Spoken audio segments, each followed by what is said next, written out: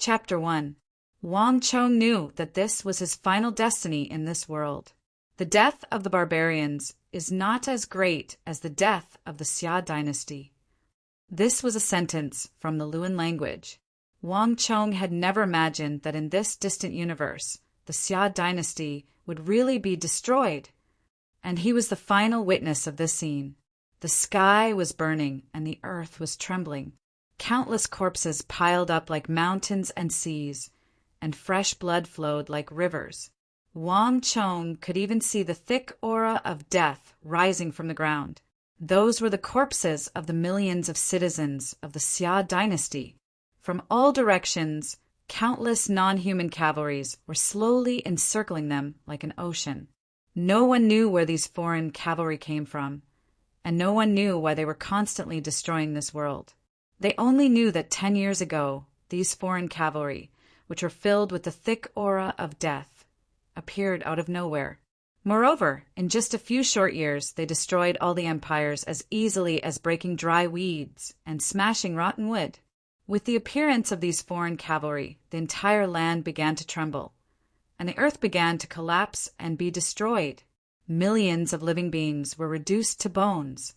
And now, what Wang Chong led was the final military force of this world. In the center of this ocean, Wang Chong led the final army of the Central Plains like duckweed, awaiting his final fate. After so many years of hardship, Wang Chong thought that his heart had been tempered to be strong enough. But when this fated moment arrived, Wang Chong's heart couldn't help but tremble. Sorrow, pain, and despair surged in his heart, but it wasn't for himself. Instead, it was for the brothers beside him, as well as the final fate of this Central Plains that was connected to him by blood. General, please forgive me for leaving first. It isn't your fault that we have come this far. General, you have already done your best. There's no need to be sad. Our brothers have long come to this realization. We didn't throw the face of the Tang dynasty to be able to accompany General in this life. This life has been worth it. General, let us meet again in the next life. Brats of the foreign races, come. Let us fight again. Ha ha ha. Familiar figures dashed past him one after another, letting out hearty laughs, then resolutely and decisively dashed into the ocean of non-humankind armies like moths flying into a flame. Farewell, my dearest brothers. I will be reuniting with all of you soon. Wang Chong's eyes were finally overwhelmed by tears as he looked at those figures, which were like blooming, epiphyllum blooming in the middle of the night. Wang Chong wasn't a soul of this world. In fact, if there were no accidents, he should still be enjoying the sunshine and rain in another space-time continuum. After completing his university life, he should be living a peaceful life. However, 30 years ago, a mysterious meteor suddenly appeared and brought him into a world that was similar to the Great Tang in Chinese history, yet completely different. He became a 15-year-old son of a family of generals. When he first arrived here, he was once rebellious and hesitant. He felt that he didn't fit in with everything here and thought that everything had nothing to do with him. But when a great calamity swept through the world, those who loved him and those he loved died one by one. Only then did Wang Chong suddenly wake up and have the heart to advance forward. But it was too late. In this world, Wang Chong had experienced many things. Wandering from place to place for more than 10 years, he had lost the best chance of cultivation in his life. It was only due to fate that a few seniors of the empire took a liking to him because of the military commanding skills he had accumulated from playing strategy games in his previous life. They poured all of their vitality into him, making him the last grand marshal of the empire in the calamity, shouldering the last hope of the Central Plains. But it was too late. He had missed out on too many things. Even though he had done his best, he still failed. Wang Chong slowly closed his eyes, his heart filled with sorrow. He wasn't afraid of death, but he couldn't die yet. He was still waiting.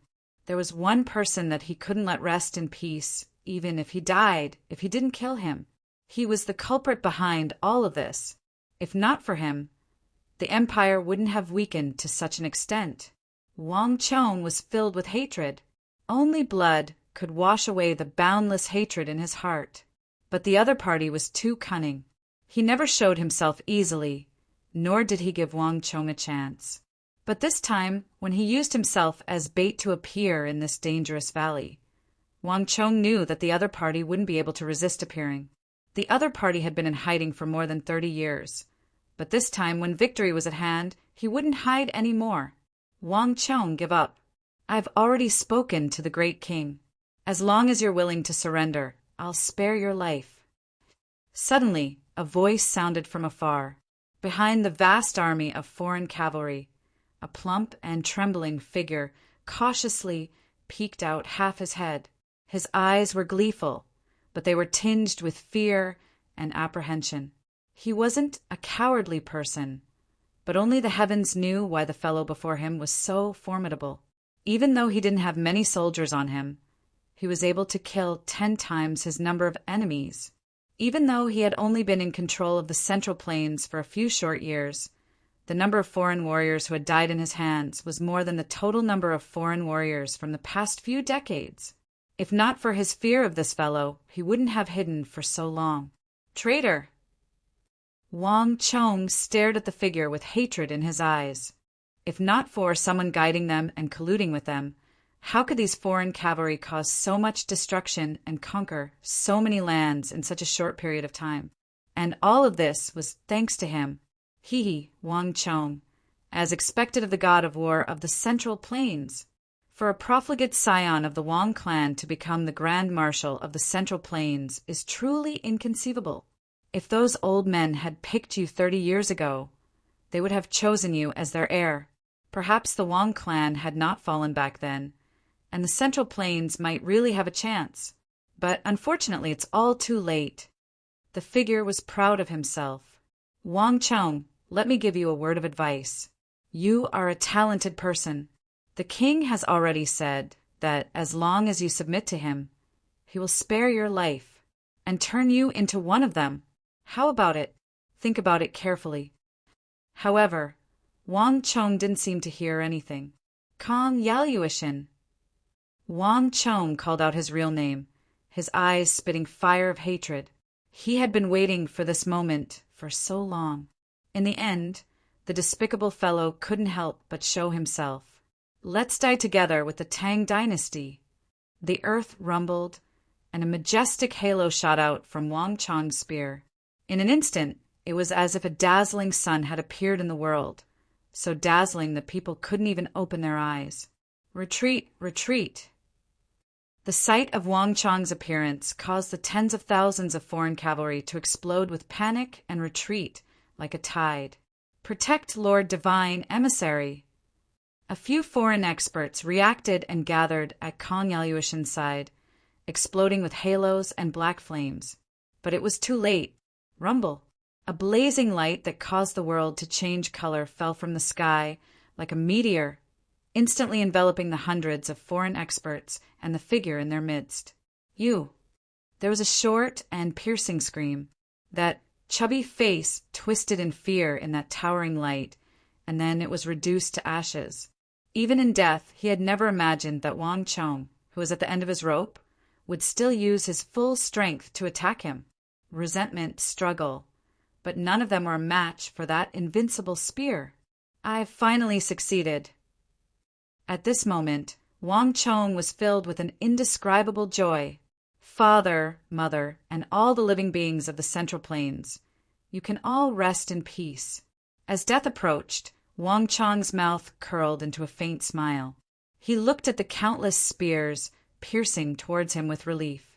Rumble! In the final instant, Wang Chong completely detonated his dantian, causing the thousands of foreign cavalry around him to sink into oblivion. It was said that the moment before death would be incomparably long. Who would have thought that it was true? Wang Chong smiled sadly, but his heart was incomparably calm. After so many years, he could finally be free. However, in the depths of his heart, there was a deep pain. In a split second, Wang Chong suddenly thought of his grandfather, third uncle, parents, eldest brother, second brother, and cousin. If only he hadn't been so willful back then. If only he had come to his senses in time, stepped forward bravely, and used his talent in the art of war to protect this family and this land. How good would that have been? It was all too late now. All the people who loved him and the people he loved had all left. All the people he loved deeply and loved deeply had left him. If he could start over, he would never do that again. Unfortunately, it was all too late. From now on, the Central Plains would become the hunting ground of the foreign cavalry. 1,000 years later, no one would know that there was a race called Yan Huang in this world, and a land called the Tang Dynasty. Wang Chong's heart was filled with regret, dejection, and unwillingness. It shouldn't be like this. Tears of regret flowed from the corners of Wang Chong's eyes. If he could start over again and make up for those regrets, he was willing to give up everything, everything. Rumble. As this thought flashed through Wang Chong's mind, thunder suddenly rumbled in the depths of the sky. At the moment when his life was about to be extinguished, in the depths of the darkness, Wang Chong suddenly saw a vigorous shooting star. Wasn't this the shooting star that brought him to this world? Host has awakened, activating destiny energy. A mechanical voice rang in Wang Chong's ears, devoid of any emotion. Child of destiny. He is the child of destiny. Stop him. The terrified cries of countless foreign cavalry came from the darkness. For the first time, these foreign beings who didn't know what death was showed deep fear and reverence. However, Wang Chong didn't know any of this. His vision turned black, and Wang Chong completely sank into oblivion. Why are you called a transmigrator? After what seemed like a split second, but also like countless long centuries, Wang Chong was suddenly awakened by a curious voice. The voice seemed to be near yet far, and it was as clear as a silver bell, carrying with it a sense of innocence and immaturity. Like a stone falling into a lake, countless ripples spread through Wang Chong's consciousness. Who was it? Whose voice was that? Didn't they say that death was like a lamp going out? Why could he still hear it? Could it be a hallucination? Humph! Just as Wang Chong was thinking, he suddenly heard an unhappy snort. Before Wang Chong could react, he felt something poke his body. It was a finger. Wang Chong immediately realized what was going on. No, if a person was dead, where would his body come from? Could it be that he wasn't dead yet? Wang. As this thought flashed through his mind, Wang Chong's heart suddenly surged with great waves. With great effort, Wang Chong opened his eyes. Soon, a bright ray of light shot into his eyes. Facing the light, everything in front of him turned from dark to bright. Not far from him, Wang Chong saw a little girl about 10 years old. She was pouting and looking at him with dissatisfaction. Who told you to ignore me? The little girl poked Wang Chong with her slender finger again. Little sister? Wang Chong looked at her in disbelief. The little girl's eyebrows were like crescent moons, her eyes were bright, and her skin was white with a tinge of red, paired with a pair of silver-red leather pants. She looked like a jade sculpture. However, the 2 braids on her head that looked like firecrackers betrayed her mischievous nature. Who else could it be other than his youngest sister? But hadn't his little sister already? Wang Chong stared in front of him in a daze, his mind completely unable to react. Hadn't he already died? He clearly remembered that at the last moment, in order to assassinate Kong Alyoshin, he had resolutely charged into the endless horde of foreign soldiers. How could he see his little sister here? And his little sister was so young. She clearly looked like she was 10 years old. He was only 5 years older than his little sister. If his little sister was 10 years old, then wouldn't he be? Wang Chong raised his arm. Very quickly, Wang Chong saw a pair of thin, white, and tender arms. This was completely different from what he remembered. In that instant, Wang Chong was speechless. Could it be that he had been reborn? Wang Chong's heart was filled with joy, apprehension, and more than anything else, worry. Little sister, pinch me, Wang Chong suddenly said. As soon as he said those words, Wang Chong saw a fair, and tender hand stretching toward him. A faint white ripple appeared around the hand. These faint ripples condensed and did not dissipate. They were like steel and iron, giving off an extremely powerful feeling. Origin Energy Tier 9. Wang Chang's heart twitched. This faint white ripple was the symbol of an Origin Energy Tier 9 expert. How could he have forgotten that his little sister was talented from a young age, and she was a Hercules with unparalleled strength? Wasn't he asking for trouble if he allowed her to pinch him to wake him up? Little sister, don't. Wang Chang's face warped. He wanted to stop her, but it was already too late. Kacha! A crisp sound echoed, and Wang Chong felt as if his radius had been broken. Ayo, little sister, let go! Hearing Wang Chong scream, the little girl stuck out her tongue in embarrassment and retracted her finger. Little brother, you can't blame me. You're the one who asked me to do this. The little girl stuck out her tongue as she spoke. She had no intention of apologizing at all. Wang Chong smiled bitterly, as expected of the little sister in his memory. She was talented, able to lift mountains, and her unstoppable strength wasn't something an ordinary person could withstand.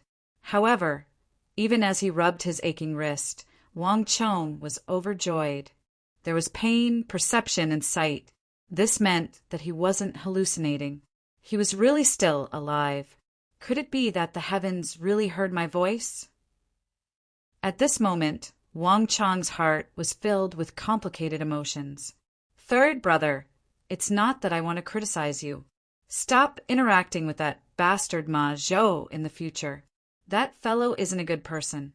He caused third brother to be taught a lesson by father, and others even said that he abducted a lady. Does my third brother need to abduct a lady? That bastard. The next time I see him, I'll definitely teach him a lesson. Every time I see him, I'll beat him up. On the other side, the little girl seemed to have thought of something. She suddenly furrowed her eyebrows and looked furious. Her two terrifying little hands were clenched so tightly that they made cracking sounds. It was obvious that her resentment wasn't small. Little sister! Hearing his little sister's sincere voice, Wang Chong's nose turned sour. Hugging his little sister Wang Yaoer, his heart was incomparably touched. This was his little sister, the little sister who loved her brother so much. Unfortunately, back then he was too much of a bastard and couldn't feel it. Only when he lost her did he feel regret. In this life, even if the heavens gave him another chance, no matter what, he wouldn't let his little sister encounter those things again. Little sister, thank you, but there's no need.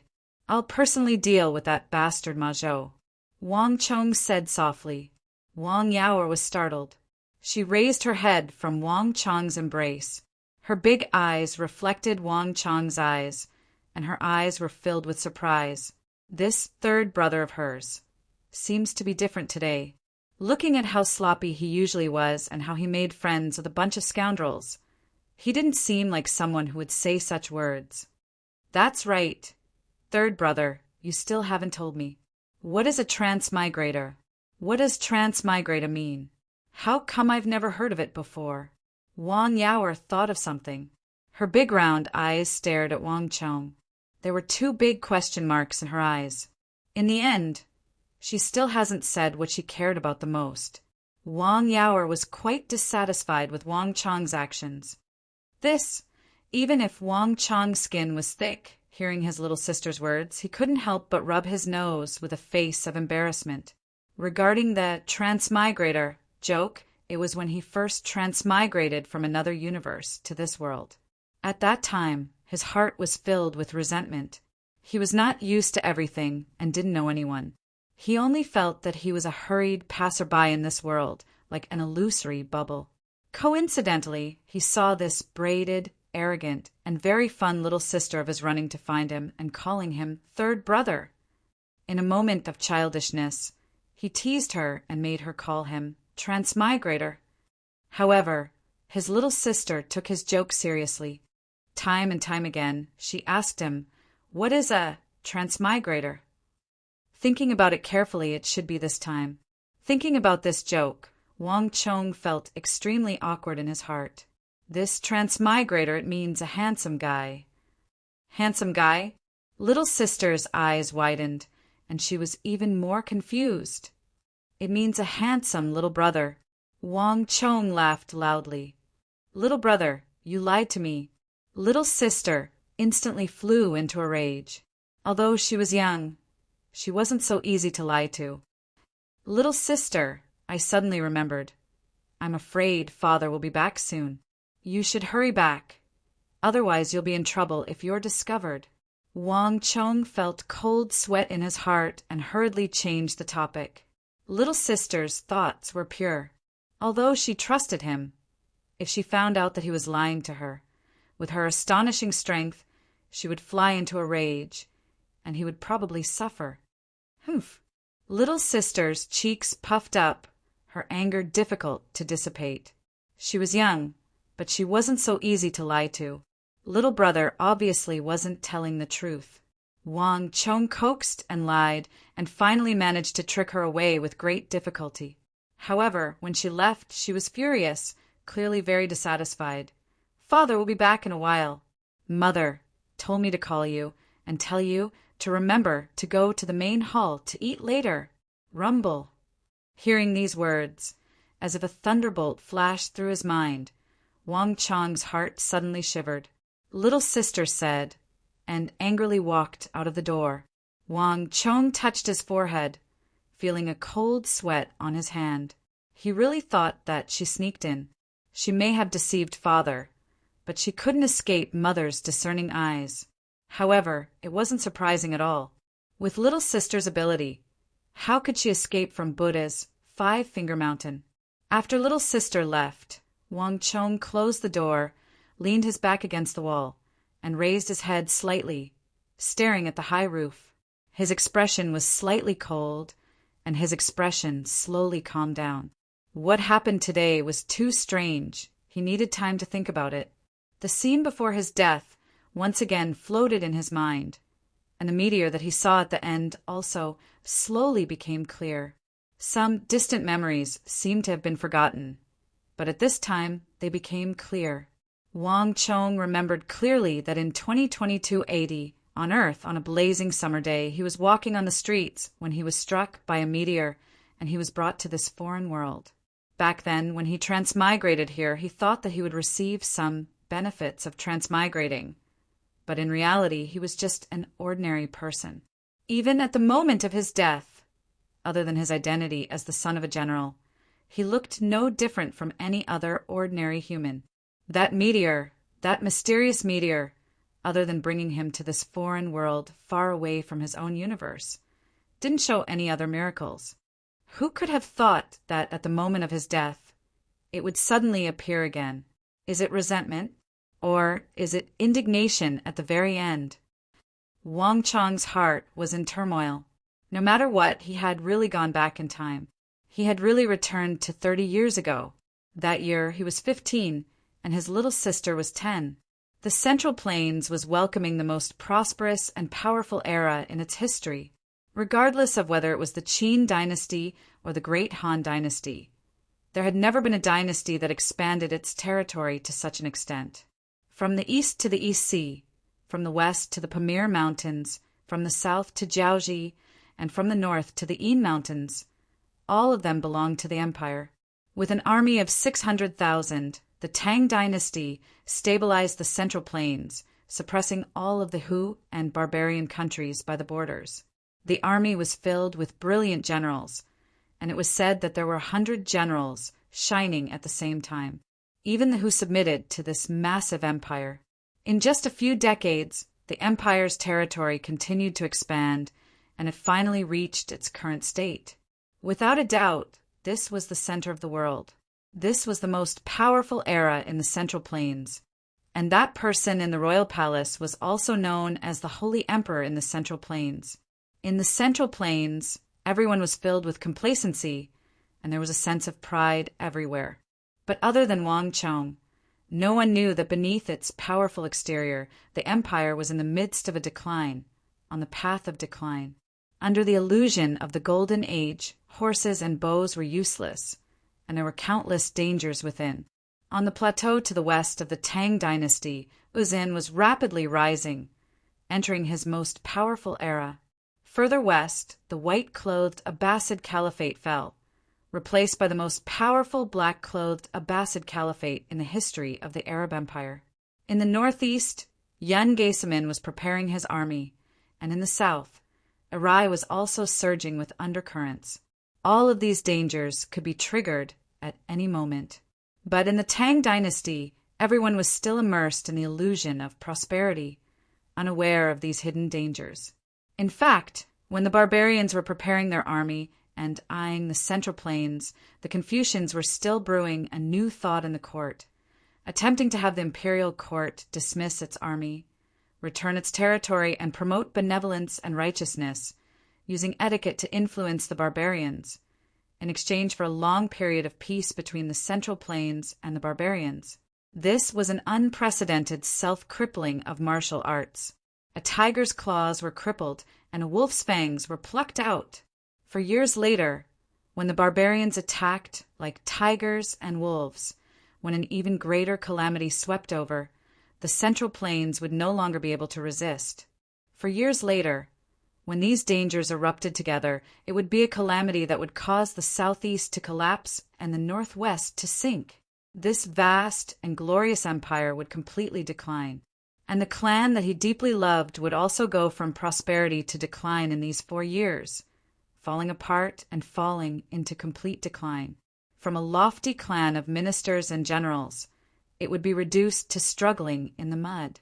In his last life, he had been muddle-headed, only waking up when everything could no longer be salvaged.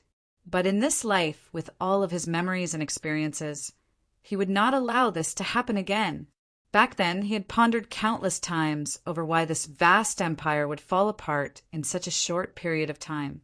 If he could carry out the plan that he had thought of 30 years later, he would still be able to make it. But before that, he first had to stop another major matter that was about to happen in this clan. Little sister, big brother, father, mother, and the entire Wang clan, everyone was affected by this matter. It was precisely after this matter that the Wang clan slowly fell into decline, and it was difficult to turn back.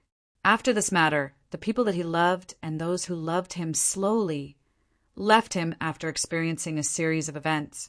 And all of this happened not long after he transcended to this world. Just that back then he was still ignorant, but in this life he would never give up. If he didn't sweep a house, how could he sweep the world? If the nest was overturned, how could the eggs remain intact? If he couldn't save this clan, how could he save the world? No matter what, he had to stop it. Chapter 2. The autumn wind rustled. The closer he got to the dining hall, the more nervous Wang Chong felt.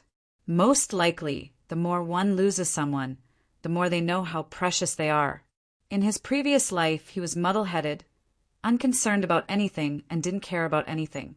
It was hard to imagine that just going to a meal would make him feel nervous. This should be the feeling of homesickness, Wang Chong thought. Raising his head, he saw 2 large doors with lion heads. In front of him was the dining hall. The Wang clan wasn't a noble clan, so it didn't have strict rules. However, it was still a clan of ministers and generals. Even though his mother didn't set down many rules, there were still rules of a large clan. There were many children in the clan, and no matter who it was, including his father, as long as they were still in the capital, they had to have a meal together. Everyone gathered around a large table and ate happily. This was the last day after Wang Chong was grounded. In the past 7 days, it was also the first time the family had a meal together. However, this wasn't what Wang Chong cared about. If there were no accidents, his father should have returned by now. Due to his official position, his father left early and returned late every day. Even though he was his son, he couldn't see him whenever he wanted to. After that incident, his father would quickly leave the capital and return to the military camp. He probably wouldn't be able to see him for at least half a year. If he wanted to stop that incident and change the fate of the clan, this family gathering was his best chance, as well as his last chance. However, would his father believe in him? Thinking of himself, Wang Chong fell silent. In his previous life, he thought of himself as a transmigrator who was frivolous and played around with life. He had done far too many ridiculous things. In the beginning, he wanted to be a wanderer in this world.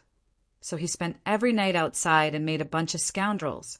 The Ma Zhou that his little sister mentioned was one of them. In his previous life, Wang Chong had a straightforward personality. He didn't have many scheming thoughts.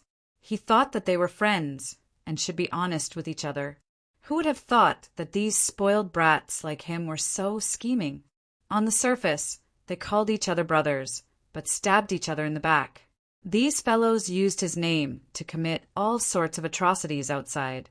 In the end, there was even an incident of him forcibly abducting a woman in broad daylight.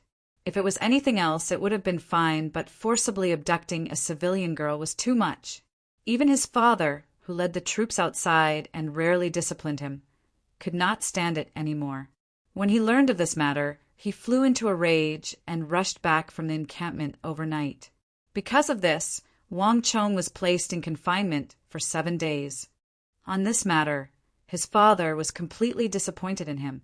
Although he had been rebellious and abnormal for a long period of time after he had transmigrated and did some outrageous things, he had not fallen to such an extent. But forcibly abducting a girl, this had already challenged his father's bottom line. From then on, his father had completely given up on him and no longer cared about him. Wang Chong only learned of this matter a long time after it had happened. Being tricked by Ma Zhou and the other bastards using his name, Wang Chong was extremely depressed. However, he couldn't say these things. If it wasn't for his poor judgment, how could he have been tricked by others? With his father and mother's current mood, no matter what he said, they probably wouldn't listen to him. What could an ignorant and incompetent, hedonistic son of rich parents do? What decent things could he say? Thinking of this, Wang Chong's heart was extremely bitter. He had to swallow the bitter fruit that he had sown. No matter what, I can't continue being a bastard. No matter what, I have to change my father's impression of me. Wang Chong knew that if he wanted to change his parents' prejudices, this family gathering was his last chance. No matter what, he had to let them understand that he was no longer the same person as before. He had to slowly win back their confidence in him. Wang Chong took a deep breath. He already knew what to do. Young master. The doors of the Lionhead residence were tightly shut. Upon seeing Wang Chong walking over, the 2 well-built guards at the entrance immediately bowed and greeted him.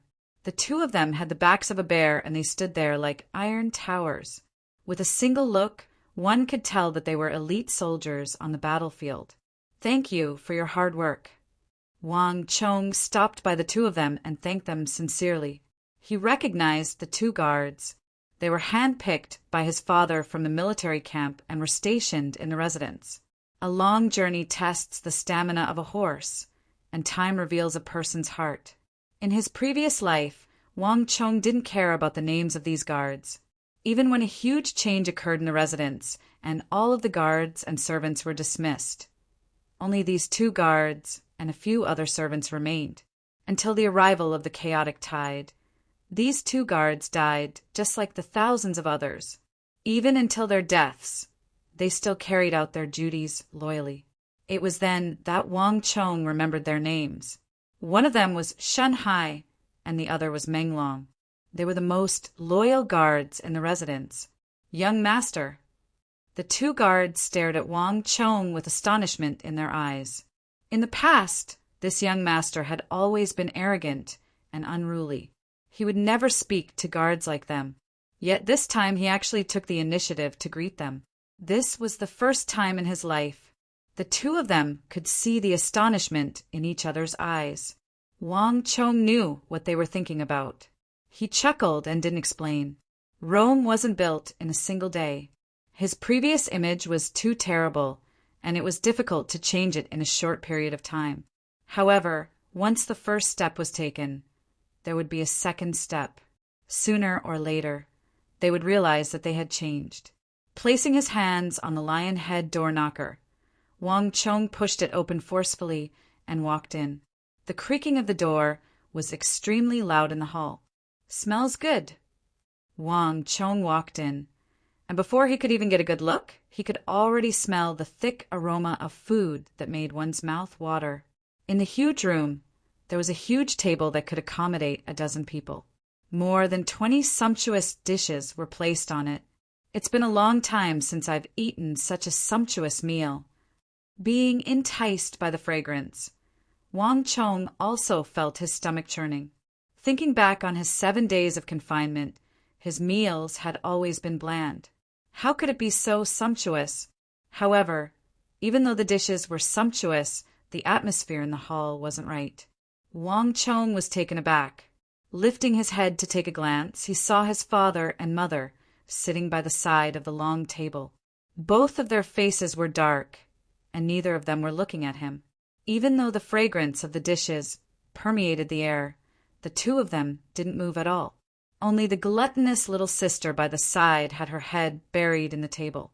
With a pair of chopsticks in one hand and a bowl in the other, she opened her mouth and ate furiously. Her 2 ponytails were trembling by the side of the table, but her ponytails were nowhere to be seen. The little sister of the Wang family had 2 hobbies. One was to eat, and the other was to play. The first time Wang Chong saw her eat, he was almost scared to death. How was this a little girl? She was clearly a starving beast. However, thinking about her astounding strength, Wang Chong felt relieved. In the family, only his little sister was allowed to eat without following the meal schedule. However, in the past, when his little sister ate, her bowl would be clinking noisily. However, this time her mouth was wide open, but no sound came out. Clearly, she knew that the atmosphere wasn't right. The entire hall was deathly silent. You, die, set, dead. His little sister held her bowl, and as she ate furiously, she threw a pitiful gaze at him from afar. She could already see the tragic fate of her brother. Even though the little girl was innocent, she was extremely vengeful. She hadn't forgotten that her brother had lied to her previously. Wang Chong didn't have the time to bother with his irritating little sister. He knew that even though his father and mother had released him, this matter wasn't over yet. Father, mother. Wang Chong did not do as he usually did, silently sitting at the table and burying his head in his food like an ostrich. Instead, he circled around the table and stopped at the side of his father and mother. Upon seeing Wang Chong's actions, his little sister's mouth was agape. What was her little brother doing? Didn't he know that her father and mother were in a fit of rage? Wasn't he courting death by walking over at this moment? However, something that shocked the Wang family's little sister even more happened. I know that I was in the wrong this time around. In the future, I will sever all ties with those people in the past, and I won't associate with them anymore. Wang Chong lowered his head and said, Pacta! The Wang family's little sister raised her chopsticks and stared at her brother's serious face. She was so shocked that her lower jaw nearly fell to the ground. What was going on? Her brother actually took the initiative to admit his mistake? Did she hear wrongly? Rubbing her eyes, the Wang family's little sister confirmed that she didn't hear wrongly. In the hall, the heavy, and stone-like atmosphere suddenly loosened. At the head of the table, there was a beautiful middle-aged woman wearing a large peony green gauze gown, with her hair combed, looking dignified and elegant. Her face twitched, and a trace of extreme surprise flashed in her eyes. This child actually took the initiative to admit his mistake? Zhao Shu Hua couldn't believe her ears. She had tried to reprimand him for this matter countless of times, but he didn't listen to her at all. He didn't even care about confinement and beatings. There were times when Zhao Shu Hua felt that she was a failure as a mother. This made her depressed in private, but she didn't show it in front of her children. But this time he actually took the initiative to apologize. Could it be that this child has really changed? In that instant, Zhao Shu Hua lost her composure. She hoped that her child had really changed, but she was afraid that this was just her wishful thinking. After all, his previous performance was simply too poor. You unfilial son, do you still admit your mistake? A cold voice sounded. It was Wang Chong's father, Wang Yan, who spoke by the side. Wang Chang's father had a dignified expression and a pair of blazing eyes. Sitting there, it felt as though a spear had pierced through his body, exerting a powerful pressure on one. In the Book of Rites, the father is benevolent and the son is filial, but Wang Chong felt immense pressure. Wang Chong knew that this was the result of his father concealing his aura. What are you saying? Can't Chong'er repent? Didn't you hear him admit his mistake? Zhao Shuhua was worried that Wang Chong was just trying to cheer her up, but upon hearing Father Wang's words, she immediately felt displeased. It was a rule of the royal court that women weren't allowed to interfere in politics. Zhao Shuhua had never interfered in Father Wang's political and military affairs. However, Father Wang was often away from home, so the 4 children and the huge residence were all managed by Madame Wang. In terms of educating the children, Madame Wang had absolute authority. Even though Father Wang was the commander of the army on the battlefield, he wasn't able to influence Madame Wang in this aspect. Even though Wang Chang's head was lowered, he could clearly see through his father's expression. Even though Father Wang Yan's face was still cold and he didn't even look at him, his expression seemed to have warmed up a little. He wasn't as rigid and tense as before. Clearly, his apology wasn't completely useless. Father, you are right. Chong'er was too mischievous and foolish in the past, causing father and mother to worry. In the future, Chong'er will definitely turn over a new leaf. Wang Chong lowered his head and said, Those words caused Father Wang and Mother Wang to raise their heads simultaneously. The both of them could see the shock in each other's eyes. It was one thing for this unfilial son to apologize previously, but this time around he didn't retort even after being reprimanded by them. This was as though the sun had risen from the west. It might be a coincidence if it happened once, but it might not be the same the second time. Could it be that this unfilial son had really changed and realized his mistakes? Chong'er, don't listen to your father. Hurry and sit down. How can you keep a straight face when we are eating together? Mother Wang hurriedly instructed. Wang Chong replied with an before returning to his seat. Obediently, he lowered his head, not moving at all. Since Father Wang and Mother Wang hadn't moved their chopsticks yet, Wang Chong didn't move either. When Father Wang and Mother Wang saw this, they were shocked. This child has really changed. At this moment, the one who felt the most gratified was Mother Wang, Zhao Shuhua, who didn't wish for their son to become a dragon and their daughter to become a phoenix. However, this child's behavior was simply too heartbreaking. Could it be that their prayers were answered and this child had really grown up? Chapter 3. Wang Chong's heart is full of guilt. Wang Chong can see his mother's reaction.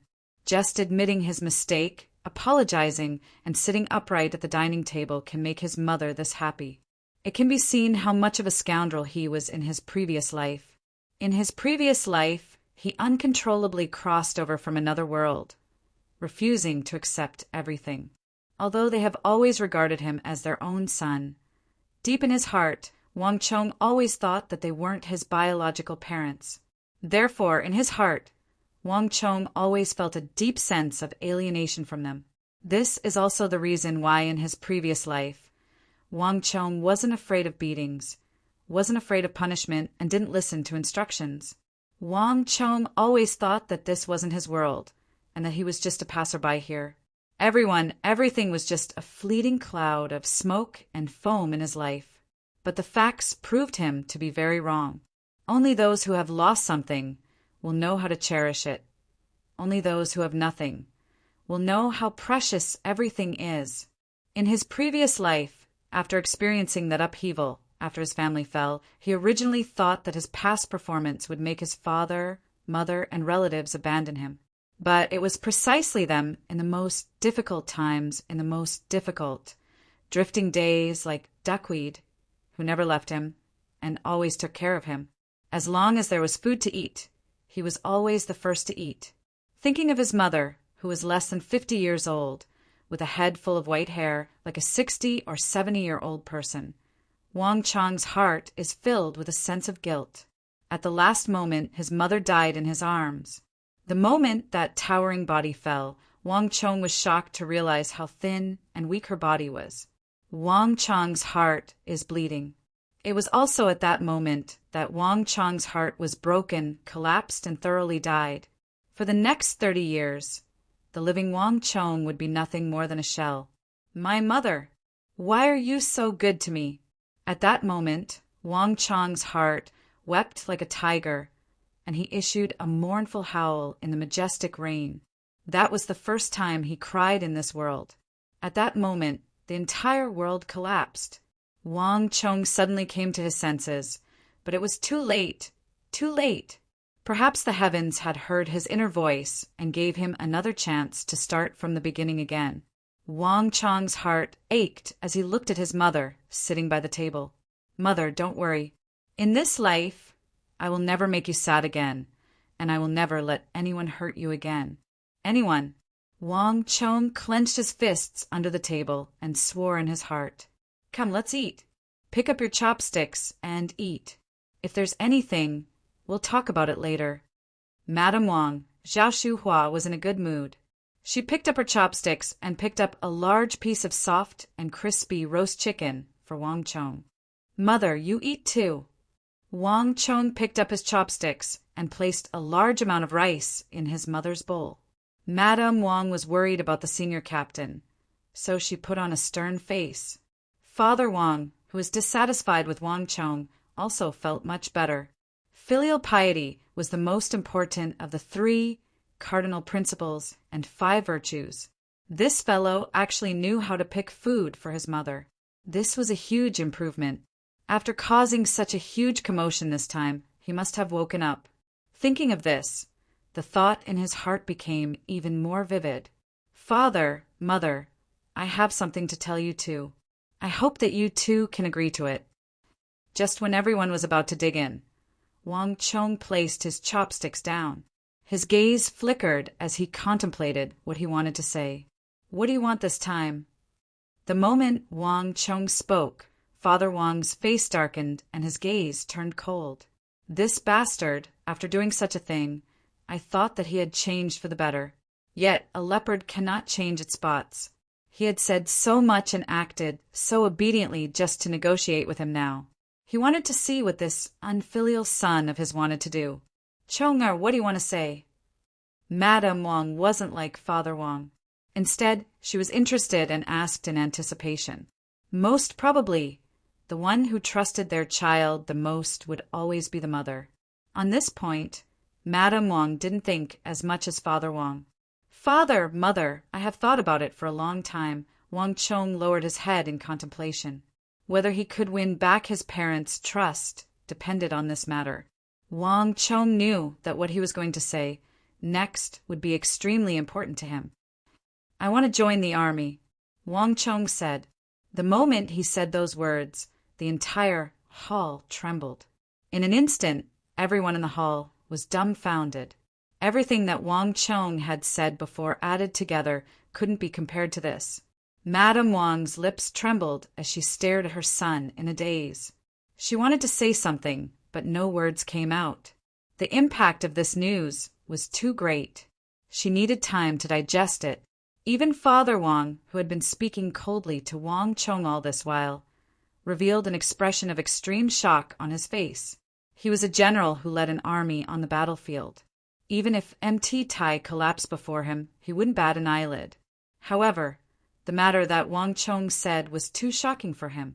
This son of his was too mischievous. He idled around all day and didn't have any desire to improve himself. He even made friends with a bunch of scoundrels. This time he even abducted a lady, causing the Wang clan to lose all face and become a laughingstock. He pondered over this painful experience and decided to send Wang Chong to the army camp in advance. The army camp was the best place to temper a person. Perhaps only the army camp could change this unfilial son of his. Even if Wang Chong didn't mention this matter, he was prepared to bring it up at the dinner table. He had already thought it through. Whether Mother Wang agreed or not, whether Wang Chong was willing or not, this matter was set in stone and couldn't be changed. He didn't expect that Wang Chong would take the initiative to bring it up.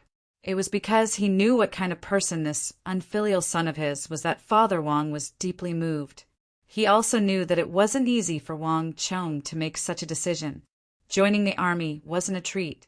There was no need to talk about the dangers involved. If Wang Chong's previous behavior was just a little scheming, then joining the army wasn't a joke. A prodigal son is more precious than gold. Could it be that after experiencing so many things, this unfilial son of his had really turned over a new leaf? At this moment, Father Wang was overjoyed. He started to believe that his son had really changed. Wang Chong observed his son's expression and knew that his words had an effect. As someone who had lived 2 lives, Wang Chong knew that even if he didn't bring it up, his father would bring up the matter of him joining the army as a punishment. In his previous life, he resisted for a very long time. However, it was all futile. His father had already made up his mind, and it couldn't be changed. In this life, since he knew that this matter couldn't be changed, he might as well take the initiative to bring it up. This way, he could change his father's impression of him and win back his father's trust. Furthermore, thinking about it carefully, this matter wasn't a bad thing. Just that it was worth considering how he should go about it. Chong-er, you're still too young to join the army. However, this isn't a big deal. Have you thought about which place you want to join? I'll let them know in advance. Father Wang said. In the past, he had always called Wang Chong an unfilial son. However, this time he actually took the initiative to call him Chong-er. From this, it could be seen that he was delighted by Wang Chong's decision. Father, I have thought it through. I would like to start from the training camp. I would like to participate in the Kunwu training camp to hone my skills before joining the army. Wang Chong said the words that he had been thinking about for a long time. Kunwu training camp. Father Wang was astonished. He had just received news from the royal court that His Majesty had decided to set up Kunwu, Xinwei, and Longwei to train the youth army for the royal court. How did this unfilial son of his know about this matter so secretively? But thinking about it, this unfilial son of his had always been acquainted with scoundrels. Perhaps he might have heard about it from somewhere else. Why did you choose the Kunwu training camp? Father Wang quickly calmed down and said with a deep voice, there are also Xinwei and Longwei training camps. Kunwu is meant for the descendants of ordinary generals. On the other hand, Xinwei and Longwei are of a higher level than Kunwu. They are meant for the descendants of nobles and nobles in the capital. I believe that the training there should be more complete and of a higher level than Kunwu. If it's there, it might be beneficial to your future. If you have thought it through, I can use your grandfather's influence to get you to join Xinwei and Longwei training camps. Father Wang was only a general at the border, not a nobility. From this point, Wang Chong could only be considered as an ordinary descendant of ministers and generals. However, Wang Chong's grandfather was different. In the past, he was a meritorious minister who supported the current emperor to successfully ascend to the throne. Later on, he was promoted to the position of the left premier. His students and old acquaintances were all over the court. Although he had retired, his influence was still there. Father Wang said that it wouldn't be a problem to use Master Wang Chong's influence to get Wang Chong to join Xinwei and Longwei training camps. Wang Chong remained silent. His father had good intentions, but Wang Chong knew that contrary to what Father Wang said, Kunwu was the best choice out of the 3 great camps. The current emperor was wise and mighty.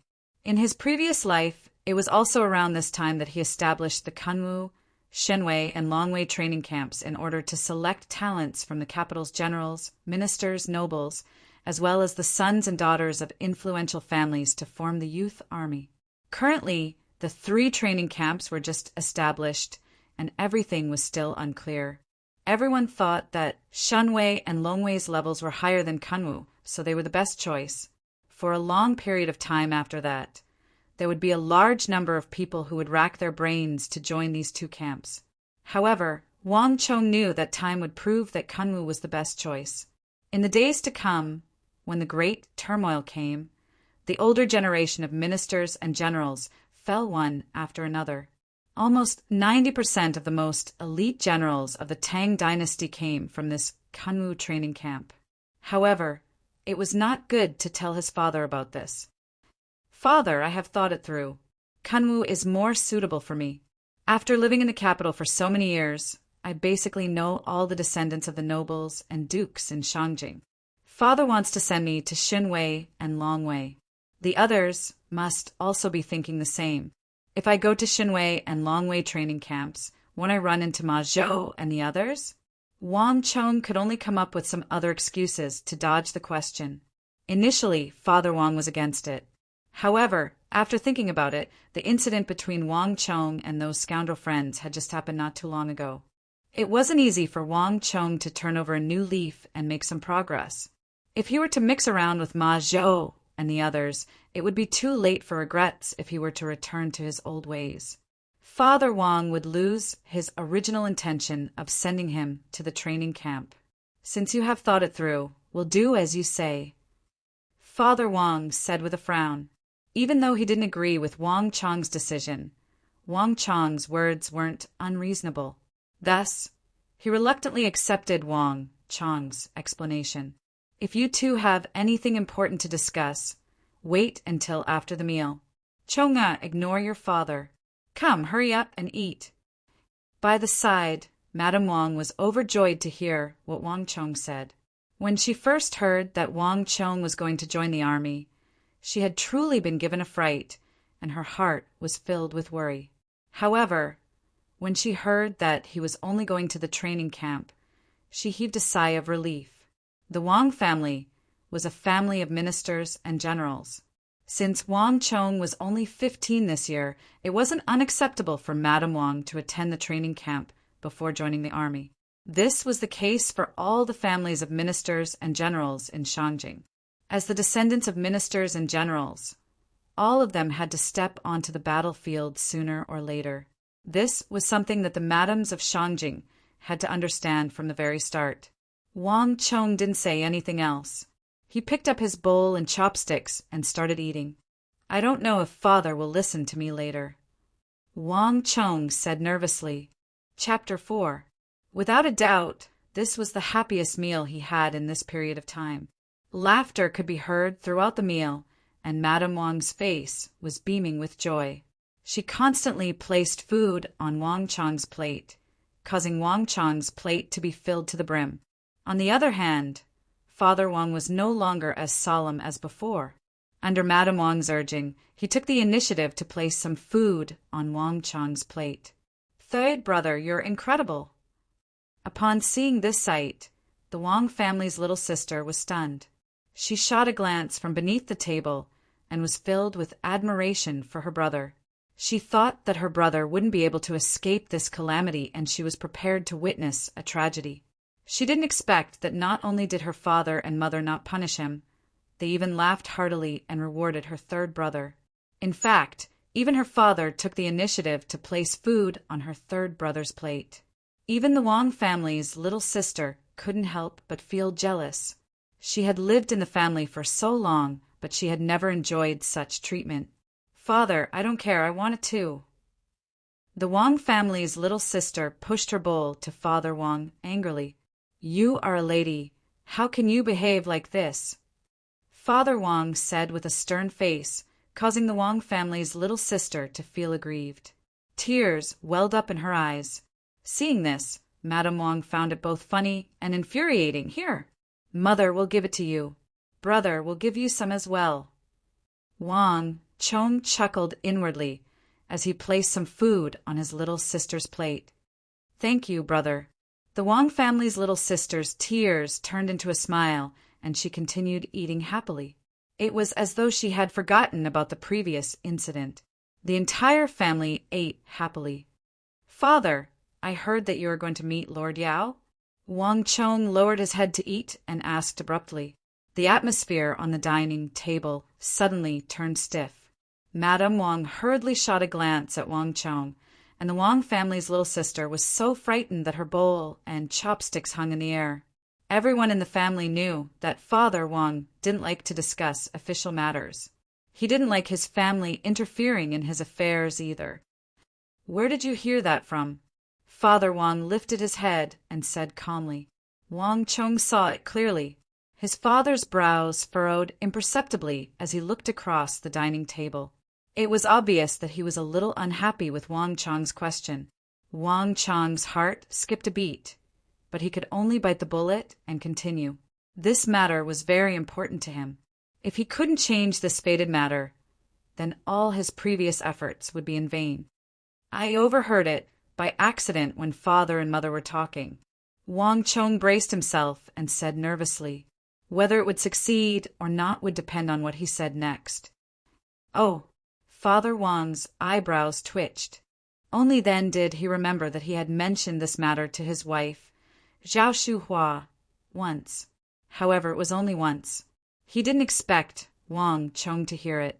"That's right, there is such a thing. Why do you ask?" Wang Chong's previous good performance was effective. Father Wang did not get angry. Instead, he allowed him to continue. Clearly, he was slowly treating him as an adult. A person who was about to enter the training camp and enter the battlefield was indeed not suitable to be treated as a child. Lord Yao has always been on bad terms with father, but this time he took the initiative to ask father to meet. "I feel that he has ulterior motives," Wang Chong said carefully. Wang Chong knew that his father hated it when his family interfered in his official affairs. Such words shouldn't be said by a 15-year-old child, but Wang Chong couldn't help but say it. In his previous life, Lord Yao Guangyi used official business to invite his father, whom he didn't have much of a relationship with, to attend a meeting. Actually, his father wasn't completely unguarded. If Yao Guangyi said something during the meeting, it would be fine if he tried to rope him in. His father would definitely reject him. But this Yao Guangyi was extremely cunning. He didn't say anything during the meeting and only dragged his father to drink, chatting about insignificant matters.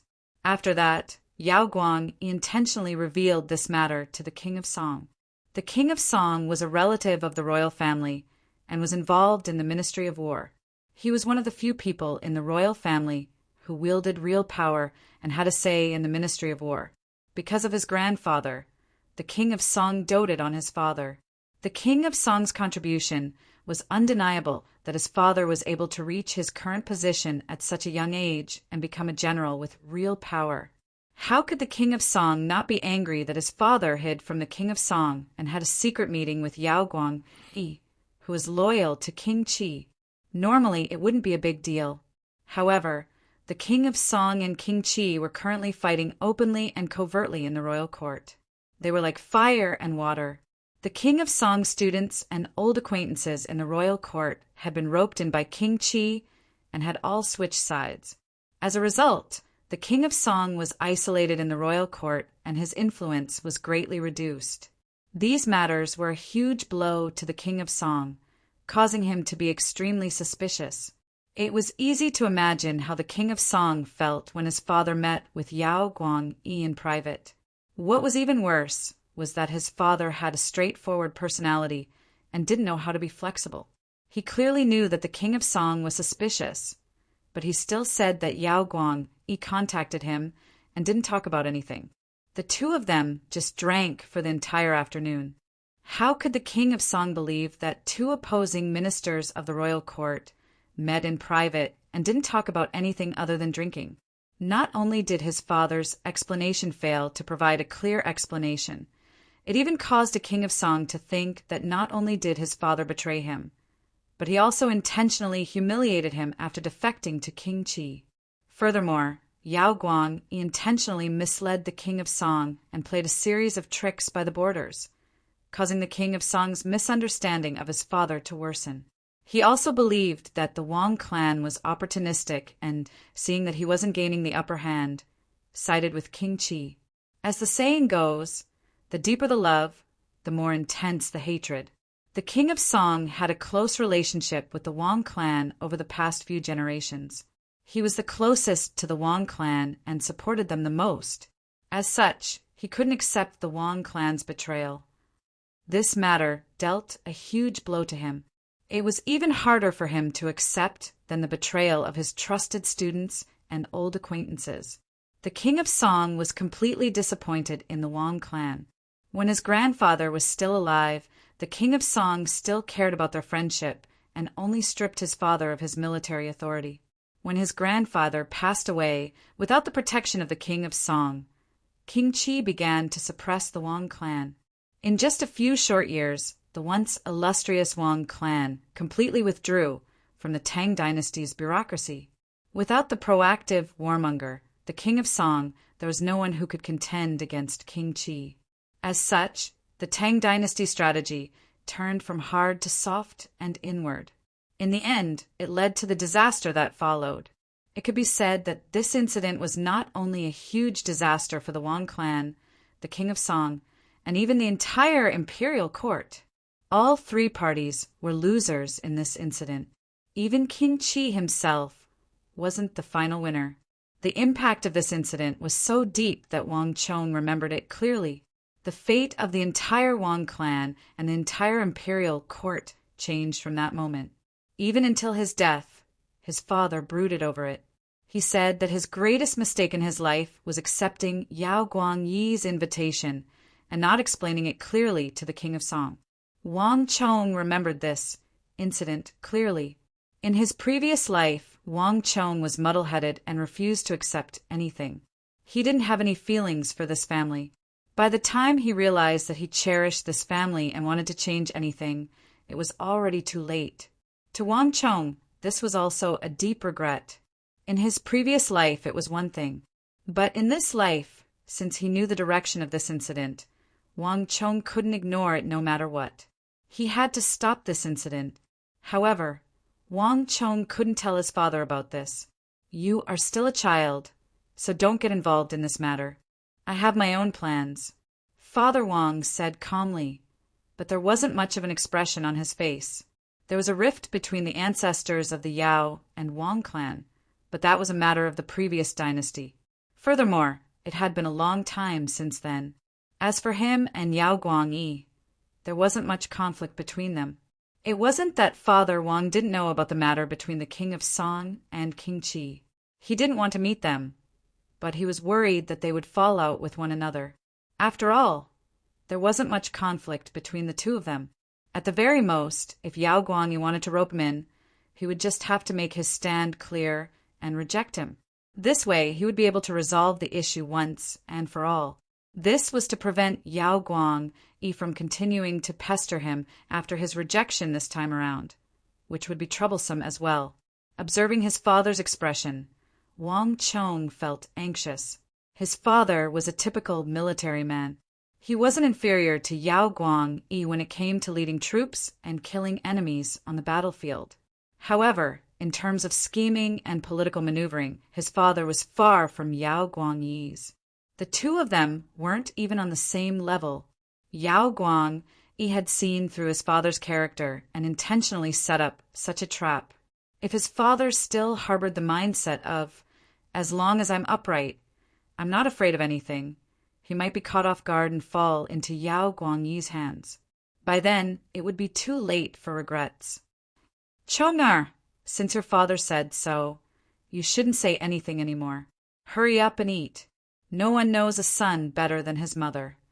Observing Wang Chong's expression, Madame Wang could tell what he was thinking with a single look.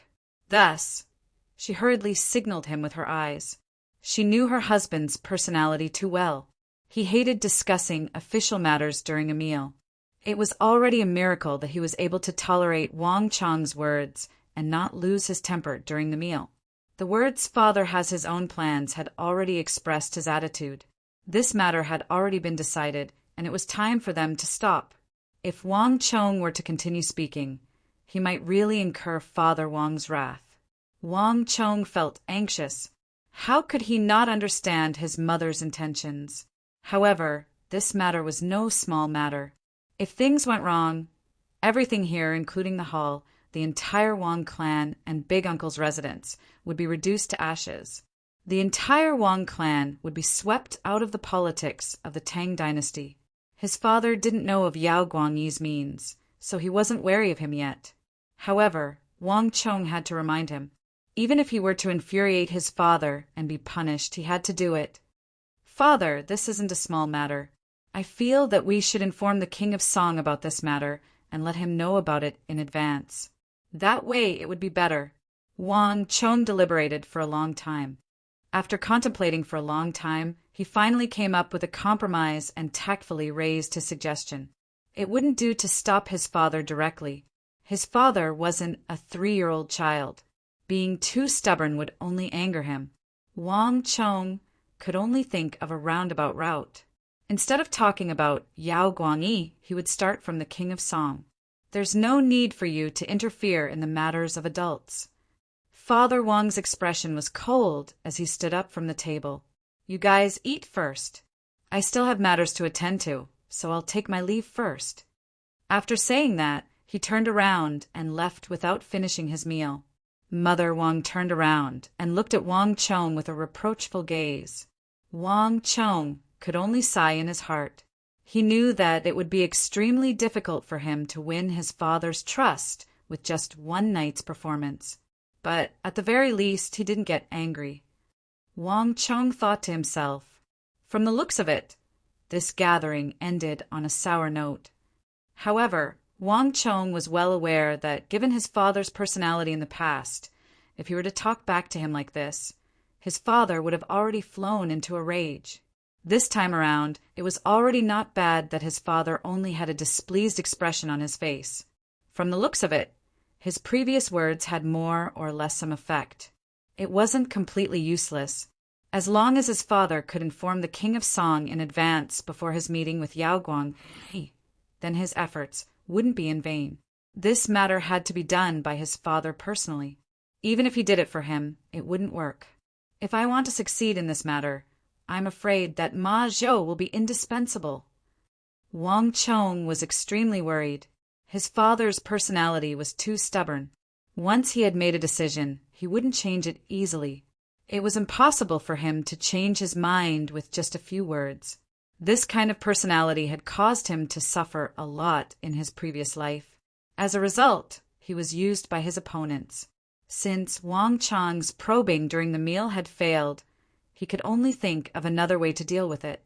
No matter what, he had to stop this matter. Chapter 5. In the back garden, Wang Chong sat on a craggy fake mountain, deep in thought. He had been thinking for a very long time. The place where his father and Yao Guangyi met was called the Vast Crane Pavilion.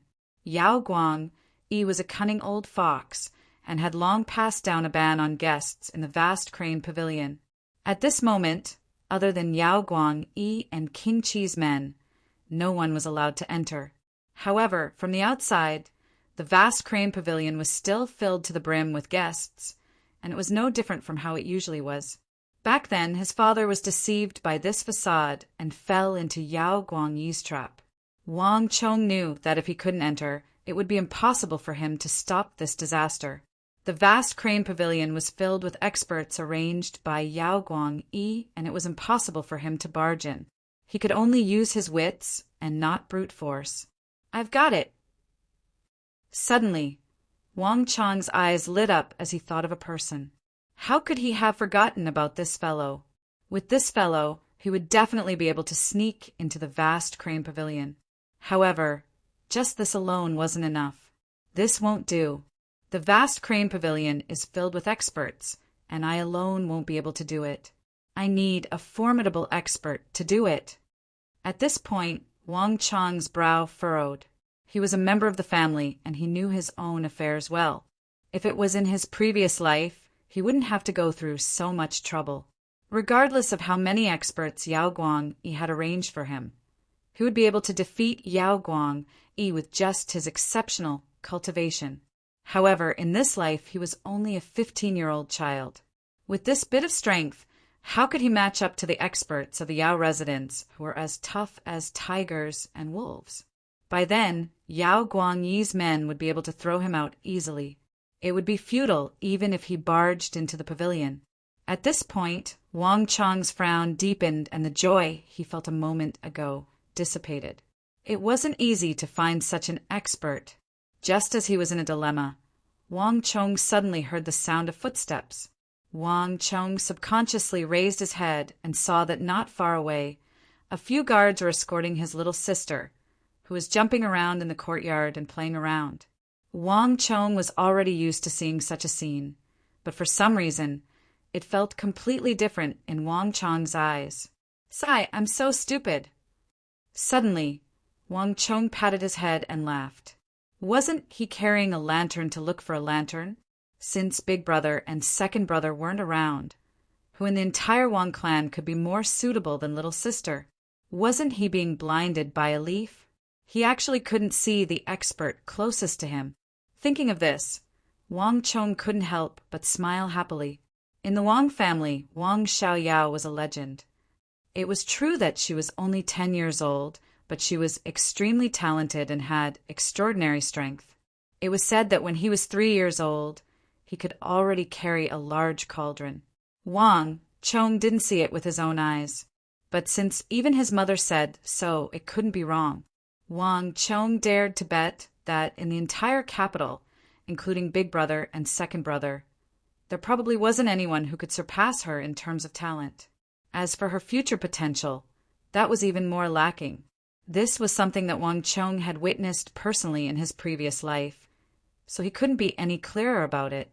He knew how terrifying his little sister's strength would be in the future. The reason why she possessed such terrifying strength was actually very simple. It was because his little sister was born with all of her meridians cleared, softening one's qi. Like a baby, these were the words of the Book of Tao. As everyone knew, everyone had all of their meridians cleared in their mother's womb. But after they were born, they breathed in the turbid air of the world, thus causing their meridians to be blocked, and they fell from a saint to a mortal. All of this happened in the instant that the first cry sounded. But his little sister was different. She was born with a unique constitution. After she was born, her meridians weren't blocked. Such a person was 1 in 10,000, 1 in 100,000, or even 1 in a million. Due to this reason, no matter what martial art she cultivated, she was able to achieve twice the results with half the effort, far surpassing others. Immense strength was the direct manifestation of this talent. But it was a pity that his little sister was still too young, and her personality was too naive and stubborn. When she cultivated, she would spend 3 days fishing and 2 days drying the net. But even so, his little sister's current strength was still astonishing. She could compete with those geniuses who were 10 years older than her. In the Wang clan, his little sister was without a doubt the #1 expert. If he didn't make use of his little sister, the #1 expert of the clan, wouldn't he be giving up what was close at hand for what was far away? More importantly, even though she bore a grudge and hated being lied to, his little sister still trusted him. If he asked for her help, she would definitely be able to do it. Thinking of this, Wang Chong's body slid down from the fake mountain. "Little sister, come over."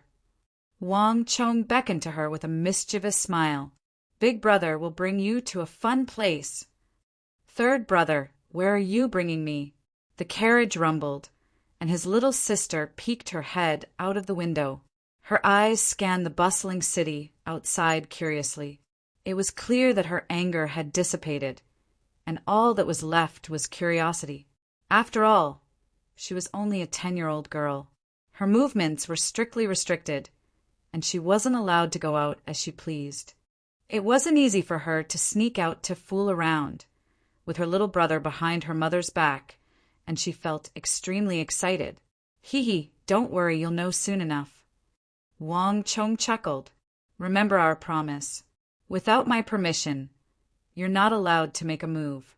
Otherwise, don't expect me to bring you out the next time." "Oh." His little sister nodded obediently, agreeing to it without any hesitation. She had absolute trust in her little brother, but soon she thought of something and raised her fist in a threatening manner. "Little brother, you're not allowed to lie to me. Otherwise you're dead." "Humph, of course not. Why would I dare to lie to you?" Wang Chong broke out in cold sweat. He recalled his little sister's fearsome strength. Just a casual pinch was enough to kill him. If she were to go on a rampage, he might even lose half his life. Yo, isn't that young Master Chong? Just as they were speaking, a loud shout suddenly echoed. He's here. Wang Chong stopped the carriage and a smile appeared on his lips. This was a tavern that he frequented. Since he was here, Ma Zhou and his gang should be here as well. Leading his little sister out of the carriage, Wang Chong saw a group of ruffian young men carrying bird cages and fanning themselves with flower fans standing in front of him. They seemed to have predicted his arrival, and they had been waiting for him here. Yo, yo, yo, young Master Chong, I finally get to meet you. The young man leading the group carried a bone fan on his back.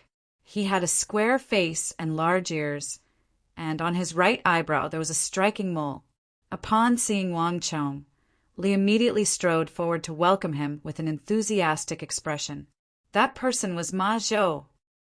Young Master Chong, I heard that you were punished by your family and grounded. We brothers wanted to visit you long ago. However, the Wang family residence doesn't allow anyone to enter. We went a few times, but we returned empty-handed. Thus, we could only give up. Young Master Chong, are you all right? Ma Zhou immediately grabbed onto Wang Chong's hands and asked about his well-being. Those who didn't know would have thought that the two of them were extremely close. However, the disdain on Ma Zhou's face couldn't be concealed at all. Humph, I didn't expect that fellow to be so good at acting. Wang Chong sneered coldly. One's appearance comes from one's heart, and one's heart changes according to one's state of mind. In the past, he only thought that Ma Zhou's smile was sincere. However, looking at him now, he felt that he was an extremely arrogant person. In the depths of his heart, this fellow must have thought of him as a fool. It was laughable that he thought too simply of others in his previous life. He always thought that he would treat others with sincerity, and they would treat him with sincerity. Yet he fell for the tricks of these scum. As for Ma Zhou's words, it was the greatest joke in the world. Wang Chong went out to ask around, and in the past few weeks, not even a single mosquito had dared to approach. Needless to say, Ma Zhou and his gang, are you waiting for me here? Wang Chong asked calmly. Ma Zhou was taken aback. There seemed to be something wrong with young Master Chong today. In the past, he was extremely passionate when he met him. Why did he seem to be much colder today? However, he might have been overthinking it.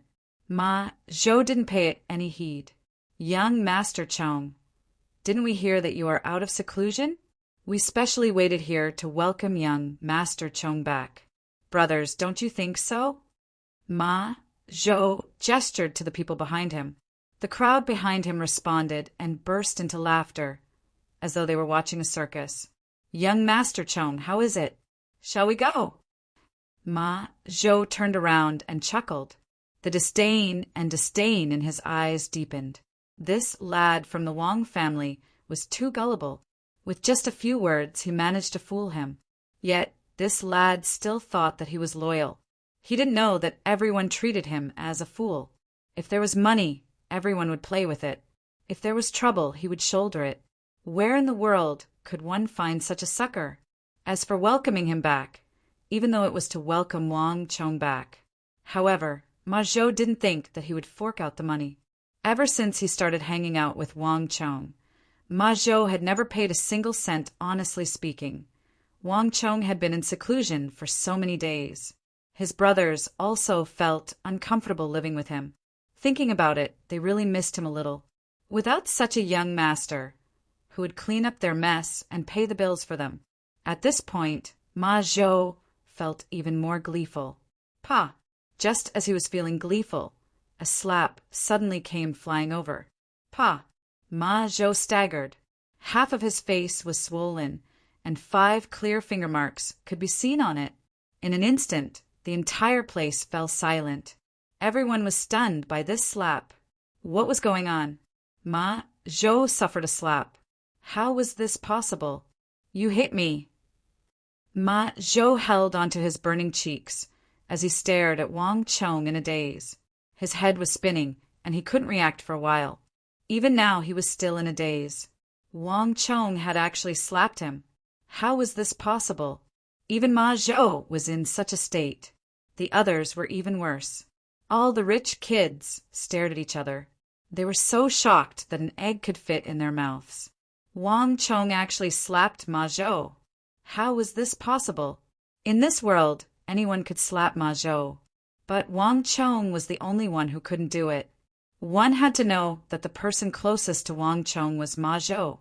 If not, Ma Zhou wouldn't dare to fool him like that. But now, Wang Chong actually slapped Ma Zhou on the street. Everyone was shocked by this fact. No one knew what happened. It's mine. Wang Chong stared at Ma Zhou and smiled. The only normal person here was him. Ma Zhou, I treated you as a brother in the past, but you treated me as a fool. You can't possibly think that I don't know anything, right? Hua! An uproar broke out. Their mouths opened even wider in shock. Was this still the simple-minded and easily fooled Wang Chong they knew? Was he still the same Wang Chong who was used by everyone and treated as a fool by everyone? These words didn't seem like something he would say. Wasn't this change a little too drastic? Everyone was stunned by Wang Chong's change. They felt a sense of guilt, as though their scheme was seen through. Could this Wang Chong have been feigning weakness in the past? What? Ma Zhou, he is Ma Zhou! Just as everyone was panicking, a strange cry suddenly rang out. The Wang family's little sister frowned, and her almond-shaped eyes widened in anger. She didn't know at the start, but upon hearing that this fellow was the culprit who harmed her brother, how could she hold herself back? Chapter 6. His little sister didn't just say it, she also wanted to do it. Wang Chong knew how terrifying her ability was. If she really attacked him out of anger, Ma Zhou would probably die immediately. His plan would then be foiled. Little sister, don't be anxious. Wang Chong patted his little sister's shoulder and comforted her. Let me handle this kind of small matter. Don't forget that we have an agreement. You won't disobey me, right? Ah.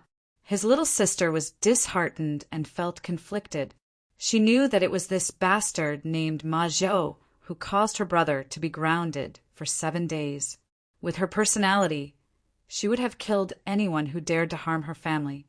However, she couldn't disobey her brother's words. All right then. His little sister lowered her head and chose to obey. Only then did Wang Chong smile. This was the little sister in his memory. She was exactly the same as in his previous life. Ma Zhou, I can let bygones be bygones. However, you used my name to kidnap innocent women in broad daylight. Don't tell me that you think I don't know about it? Wang Chong said calmly and glanced at Ma Zhou. His gaze was bone-chilling.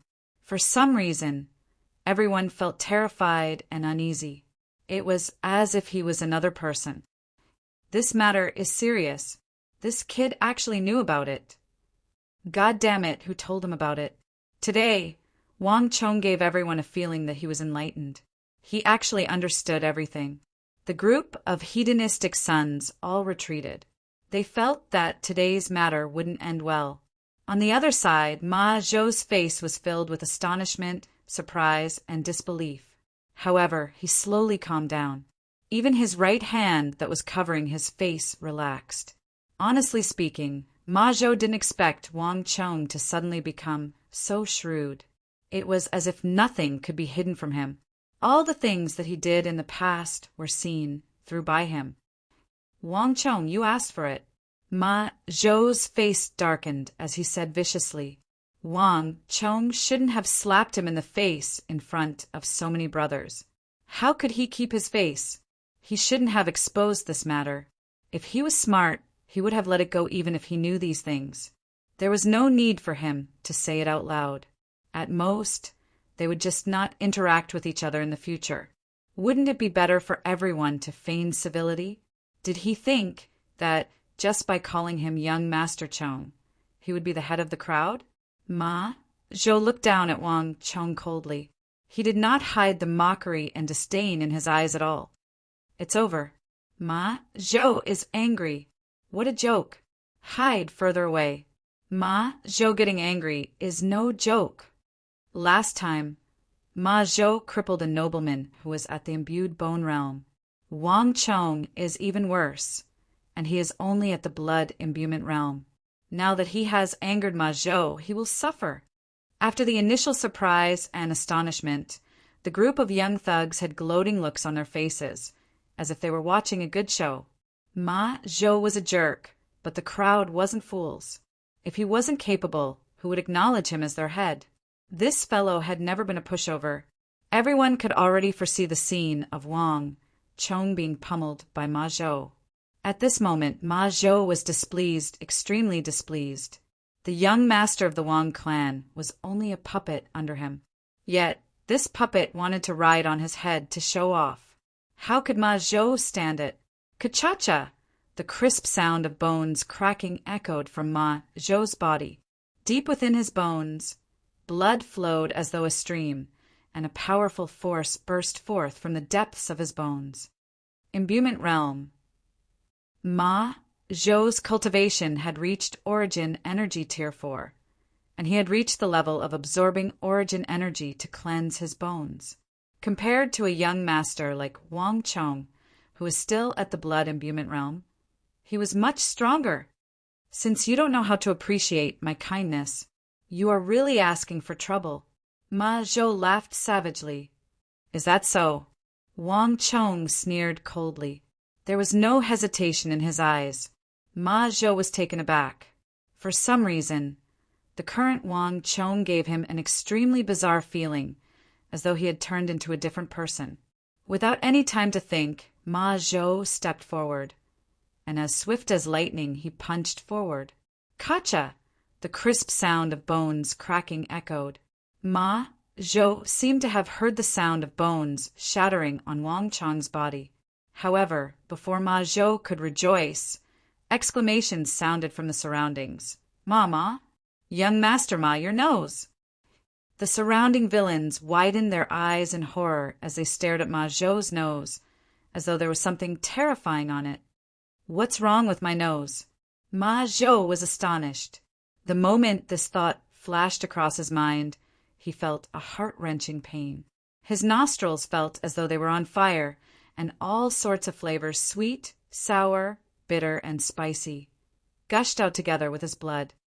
My nose! Ma Zhou let out a heart-wrenching scream of agony. His voice was sharp and shrill, sending goosebumps down everyone's spine. In that instant, Ma Zhou finally understood that the cracking sound he heard didn't come from Wang Chong, but his own nose. The bones around the nose were the softest part of a human's body, as well as the weakest part. After suffering a punch to his nose, Ma Zhou's entire body went limp. Clutching his nose, he kneeled onto the floor like a prawn, losing the ability to fight. Ma Zhou couldn't understand how he managed to endure that punch. Even Ma Zhou himself couldn't understand it, needless to say the others. In the eyes of the crowd, they only saw Wang Chong taking half a step to the side, causing Ma Zhou's punch to miss. At the same time, Wang Chong's punch landed on Ma Zhou's nose. To hell with it. This wasn't the first time they were together with Wang Chong, so they were well aware of his capabilities. An Origin Energy Tier 3 blood imbuement realm cultivator actually beat up an Origin Energy Tier 4 marrow imbuement realm cultivator? Something wasn't right. He sure is ruthless. Looking at Ma Zhou's pitiful state, everyone felt their scalps go numb. A few of them even scampered away. Ma Zhou, these 2 slaps are for you on behalf of those who were bullied by you in the past.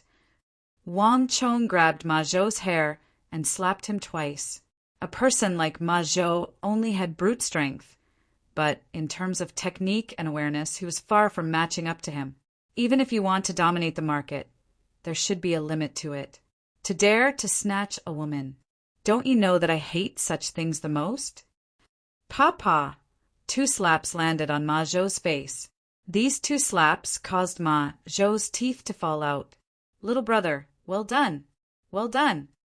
The 10-year-old little sister cheered excitedly by the side, venting her anger. Even though she couldn't do it herself, It was satisfying to watch this little brother deal with this fellow. After 2 punches, Wang Chong felt the anger in his heart dissipating slightly. Be it in this life or his previous life, what Wang Chong hated the most were those who bullied women and children. Wang Chong couldn't tolerate Ma Zhou using his name to do such things. It was even more humiliating for him to be grounded by his parents for such a reason. Thus, Wang Chong's blows were heavy and ruthless. Ah, bastard, you will pay the price for this. Ma Zhou's eyes reddened and his body trembled in anger. Pa! Wang Chong kicked Ma Zhou's crotch, and there seemed to be the sound of something shattering. The latter howled in pain as he clutched his crotch and fell to the ground. His face turned pale, and cold sweat dripped down his forehead like rain. Only the sound of him inhaling could be heard, but not the sound of him exhaling. Ma Zhou, don't think that I don't know. You colluded with Yao Feng. Yao Feng made use of you to deal with me. Do you really think that you are someone important? Wang Chong walked over and glared at Ma Zhou coldly. Ma Zhou was just a small character without any background. If he wasn't instructed by anyone, how could he dare to make a fool out of him? Just by looking at Ma Zhou's shocked expression, Wang Chong knew that he had guessed correctly. In the entire capital, the only person who was driven by such desires was Yao Feng. Even though Yao Feng didn't have any grudges with him, he did have conflicts with his big brother and second brother. Ma Zhou could only listen to his orders. Wang Chong, don't be too gleeful. Why are you acting so arrogant in front of me? If you have the capabilities, go and show off before young Master Yao. Yes. So what if I used your name to snatch a woman? All of this was done under Yao Gongzi's orders. If you have a problem, go straight for him. Ma Zhou straightened his neck and bellowed furiously. Ma Zhou, do you think that I don't dare to do so? Wang Chong was waiting for these words. If he wanted to enter the vast crane pavilion, he would have to rely on this brother to lead the way. If you have the capabilities, then lead the way. I would like to see what Yao Feng has to say about this matter. Wang Chong sneered coldly. Hua!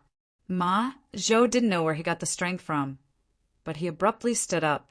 A cold glint flashed across his eyes, revealing a bone-deep venom. Wang Chong, if you were a man, you would follow me. Whoever doesn't dare to go is the crow, turtle, king, 8, Dan. If he didn't exact vengeance, he wouldn't be a man. Since he wasn't able to deal with Wang Chong, he would let Yao Feng deal with him. Things were smoother than Wang Chong had imagined. With Ma Zhou leading the way, Wang Chong soon arrived at the vast crane pavilion. At the heart of the bustling city, there was an octagonal pavilion with overhanging eaves and arches. It was a majestic sight. The pavilion had a total of 4 floors. Red, gilded lanterns hung down from the corners of the octagonal pavilion, creating a beautiful sight. Upon seeing this familiar building, Wang Chong couldn't help but feel moved. In his previous life, when he returned to this vast crane pavilion, it was already in ruins.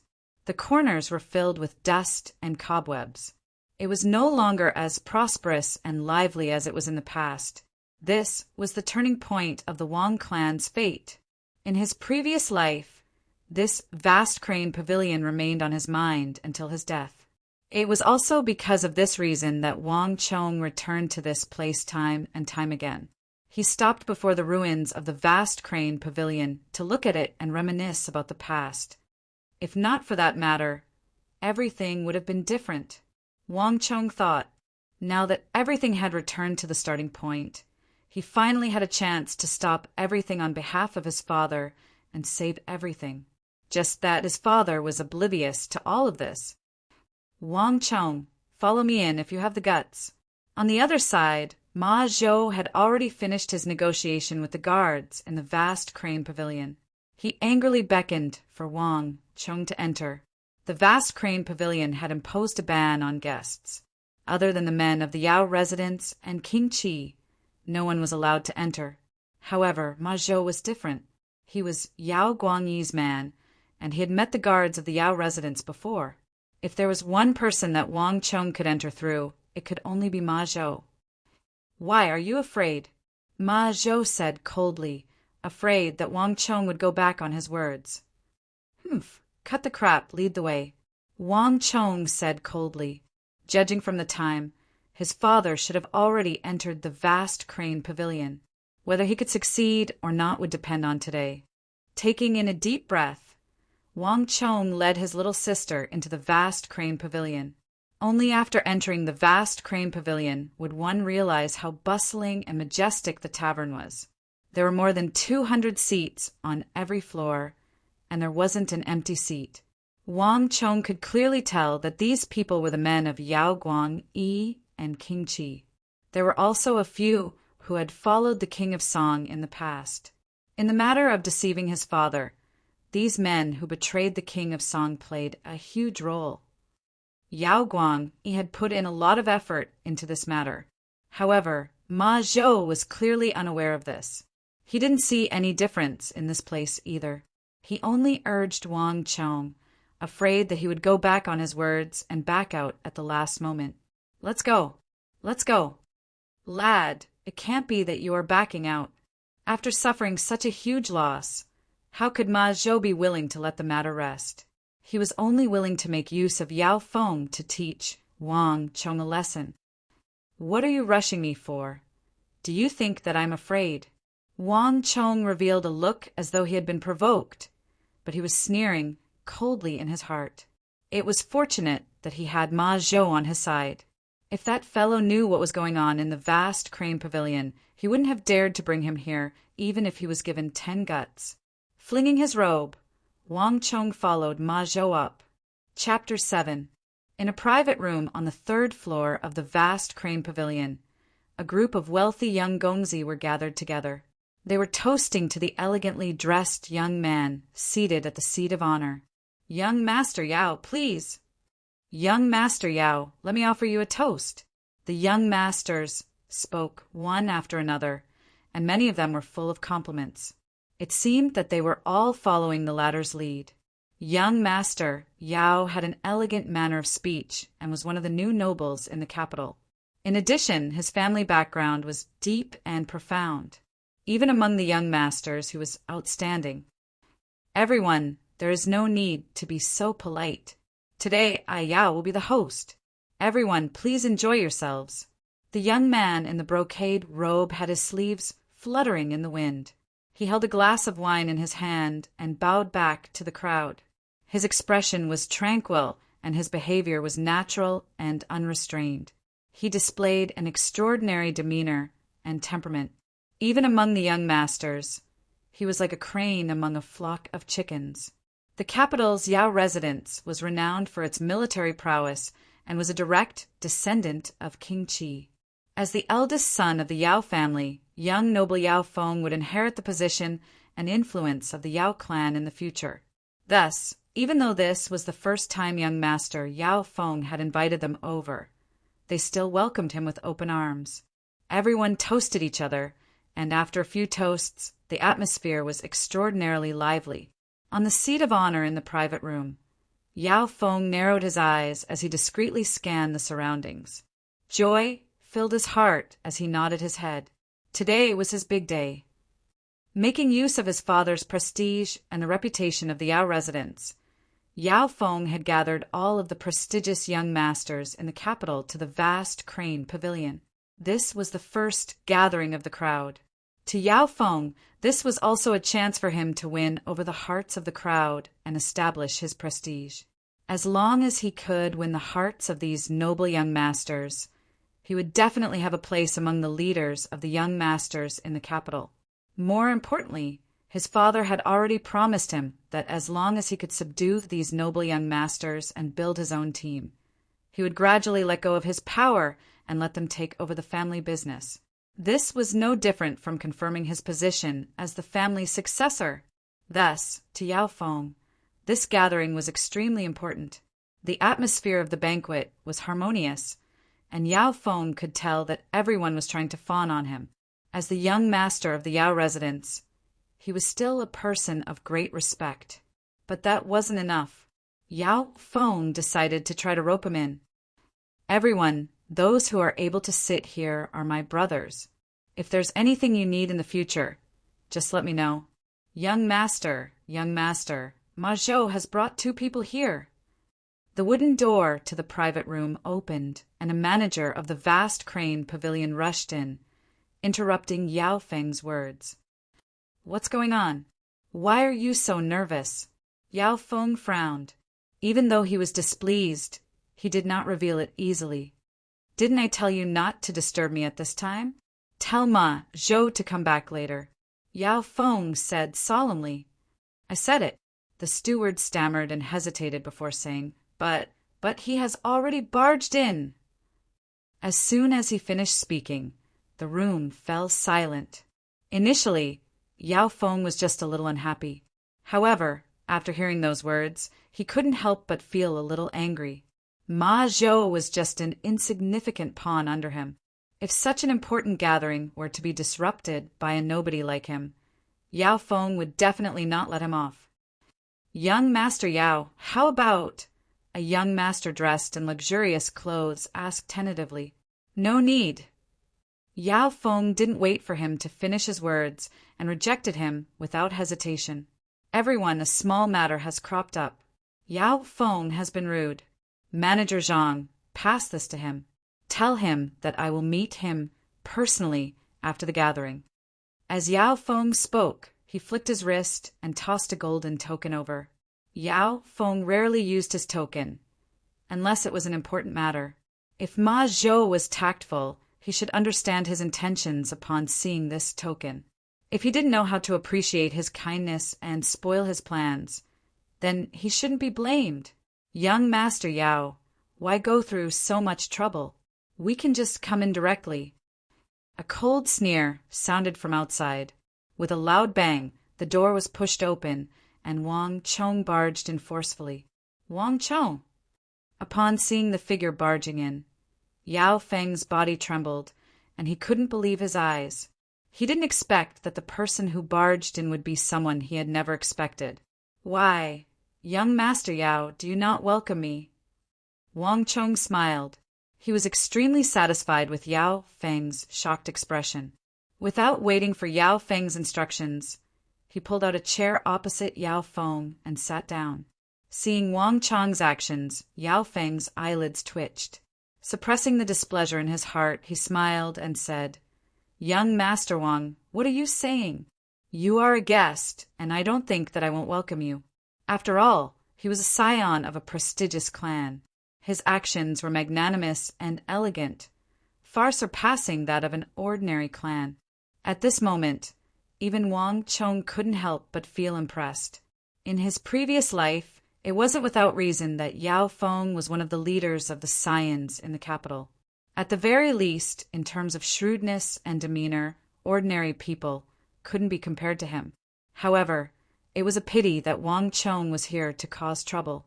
Furthermore, the current Yao Feng was far from his previous life's illustrious achievements and status. Little sister, come over. Someone is treating us here, and there are so many delicious dishes. Your third brother has never lied to you. Without turning back, Wang Chong beckoned behind him. Is that true?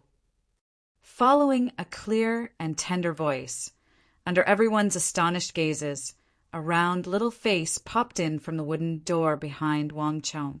Her large eyes blinked as she stared at the room curiously. Soon, her gaze landed on the table filled with delicacies. Why, it's true! The little girl exclaimed in astonishment. She walked over the doorsill and sat beside Wang Chong. Grabbing a fragrant chicken drumstick, she began wolfing it down. As for the guests in the hall, they were completely ignored by her. She couldn't be bothered with them. Since her brother said that it was fine, then it was fine. She couldn't be bothered to think about anything else. Delicious. Really delicious. The little sister of the Wang family was born with a huge appetite. Even though she was small, her appetite wasn't small. In just a few mouthfuls, she finished the entire chicken drumstick. As she ate, she clicked her tongue. The bones that she spat out were clean, and even the bone marrow was chewed into powder. The dishes of the vast crane pavilion were exquisite in color, aroma, and taste. Steaming, boiling, roasting, broiling, and broiling were famous in the capital. Even though it was a delicacy at home, it couldn't be compared to the exquisite dishes of the vast crane pavilion. The little sister of the Wang family was delighted. She felt that her brother was indeed a good person. Thus, she opened up her appetite and ate with gusto. Her hands and mouth were covered in oil. It had only been a short moment since she entered the room, but she had already overturned 2 plates. Yao Feng's eyelids twitched at the sight of her appetite. He didn't mind these plates. After all, the vast crane pavilion belonged to his family, and it wasn't a problem for him to eat as much as he wanted. However, these 2 siblings were clearly here to cause trouble. If he were to allow the little sister of the Wang family to eat by the side of the table, who would be able to move his chopsticks? It was only a matter of time before this gathering was ruined. In truth, Yao Feng could already feel the change in the atmosphere. It was one thing if it was any other time. However, this was the gathering of the Gongzi in the capital that he had recruited. It was an extremely important gathering for him. So how could he allow it to be ruined just because of these 2 kids? Your younger sister, sure, is straightforward and adorable. Wang Gongzi, those who come are guests. How about this? I, Yao Feng, will be the host and arrange another table for Wang Gongzi in the vast crane pavilion. All of your food and drinks will be on me. What do you think? Yao Feng didn't reveal the slightest hint of displeasure. On the contrary, he continued to talk cheerfully and tried to persuade the other party. It was as though he didn't know that Wang Chong and his younger sister were here to cause trouble. In the eyes of all the young masters present, they were all secretly in awe of his demeanor. Just from this point alone, it could be seen that the Yao residence wasn't an ordinary clan in the capital. Wang Chong had been observing the changes in Yao Feng's expression, and the twitching of Yao Feng's eyes couldn't escape his notice. He knew that his strategy was working. Rather than enjoying it alone, why not enjoy it together? How can it be as lively as here when I'm drinking alone in my room? I heard that Yao Gongzi is a magnanimous person, so you shouldn't mind adding a seat for us siblings in your room, right? It wasn't easy for Wang Chong to negotiate with him. It wasn't easy for him to make use of Ma Zhou to sneak into the vast crane pavilion. If he were to be scolded by Yao Feng's words, wouldn't his efforts go to waste? I would like to see how long you can tolerate this. Wang Chong sneered coldly in his heart. He was here to provoke Yao Feng. Regardless of how scheming this Yao Gongzi was, regardless of how tolerant he was, Wang Chong was determined to make him explode. Hearing Wang Chong's words, Yao Feng's expression finally changed. He tried to persuade Wang Chong, but Wang Chong refused to budge. It was clear that he didn't want to leave. Wang Gongzi, if I didn't remember wrongly, I did invite you here, right? I'm not a petty person, but I have no choice but to invite you to leave. Yao Feng's eyes were burning with rage. Of course I know that you did invite me, but I can't not come. Otherwise, wouldn't I be disrespecting Yao Gongzi? Wang Chong sneered coldly, after which he grabbed a wine bottle in front of the guest, uncorked it, tasted it nonchalantly, and praised, "Good wine!" Even though Yao Feng was a cultured person, his eyelids twitched violently under Wang Chong's provocation. "What do you mean by I didn't invite you, but you can't not come? Do I, Yao Feng, need you to give me face? If not for the fact that there were so many scions here, why would Yao Feng waste his breath on a child like him? He would have chased him out long ago. Ma Zhou, you bastard! How dare you bring him here? I'll skin you alive." Yao Feng was infuriated as well. He knew that he had never interacted with the youngest son of the Wang clan, so it was impossible for the latter to know what he had done. For Wang Chong and his sister to come here, it could only be because that bastard Ma Zhou had leaked the news. However, this wasn't the time to pursue this matter. "Wang Chong, I'll ask you one last time. Do you really want to go against me?" Yao Feng asked sternly. It was meaningless to talk about leaving or giving him face. Anyone with a discerning eye could tell that Wang Chong was here to mess with him. Humph, Yao Feng, this is called an eye for an eye. Wang Chong threw the wine cup in his hand, and it shattered into pieces on the floor. There was no point in saying anything anymore. This was the true meaning of revealing the dagger. At this point, the atmosphere of the banquet turned tense. Even the stupidest person could tell that these two siblings were here for Yao Feng. They were intentionally trying to make him unhappy. However, there was one thing that the crowd didn't understand. What was the background of these two for them to dare to go against Yao Feng? One must know that the Yao residence wasn't an ordinary clan in the capital. Wang Chong, you are from the Wang clan? A shocked exclamation sounded. A scion at the banquet finally reacted and recognized Wang Chong's identity. That's right. Wang Chong's reply was straightforward. Upon hearing this answer, the faces of everyone in the room changed. Could it be that this pair of siblings dared to go against Yao Feng and disregard the Yao residents? To think that they were from the Wang clan. It was one thing if it was just Wang Yan. The Tang dynasty was flourishing with martial arts, and there were many generals like him. But in the capital, everyone knew that there was still an old master above the Wang clan. That person was the one who truly made people feel apprehensive. So you are the descendant of Duke Jiao. Pardon me. May I know if the old master is doing well? I am from the Wei clan in the capital. My father, Wei Li, was taken care of by the old master, and he has always been thinking about him. If young Master Wang is returning, please tell the old master that Wei Li hopes that the old master can pay a visit when he is free. The gazes that the crowd directed at Wang Chong and his sister immediately changed. They were filled with respect. In the capital, the two words Duke Jiao represented a unique status. Even Wang Chong and his sister had changed. Initially, they thought that this was just an ordinary farce. However, if the reclusive Duke Jiao of the Four Quarters Embassy wanted to go against the Yao clan, everything would be different. Chapter 8. Yao Gongzi. I suddenly remembered that I have something on. I'll be taking my leave first. Yao Gongzi, let's end the banquet here. We'll meet again another day if we have time. After exchanging some pleasantries, a noble Gongzi stood up and left. Following which, more and more people followed suit. Yao Feng's face turned steely. Eventually, it turned as black as the bottom of a wok. The reason why he was so careful was because he hoped that he wouldn't alarm the crowd and persuade the Wang Chong brothers to leave. Yet, in the end, he still failed at the last step. It wasn't easy for him to create a gathering, but it was forcefully disrupted by the two siblings.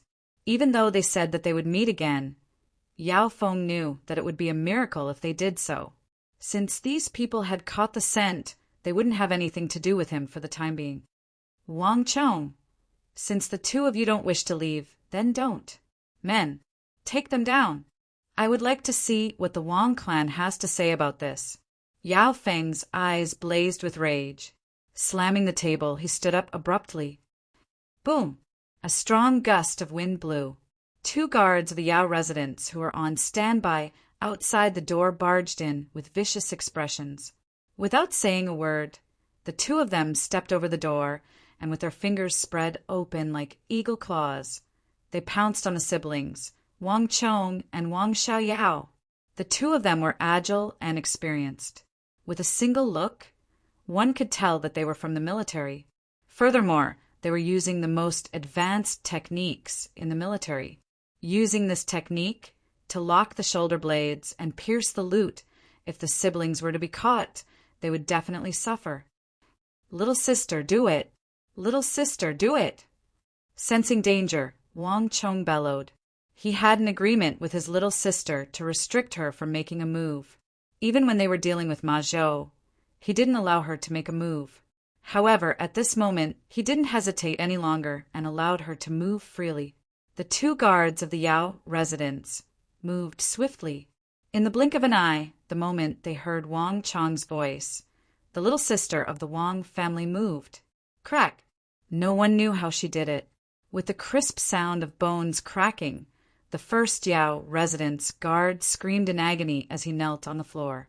His left palm was bent at an odd angle, twisting towards the back of his palm. The second guard's fate was even worse. He spat out a mouthful of blood, and before he could even get close, he was sent flying like a kite with a broken string. With a rumble, he crashed into the wall, creating a huge hole, and flew out.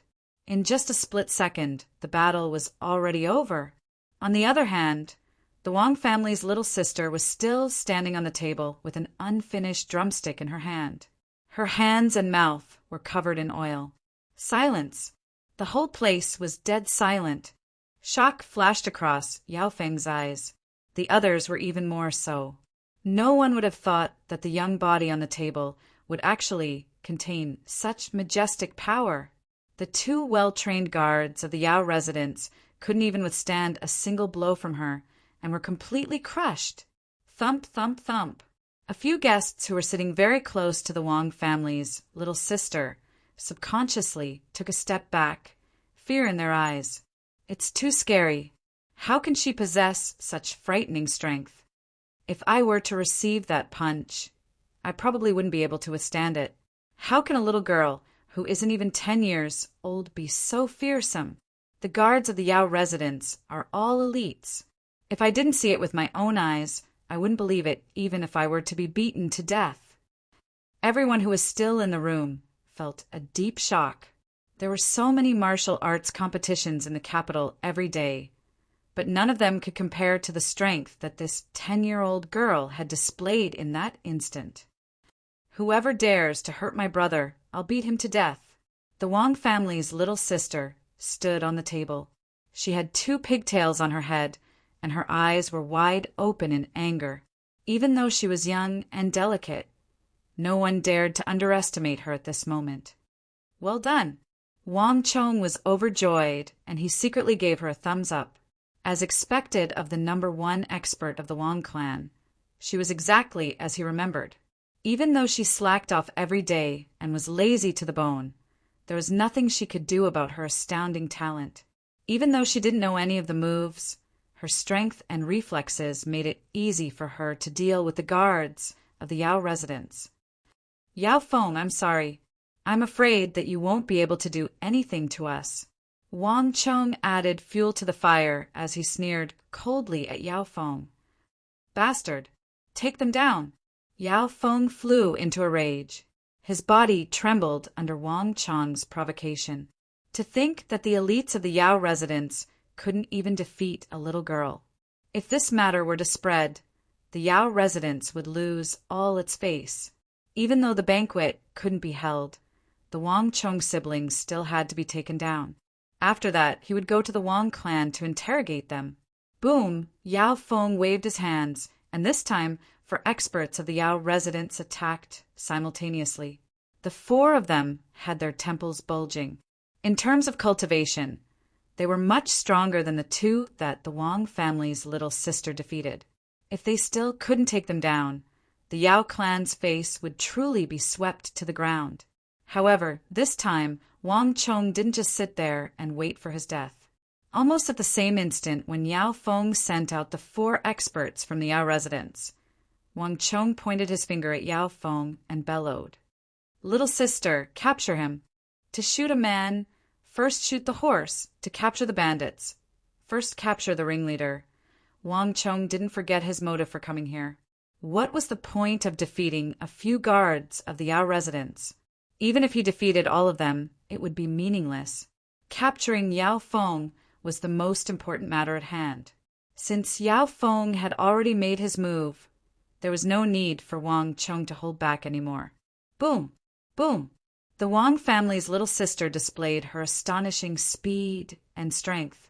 Pung, pung, pung! The 4 experts of the Yao residence were sent flying in a few seconds.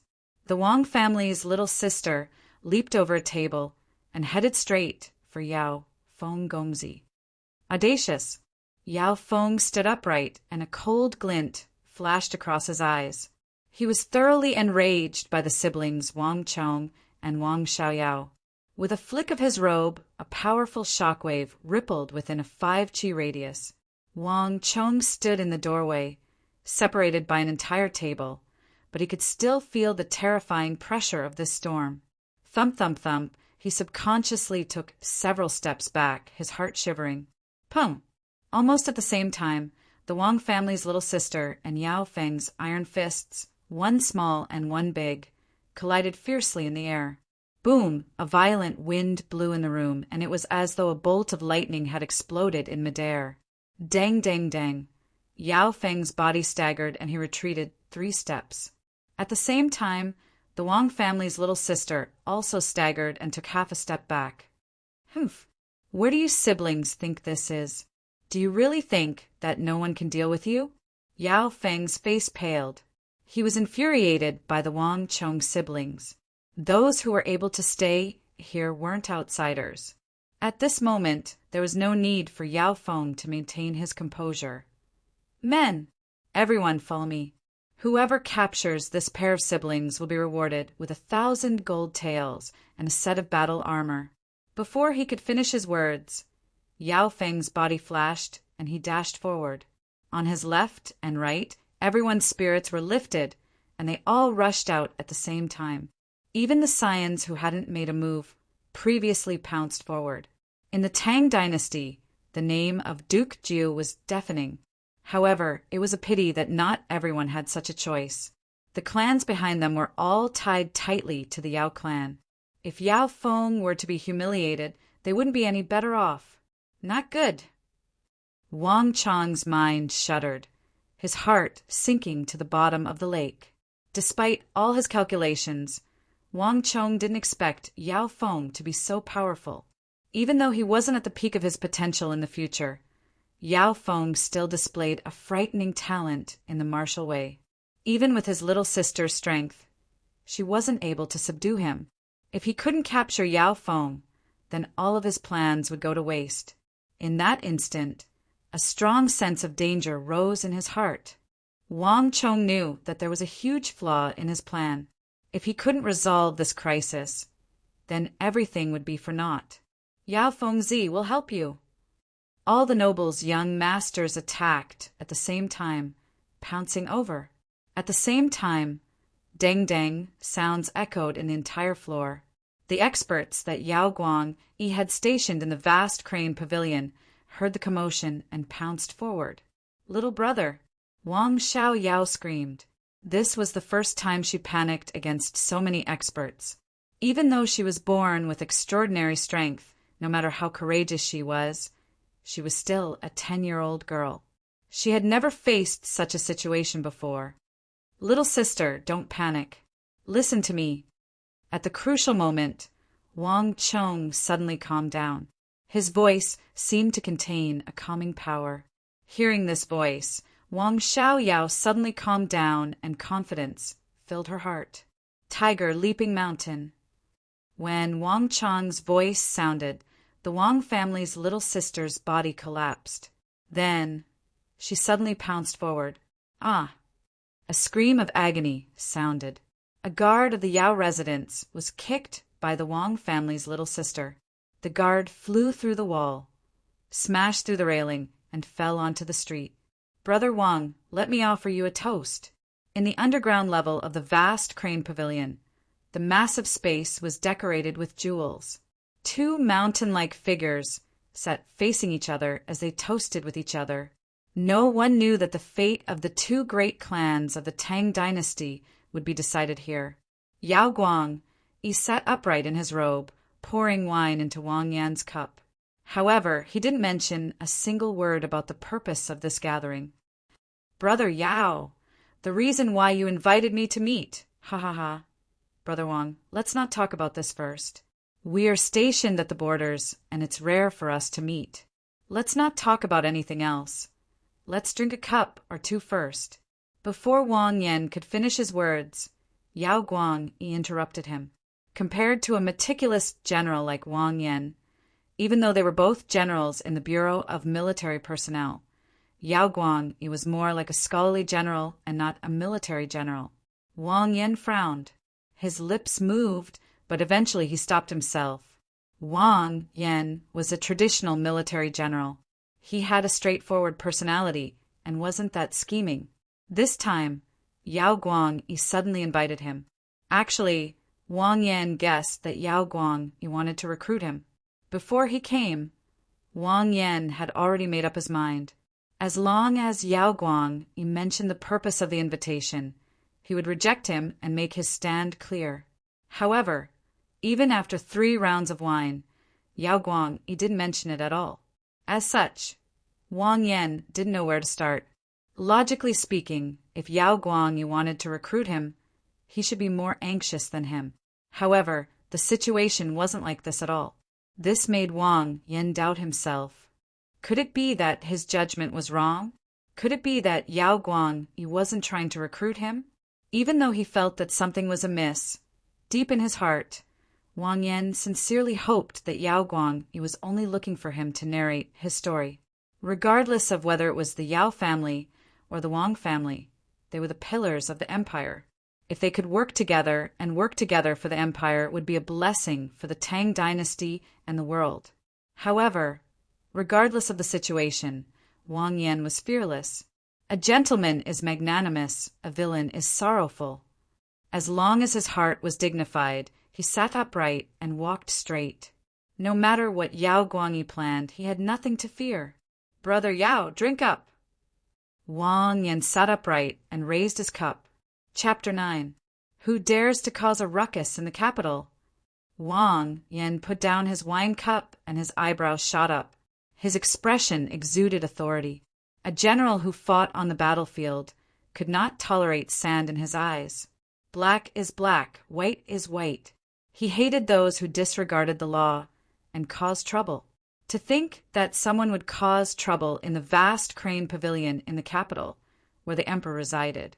How audacious and lawless. As Wang Yan spoke, he raised his right hand, as though he was about to stand up to take a look.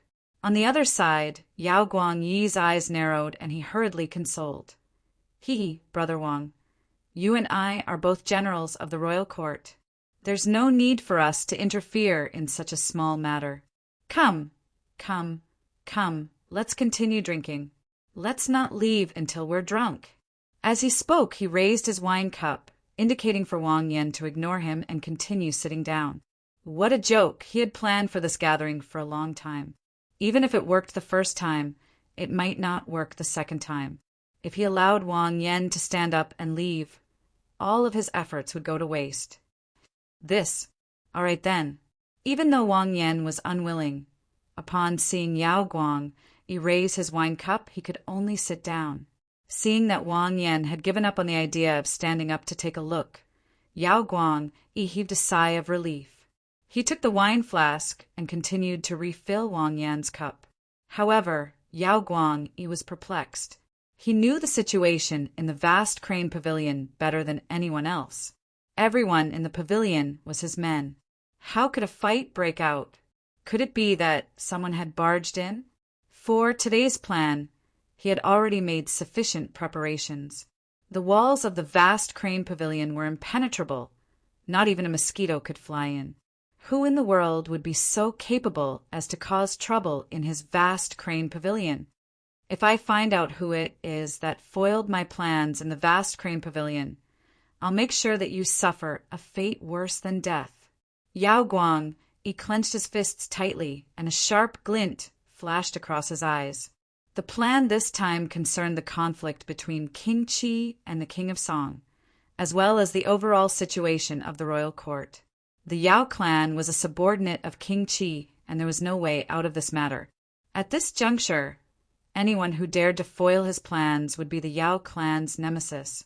Given the Yao clan's current prestige in the royal court and King Qi's influence, it wouldn't be too difficult for them to destroy an entire clan. Brother Wang. Yao Guangyi thought about it and decided to continue comforting Wang Yan. This person had a straight and rigid personality. If they did not pacify him, he might still think of going down to check.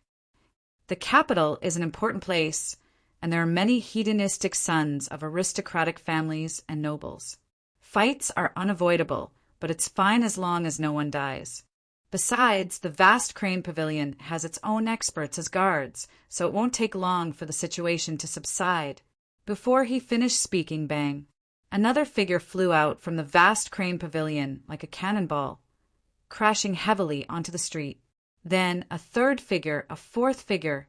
In that instant, Yao Guangyi's expression changed. Little sister, hanging antelope horn.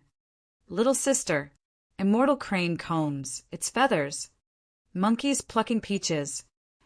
In a private room on the third floor of the vast crane pavilion, the Wang family's little sister pummeled the surrounding experts of the Yao residence and the young elites of the capital as though they were rubber balls. The Wang family's little sister's laziness was bone deep. When she was cultivating, she would slack off every day, and the moves she knew were pitifully few. Yet she was extremely obedient to her brother. When that fearsome innate strength was paired with Wang Chong's knowledge and experience from his previous life, everything changed. In the entire room, other than Yao Feng, who was able to withstand 2 to 3 punches from the Wang family's little sister, no one else was able to withstand her blows. In just a short moment, they were all beaten up. The walls of the private room were riddled with holes. The Wang family's little sister's godly strength sent them flying out of the vast crane pavilion like rubber balls onto the streets. Darn lass! The more Yao Feng fought, the more fearful and infuriated he became. His eyes reddened. Wang Chong had 2 siblings. One was 15, while the other was 10. Honestly speaking, he didn't think much of them. However, he didn't expect to meet with such a tough opponent from these 2 siblings. Not only did they ruin his party, but they also injured him. Don't worry about that lass. Capture Wang Chong. Capture that lad. Yao Feng bellowed. He could clearly see that, if not for Wang Chong, this lass wouldn't be a match for them. Furthermore, looking at how obedient she was, as long as they captured Wang Chong, this lass would definitely surrender to them. Wang. Upon hearing Yao Feng's words, the 3 to 4 guards of the Yao residence abandoned the formidable Wang family's little sister and charged straight for Wang Chong. So, Wang Chong slid, and as though a loach, he swiftly dodged the attacks of the guards. He didn't have sufficient strength, and he wasn't a match for any of the guards in the room. However, with his knowledge and experience from his previous life, it was more than enough for him to escape. Little sister, listen to me, and the battle quickly. Inverted golden bell. Wang Chong could clearly hear the clattering of wooden planks outside the door, and the footsteps of the soldiers were rushing over. These were the experts of the Yao clan. The vast crane pavilion was currently impenetrable, and there were experts planted by Yao Guang everywhere. Initially, these people didn't pay much attention to them. However, the moment they started fighting, their attention was immediately attracted. Under such circumstances, it wasn't suitable for a protracted battle. They had to end the battle quickly. Otherwise, by the time these people arrived, even if he and his little sister had 3 heads and 6 arms, they wouldn't be able to fend them off. All right. The Wang family's little sister replied loudly. The more she fought, the more excited she became. Her entire body was trembling with excitement. Even though she had fought before, she had never been so excited before. Those burly experts of the Yao residence, as well as Yao Feng and the others, seemed to be delivering themselves to her fists. She punched one person with each punch as though it was a game. In just a few breaths, half of the people in the room were subdued by her. Little sister, now's the time. Tail whip of the spirit snake. Wang Chong saw an opportunity and directed his little sister to attack Yao Feng. Yao Feng's eyes and ears were extremely alert. He had been paying attention to Wang Chong's movements from the start. Tail whip of the spirit serpent was the most basic move. It was impossible for Wang Chong to expect the Wang family's little sister to use this move against him. Boom! Yao Feng's legs shook and he stepped forward. With a meridian hammer, he took the initiative to attack the Wang family's little sister. Unexpectedly, the place where the hammer landed was empty. He actually missed his target. Not good. Yao Feng's heart sank. He immediately felt that something was amiss. The Wang family's little sister's tail whip of the spirit serpent seemed to be different from normal moves. Usually, only those who had yet to reach a certain level of mastery in their moves would have such a situation. Yao Feng had overestimated the Wang family's little sister's familiarity with her moves and underestimated the laziness of a 10-year-old girl. This mistake might have been fine during normal times, but at this moment it could be fatal. As this thought flashed across his mind, Yao Feng wanted to retreat, but it was already too late. A thin right leg circled around the back of Yao Feng's head and struck down ruthlessly. Boom! As though he was struck by an invisible hammer, Yao Feng's body fell to the ground and he smashed heavily into the floor like a wooden pillar. As though a raging gale had passed by, the floor was smashed into pieces by Yao Feng's body. Wang, the Wang family's little sister, viciously grabbed Yao Feng's hands and leaped onto his back, squeezing his bones so hard that cracking sounds could be heard. Young master! Yao Gongzi! Outside the private room, the sounds of footsteps came to an abrupt halt. A bunch of experts from the Yao residence rushed over, and the scions of the prestigious families who remained in the room stared at Wang Xiaoyao on Yao Feng's back in horror. Yao Feng Gongzi wasn't a weakling. On the contrary, his talent was astonishing.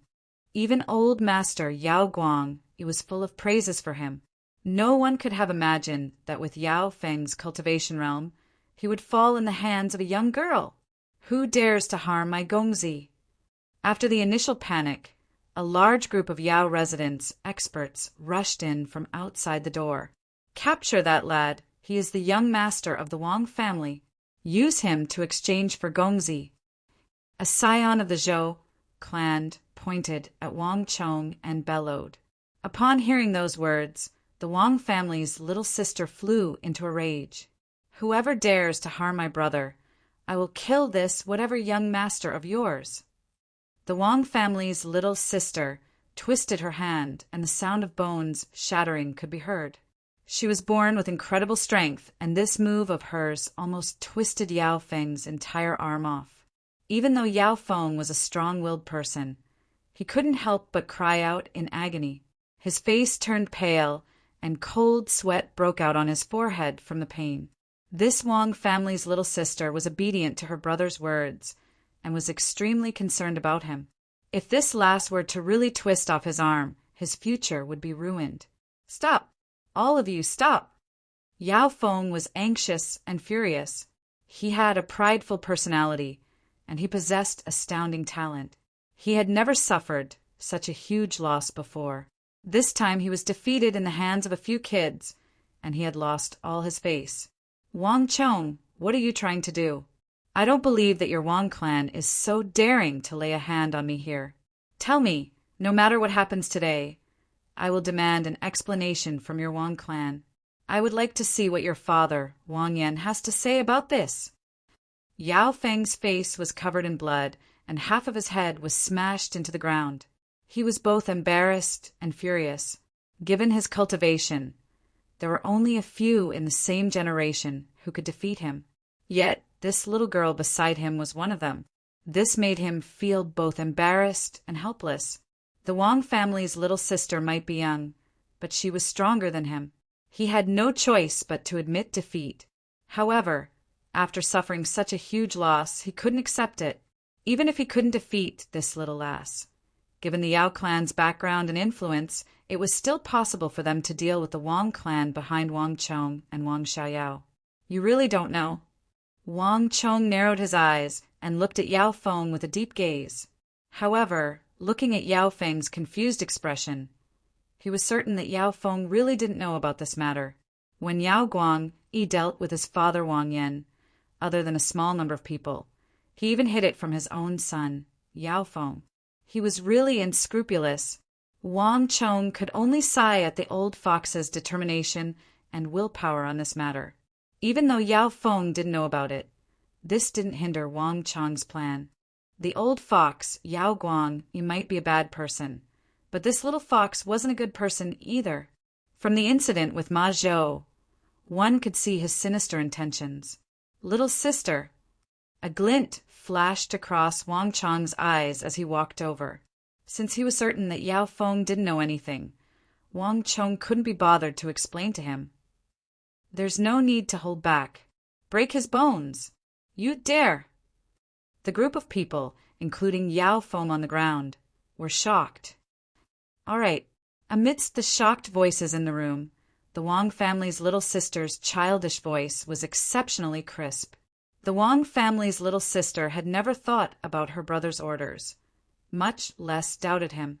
Since her brother said that he wanted to beat the other party up, there must be a reason behind it. Boom! Under the shocked gazes of the entire room, the Wang family's little sister raised her horrifying hands up high and punched down. Ah! A shrill cry of agony pierced through the air, causing the entire vast crane pavilion to tremble. Feng! In the basement of the vast crane pavilion, when people were thrown out one after another, Yao Guang didn't pay them any heed. He tried his best to console Wang Yan, saying, "It's fine, I didn't say anything." But when Yao Feng's voice sounded, Yao Guang was shocked, and he stood up immediately. Yao Guang had heard everything clearly from the moment the first person was thrown out. However, he didn't expect that his son Yao Feng would be dragged into the matter as well. He was well aware of Yao Feng's cultivation realm. The number of scions in the capital who could surpass him could be counted on one's fingers. Furthermore, he had stationed many experts in the vast crane pavilion. To be able to injure Feng despite being heavily surrounded, it wasn't hard to imagine how strong his cultivation realm was. Furthermore, Feng was the only male in the Yao clan. Recently, he was prepared to support Feng so that he could inherit his legacy. If anything were to happen to Feng, wouldn't the Yao clan be extinct? How was he going to answer to the ancestors of the Yao clan then? At this point, Yao Guang couldn't sit still any longer. "Brother Wang, please forgive me." After saying those words, Yao Guang's robe fluttered and a majestic golden flame gushed out from beneath his feet. Hung long long. With a flash of light, a huge hole appeared on the ceiling of the room. Yao Guang had actually broken through the floor and headed straight for the third floor of the vast crane pavilion. Chapter 10. Yao Feng, you sent Ma Zhou to harm me. Now let's return the favor. Wang Chong squatted on Yao Feng's back, and with the help of his little sister, he exerted all of his strength and struck Yao Feng's face with his fists, leaving Yao Feng with bruises all over his face. Wang Chong was filled with hatred. The elder of the Yao clan plotted against his father, while the younger made Ma Zhou deal with him. One big and one small, neither of them good. If he hadn't returned to 15 years old, the Wang clan would have been destroyed in their hands. This punch is for my big brother. This punch is for myself. Wang Chong's punches rained down on Yao Feng with all his might. Even though Yao Feng's cultivation realm far surpassed Wang Chong's, he was still a human. Furthermore, Wang Chong had been a military commander for 30 years in his previous life, and he was familiar with all kinds of torture methods. He knew where it was the softest, the most painful, and where it was the most vulnerable. Initially, Yao Feng was still stubborn. He didn't want to lose face in the hands of these two kids, so he clenched his teeth and didn't make a sound. But after a few punches, he realized that even though Wang Chong's strength was weaker than his little sister's, it was more than 10 times more painful. Finally, he couldn't help but howl in agony. "Little bastard, you dare!" Boom! The ground trembled. Yao Guang broke out from the ground, and this was the scene he saw. Even though Yao Guang was a scheming person who didn't show his emotions on his face, he couldn't help but fly into a rage upon seeing Yao Feng's pitiful state. He didn't expect Yao Feng to be in such a state. "You two bastards, hand over your lives." Yao Guang's face was steely. His body trembled, and he pounced toward Wang Chong and Wang Xiaoyao. His right hand opened up, and flames gathered on his fingers, forming a small sun. It emitted a majestic aura as it enveloped Wang Chong and Wang Xiaoyao. Even though the Wang family's little sister was known for her unparalleled strength in front of this majestic flame, she paled in comparison. "Little brother." The Wang family's little sister's face turned pale from fright. She was naturally bold and fearless, but that was only when compared to people of the same age. How could she compare to Yao Guang-yi, a legendary veteran of the battlefield? Stop! Whoever dares to make a move, I'll kill this brat first. Wang Chong couldn't see what was going on in the room, let alone see who was attacking him. However, this did not prevent Wang Chong from impeding his opponent. Chong, the knife in his sleeves flicked out, and the sharp edge of the blade immediately pressed against Yao Feng's neck. As it hooked inwards, a faint trace of blood immediately seeped out. Just a little more, and Yao Feng, Gongzi Yao, would really die in the hands of a 15-year-old kid like Wang Chong. Buzz! The intense flames came to an abrupt halt when they were still several feet away from Wang Chong and his sister. Behind the blinding light, Yao Guangyi's ashen face appeared. Yao Guangyi! Wang Chong's heart skipped a beat. Only now did he see who was the one who attacked him. In his previous life, he had only met Yao Guangyi a few times. This was the first time he met him in this life. Yao Guangyi's gaze was sinister, and just like in his memories, an ambitious and ruthless person. Little bastard, if you dare to hurt my Feng-er, I'll tear your body into pieces. Yao Guangyi's face was ashen, and his expression was terrifyingly dark. If looks could kill, Wang Chong would have died countless times over. Hee, is that so? Wang Chong sneered coldly. He hated people who threatened him the most, not to mention, the one who threatened him was Yao Guangyi. If you want to tear me into pieces, I'll make sure that you don't have any descendants. I'd like to see if your Yao Feng is as tough as steel to be able to withstand this small knife of mine. As Wang Chong spoke, the blade of the small knife hooked inwards and a trail of blood seeped out. Yao Guangyi and Yao Feng's faces turned pale. No! Yao Feng exclaimed in shock. Gongzi! The surrounding crowd was shocked as well. Wang Chong and Wang Xiaoyao were both descendants of the Wang clan. Originally, this would just be a small fight and they wouldn't dare to harm their Gongzi's life. After all, the relationship between the two clans was too great. But looking at Wang Chong's expression, everyone realized that this Wang Chong was even crazier than his little sister. He couldn't be judged using common sense. He was capable of doing something like this when he was in a frenzy. Little bastard, you dare! Yao Guangyi's eyes widened in anger and his body trembled. He was so angry that his teeth were about to shatter. Unfilial son, stop it right now! A thunderous voice exploded in the room. Not far behind Yao Guangyi, a dignified and familiar figure stood in the room like a towering mountain. Father! Father! Wang Chong was overjoyed, and he shouted together with Wang Xiaoyao. Unfilial son, look at what you've done.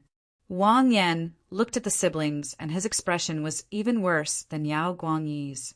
What he hated the most in his life were those who went against the law. Previously, when he was drinking with Yao Guangyi in the private room, he mentioned that the capital was an important place and that there were people causing trouble here. Yet, Wang Yan didn't expect that the ones causing trouble in the vast crane pavilion would be his son and daughter. Wang Chong didn't think too much into it. Upon seeing his father appear, Wang Chong was excited. As long as he could lure his father out and disrupt the meeting between him and Yao Guangyi, all his efforts would be worth it. Father, the situation isn't what you think it is. Wang Chong hurriedly explained. It was Brother Yao and the men from the Yao residence who made the first move. Shut up! Wang Yan scolded with an extremely furious expression. You truly disappoint me. To think that your mother and I thought that you had turned over a new leaf and realized your mistakes. To think that your nature is still hard to change. You have really disappointed me. The entire private room fell silent. Wang Yan's reputation was simply too great. Under his authority, everyone in the vast crane pavilion fell silent. Wang Xiaoyao's face paled in fright and her body trembled. This was the first time she had seen her father fly into such a rage. Wang Xiaoyao could vaguely sense that she had gotten into huge trouble. Wang Chong understood his younger sister's feelings. He grasped her hand and his heart sank. The joy that he had felt a moment ago had already vanished. He had done so much and put in so much effort just to resolve the crisis of the clan. Yet, in the eyes of his father, he was still that stubborn, unfilial son. Wang Chong only felt bitterness in his heart. Yes, father is right. I know my mistake. Wang Chong lowered his head. Mistake? What mistake? They were the ones who made the first move. The Wang family's little sister retorted indignantly. She had always been fearless, but the one she feared the most was her father. The moment her father appeared, her face immediately paled in fear, and she kept quiet out of fear. However, when she heard the aggrieved voice of her brother, Wang Chong, she felt indignant and even went against her father for her brother. Even though she was afraid of her father, she didn't want her brother, Wang Chong, to suffer any grievances. Her brother clearly didn't do anything, so why did he have to admit his mistake? Could it be that these people were at fault for bullying him with their numbers? Even though she didn't know why her brother wanted to deal with these people, Wang Xiaoyao believed that her brother definitely had his reasons. Shut up! Wang Yan flew into a rage. Little sister, don't say any more. Wang Chong hurriedly pulled his younger sister's hand, even though he felt bad for being misunderstood by his father. But as long as the plan succeeded, everything else didn't matter anymore. Yao Feng was beaten half to death by him and his little sister in front of everyone. No matter how sly Yao Guangyi was, he wouldn't be able to pull his father together with him. Even a fool wouldn't think that his father was colluding with Yao Guangyi to betray King Qi after knowing what had happened today. Wang Chong could sense that Yao Guangyi was obviously aware of this, which was why he was so furious. As for his father, one day he would understand his painstaking efforts. The Wang father and son spoke one after another. Yao Guangyi's eyes reddened as he stood by the side. The father and son were echoing each other. Who knew if they were acting or not? Little bastard, hurry up and release Feng. Yao Guangyi, shut up. A loud bellow shook the world. Wang Yan's face darkened and he couldn't hold it in any longer. No matter what, Yao Guangyi was still his child. Yet Yao Guangyi kept calling him little bastard in front of him. What position did he place Wang Yan as a father? Yao Guangyi's actions had crossed the line. Even though they were colleagues, Wang Yan didn't need to be polite to Yao Guangyi. How his children were beaten, scolded, and disciplined was his business. It wasn't up to an outsider like Yao Guangyi to discipline them. The moment those words were spoken, Yao Guangyi's expression changed. The two of them glared at each other. The small room was filled with hostility because of the words exchanged between the two generals of the Tang dynasty. The moment the two generals flew into a rage, everyone else in the room kept quiet out of fear and didn't dare to move. All the guards of the Yao residence revealed a fearful expression. Seeing this scene, Wang Chong felt slightly comforted. His father was still on his side. However, at this moment, Wang Chong didn't want his father to clash with Yao Guangyi.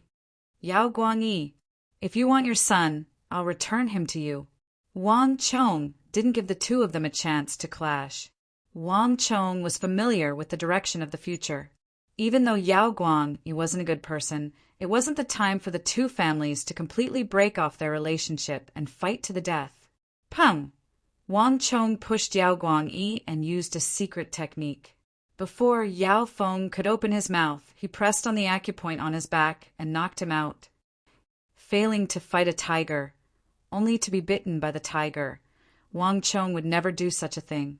Yao Feng was far stronger than him. If he were to let him go just like that, who knew how much trouble would be stirred up? Yao Guangyi's body flashed, and he hurriedly caught his son Yao Feng. Wang Yan, look at how well you've taught your son. Looking at Yao Feng, who was beaten black and blue by the Wang siblings, Yao Guangyi's heart was bleeding. He had prepared a lot for today's plan. He had invited many of King Qi's subordinates and advisors.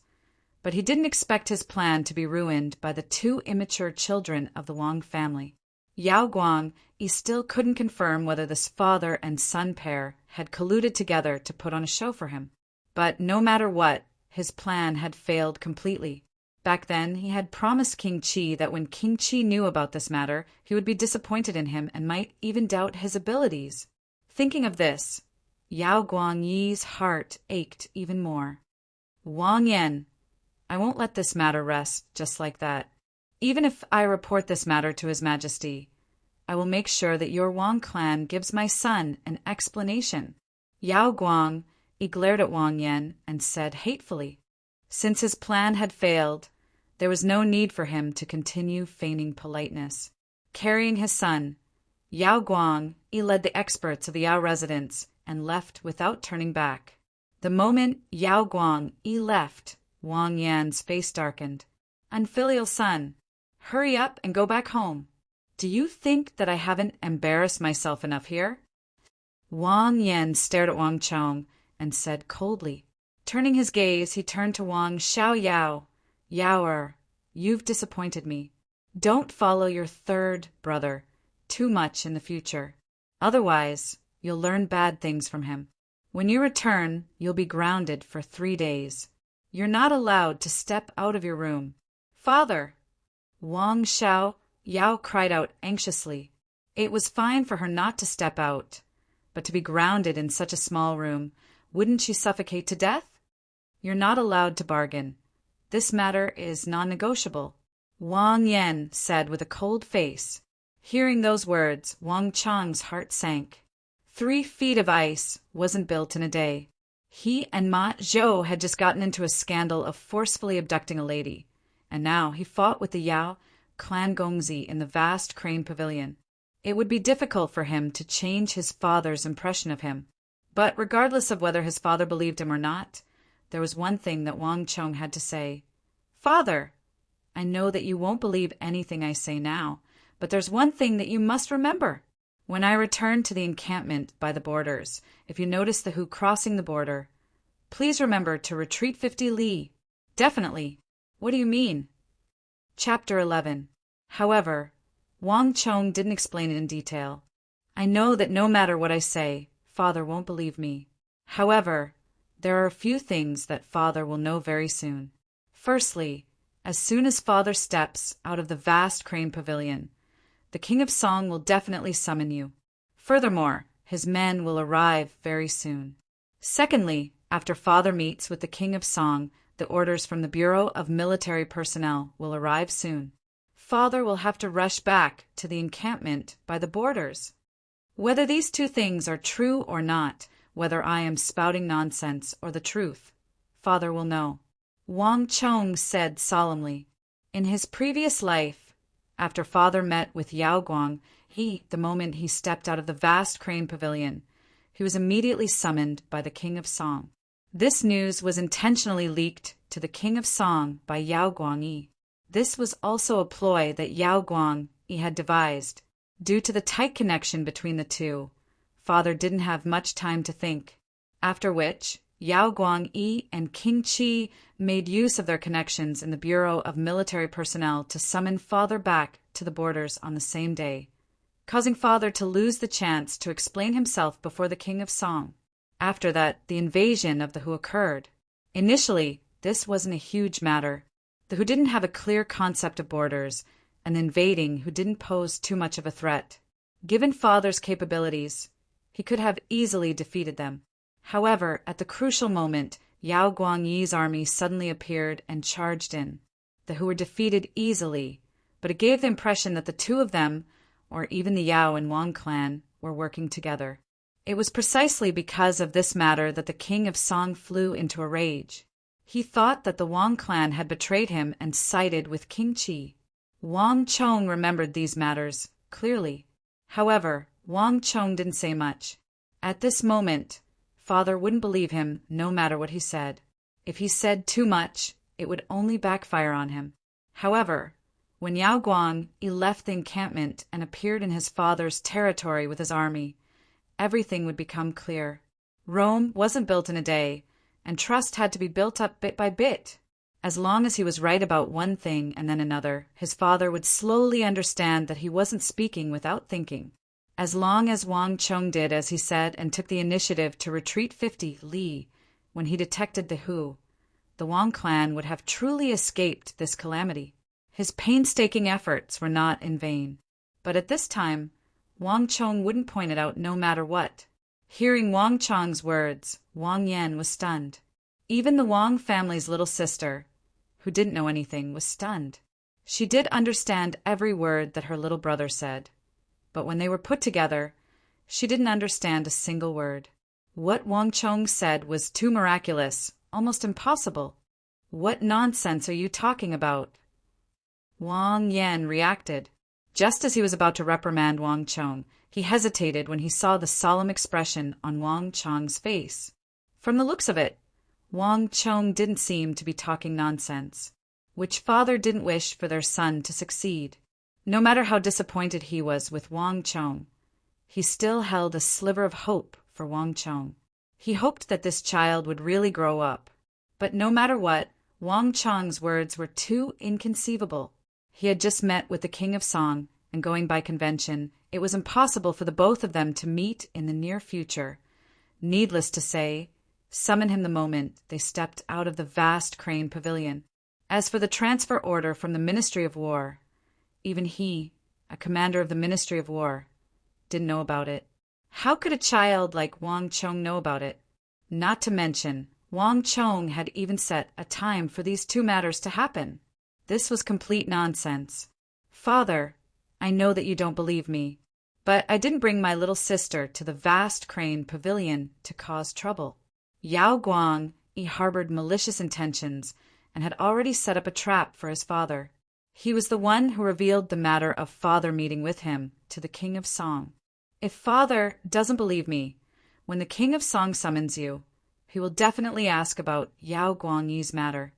It's fine if I'm wrong, but if I'm right, father, no matter what, you must say that Yao Guangyi tried to recruit you, but you rejected him. I beg of you. As Wang Chong spoke, he kneeled and prostrated himself on the ground, deeply bowing. In the entire Wang clan, he was the only one who understood the danger the Wang clan was facing. At this moment, he had already done everything he could. Right now, Wang Chong only hoped that his father would remember what he had said. Enough! Wang Yan was stunned for a moment before he flew into a rage. At this point in time, don't you think that you're embarrassing me? Scram back home immediately. If I find out that you're still fooling around outside and causing trouble, I'll break your legs. Brother, don't say any more. Wang Xiaoyao's body trembled in fear. Her father's complexion was extremely awful and frightening. She had never seen her father so angry in her life. Yes, I understand. Wang Chong shot a consoling gaze toward his little sister and stood up. He didn't try to anger his father anymore. It was already sufficient for him to do this much. Through the window, Wang Chong saw two familiar figures amidst the surging crowd outside. Since the two of them were here, the King of Song should be done as well. Whether it was right or wrong, his father would understand very soon.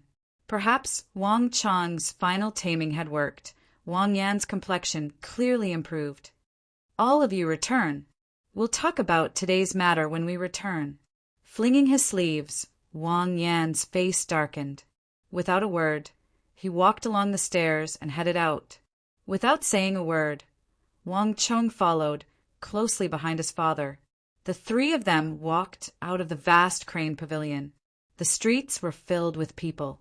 The vast crane pavilion was a famous high-class restaurant in the capital, and such an incident had attracted the attention of countless people. Brother Wang, why are you here? Just as the three of them walked out of the vast crane pavilion, a voice suddenly sounded from the crowd. Wang Yan turned his head and saw two familiar figures looking at him from the crowd. Lord Bao, Lord Lu. Wang Yan was taken aback. However, he soon recovered and walked over to the two of them. One of them was Bao Xian, and the other was Lu Ting. They were both physicians of the royal court. However, the two of them had another identity. Just like Wang Yan, They were the trusted subordinates of the King of Song. "Lords, why are you two here?" Wang Yan walked over and exchanged pleasantries with the two of them. It's rare for Brother Bao to make an exception and invite me to the vast crane pavilion. This is a once-in-a-thousand-years event, so how could I not come? Lu Ting laughed out loud as he spoke. Lu Ting and Bao Xian were both scholars of the royal court, as well as the aides of the King of Song. However, other than official matters, the two of them rarely interacted with each other. This was the first time Bao Xian had invited them to a high-class place like the vast crane pavilion for a gathering. Wang Chong stood silently behind them. Regardless of whether it was Lu Ting or Bao Xian, Wang Chong wasn't surprised by their appearance at all. In his previous life, the two of them had played an important role as well. In his previous life, when his father and Yao Guangyi met in secret, the two of them were the witnesses to the King of Song.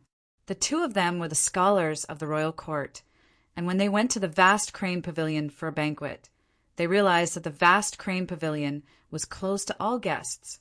Only King Qi's subordinates could enter. Yet, in such a place, Wang Yan met with Yao Guangyi alone. If such words were to reach the King of Song, the outcome would be obvious. This matter had caused a huge uproar in the capital back then.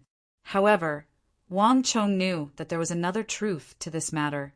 In his previous life, many years after this matter had ended, when everything had become unimportant, he had unintentionally found out about it.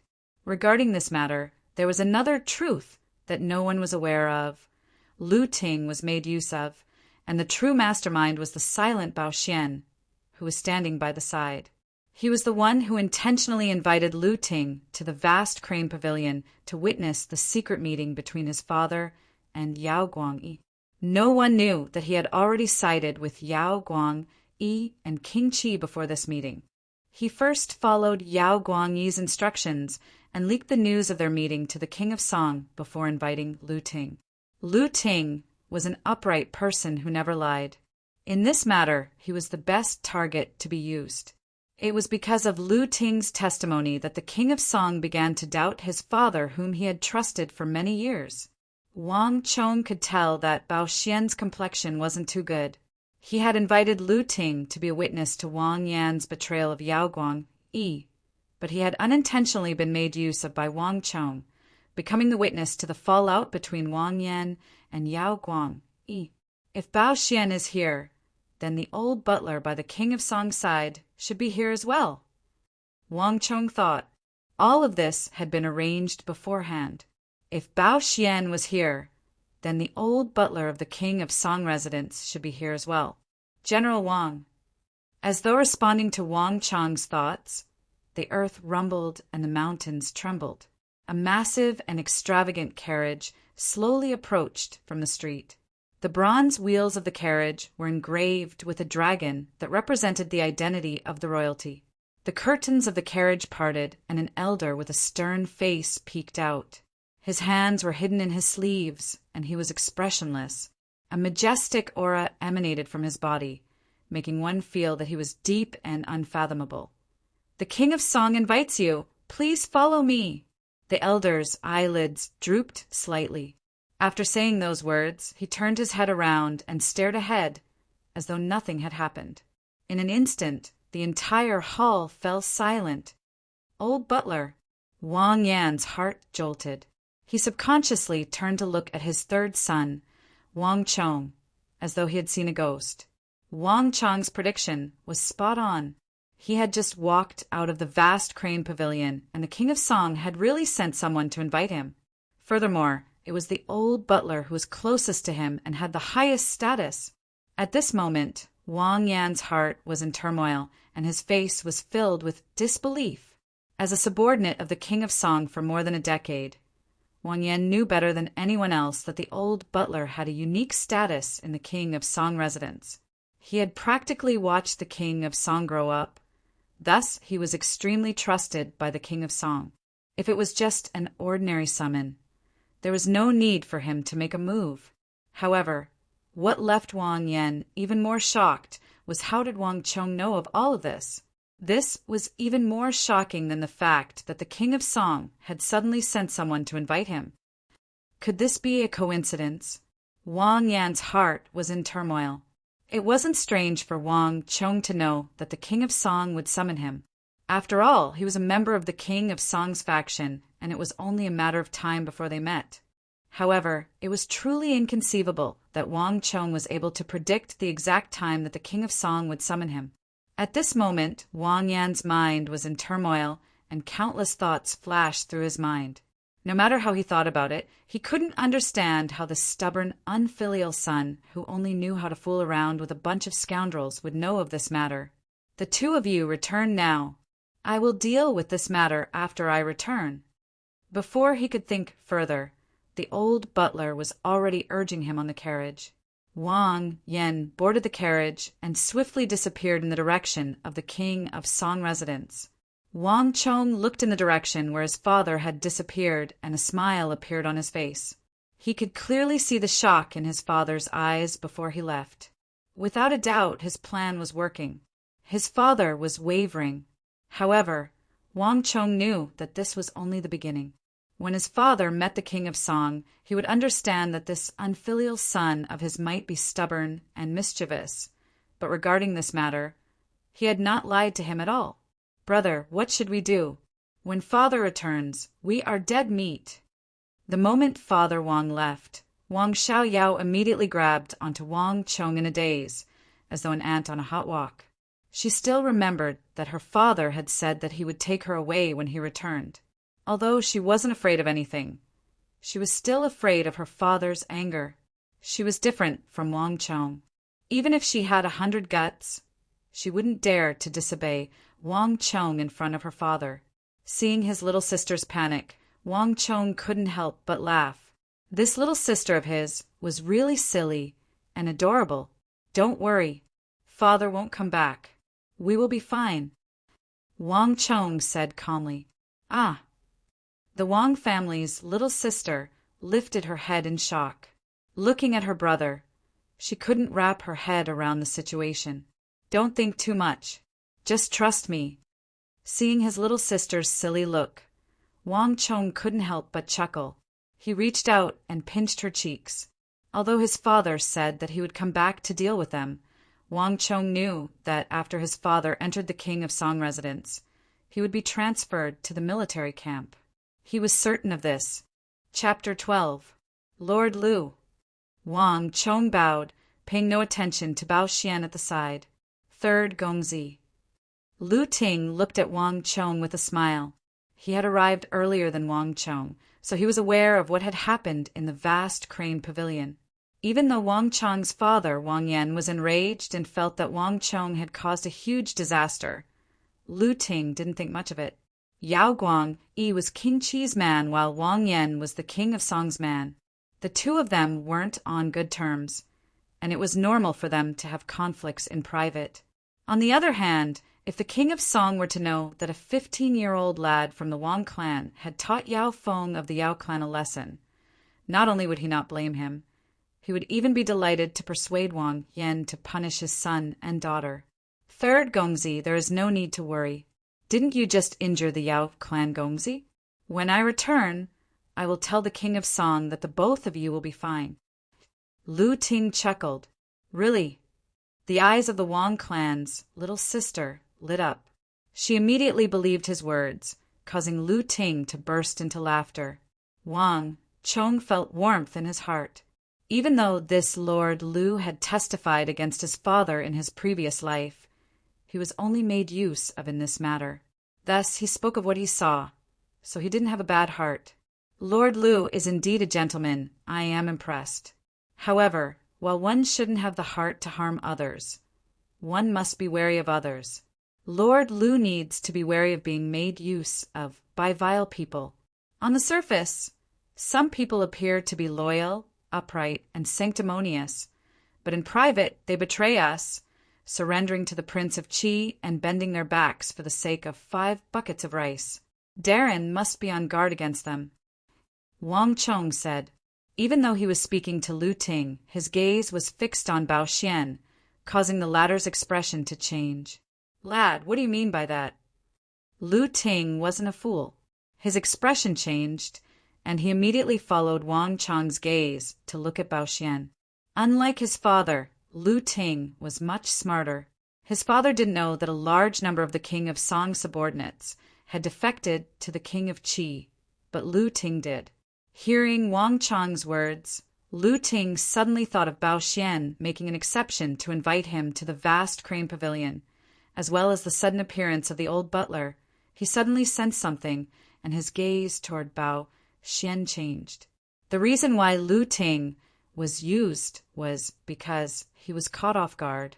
In the eyes of a gentleman, everyone is a gentleman. From the bottom of his heart, Lu Ting never thought that Bao Xian would betray him. However, this trip to the vast crane pavilion was just a simple meal. For so many things to happen, Lu Ting couldn't help but think too deeply into it. Stinking brat, what nonsense are you talking about? Brother Lu, don't listen to his nonsense. Bao Xian was caught unprepared by Wang Chong. At first, he was still very calm, but when he saw Lu Ting's eyes gradually becoming stern, he immediately became flustered. If you don't do anything shameful, you won't be afraid of ghosts knocking at your door in the middle of the night. This was definitely not Bao Xian. In the first place, he was guilty of this matter, and Lu Ting was an upright person with a sharp gaze that could pierce through one's heart. After a child like Wang Chong exposed his secret and Lu Ting's insight, Bao Xian was caught off guard and his mind was in a mess. Bao Xian, I didn't expect you to be such a person. Lu Ting's gaze was cold. Initially, he was still skeptical, but at this moment he was certain of it. Wang Chong was just a child, so he couldn't treat his words seriously. However, Bao Xian's reaction had already revealed the problem. He wasn't a 3-year-old child. He couldn't differentiate between truth and lies. Lord Bao, let me give you a piece of advice. The one who laughs last laughs best. It's still too early to say who will win between the King of Song and King Qi. Be careful that you don't bet on the wrong person. Wang Chong stepped forward and said impolitely. It was indeed comfortable to speak with intelligent people. Initially, he thought that he would have to waste a lot of effort, but to think that Lu Ting was more formidable than he had imagined. He was only giving him a reminder. He didn't expect that Lu Ting would immediately find out the truth. Brother Lu, don't listen to his nonsense. What's wrong with King Qi? Bao Xian was drenched in cold sweat. The more he spoke, the more confused he became. Finally, he couldn't continue and squeezed into the crowd, leaving in a hurry. Lu Ting didn't mind and turned back to look at Wang Chong. The one who laughs last laughs best.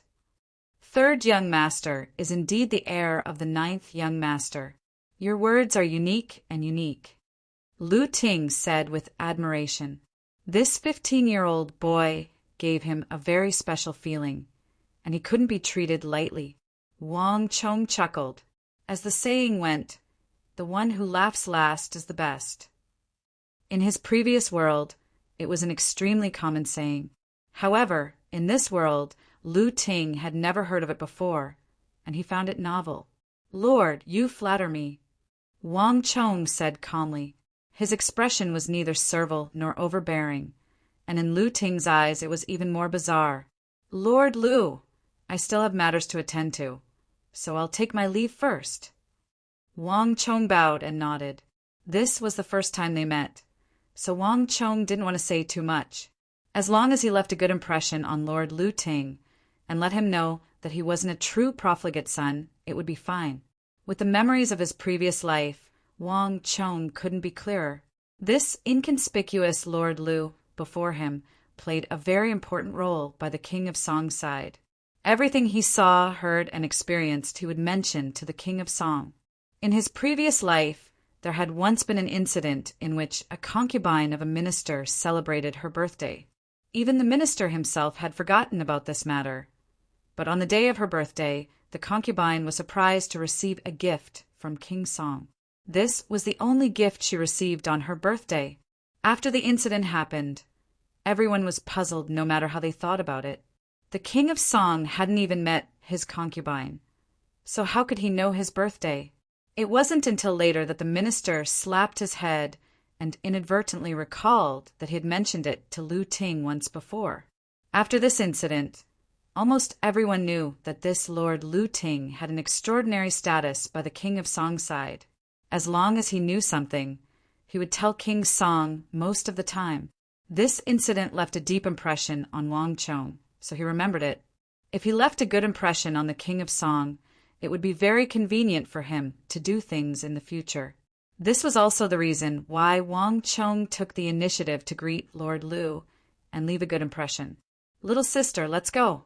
Wang Chong beckoned to his little sister, boarded the carriage, and slowly drove toward the Wang residence.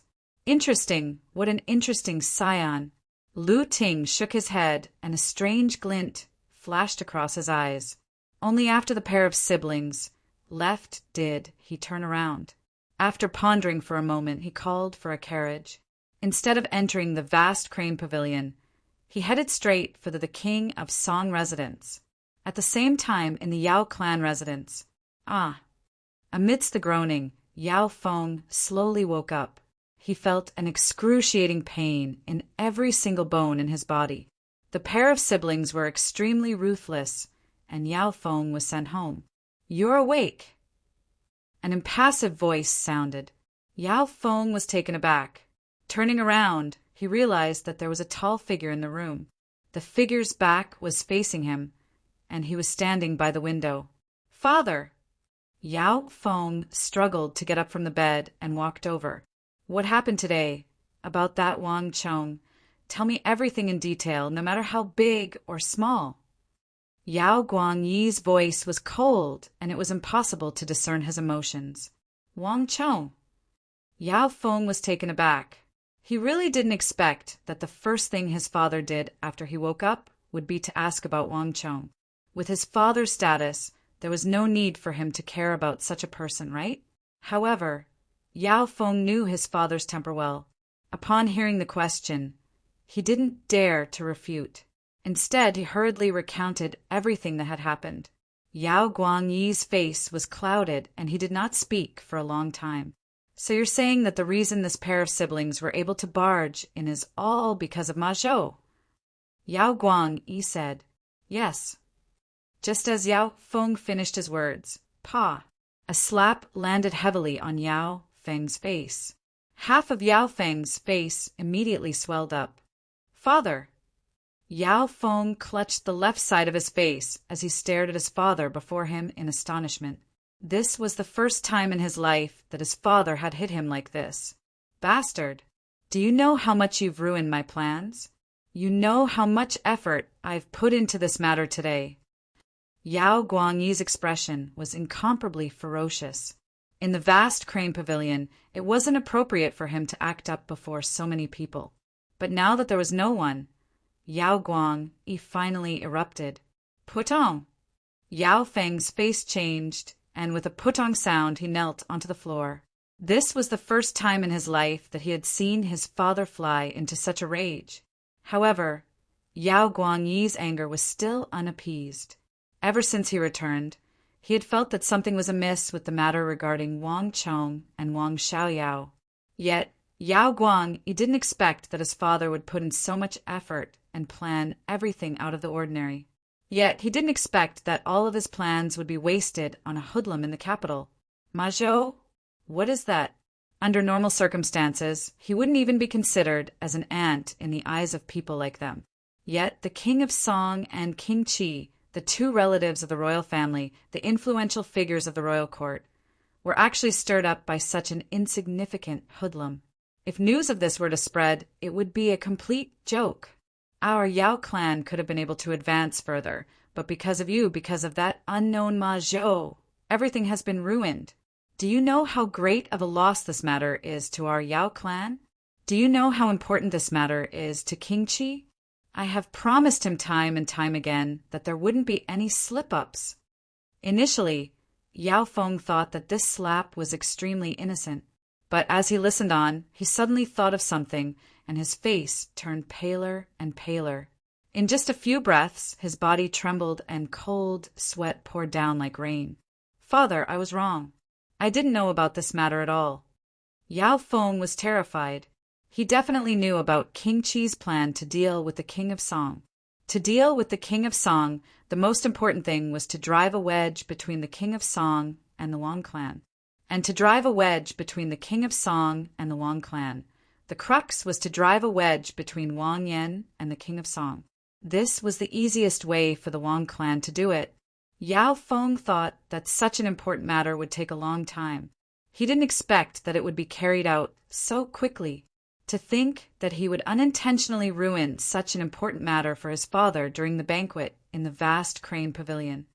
"You can't be blamed for this matter." Looking at Yao Feng's fearful expression, Yao Guangyi's heart softened. After all, he only had this one son.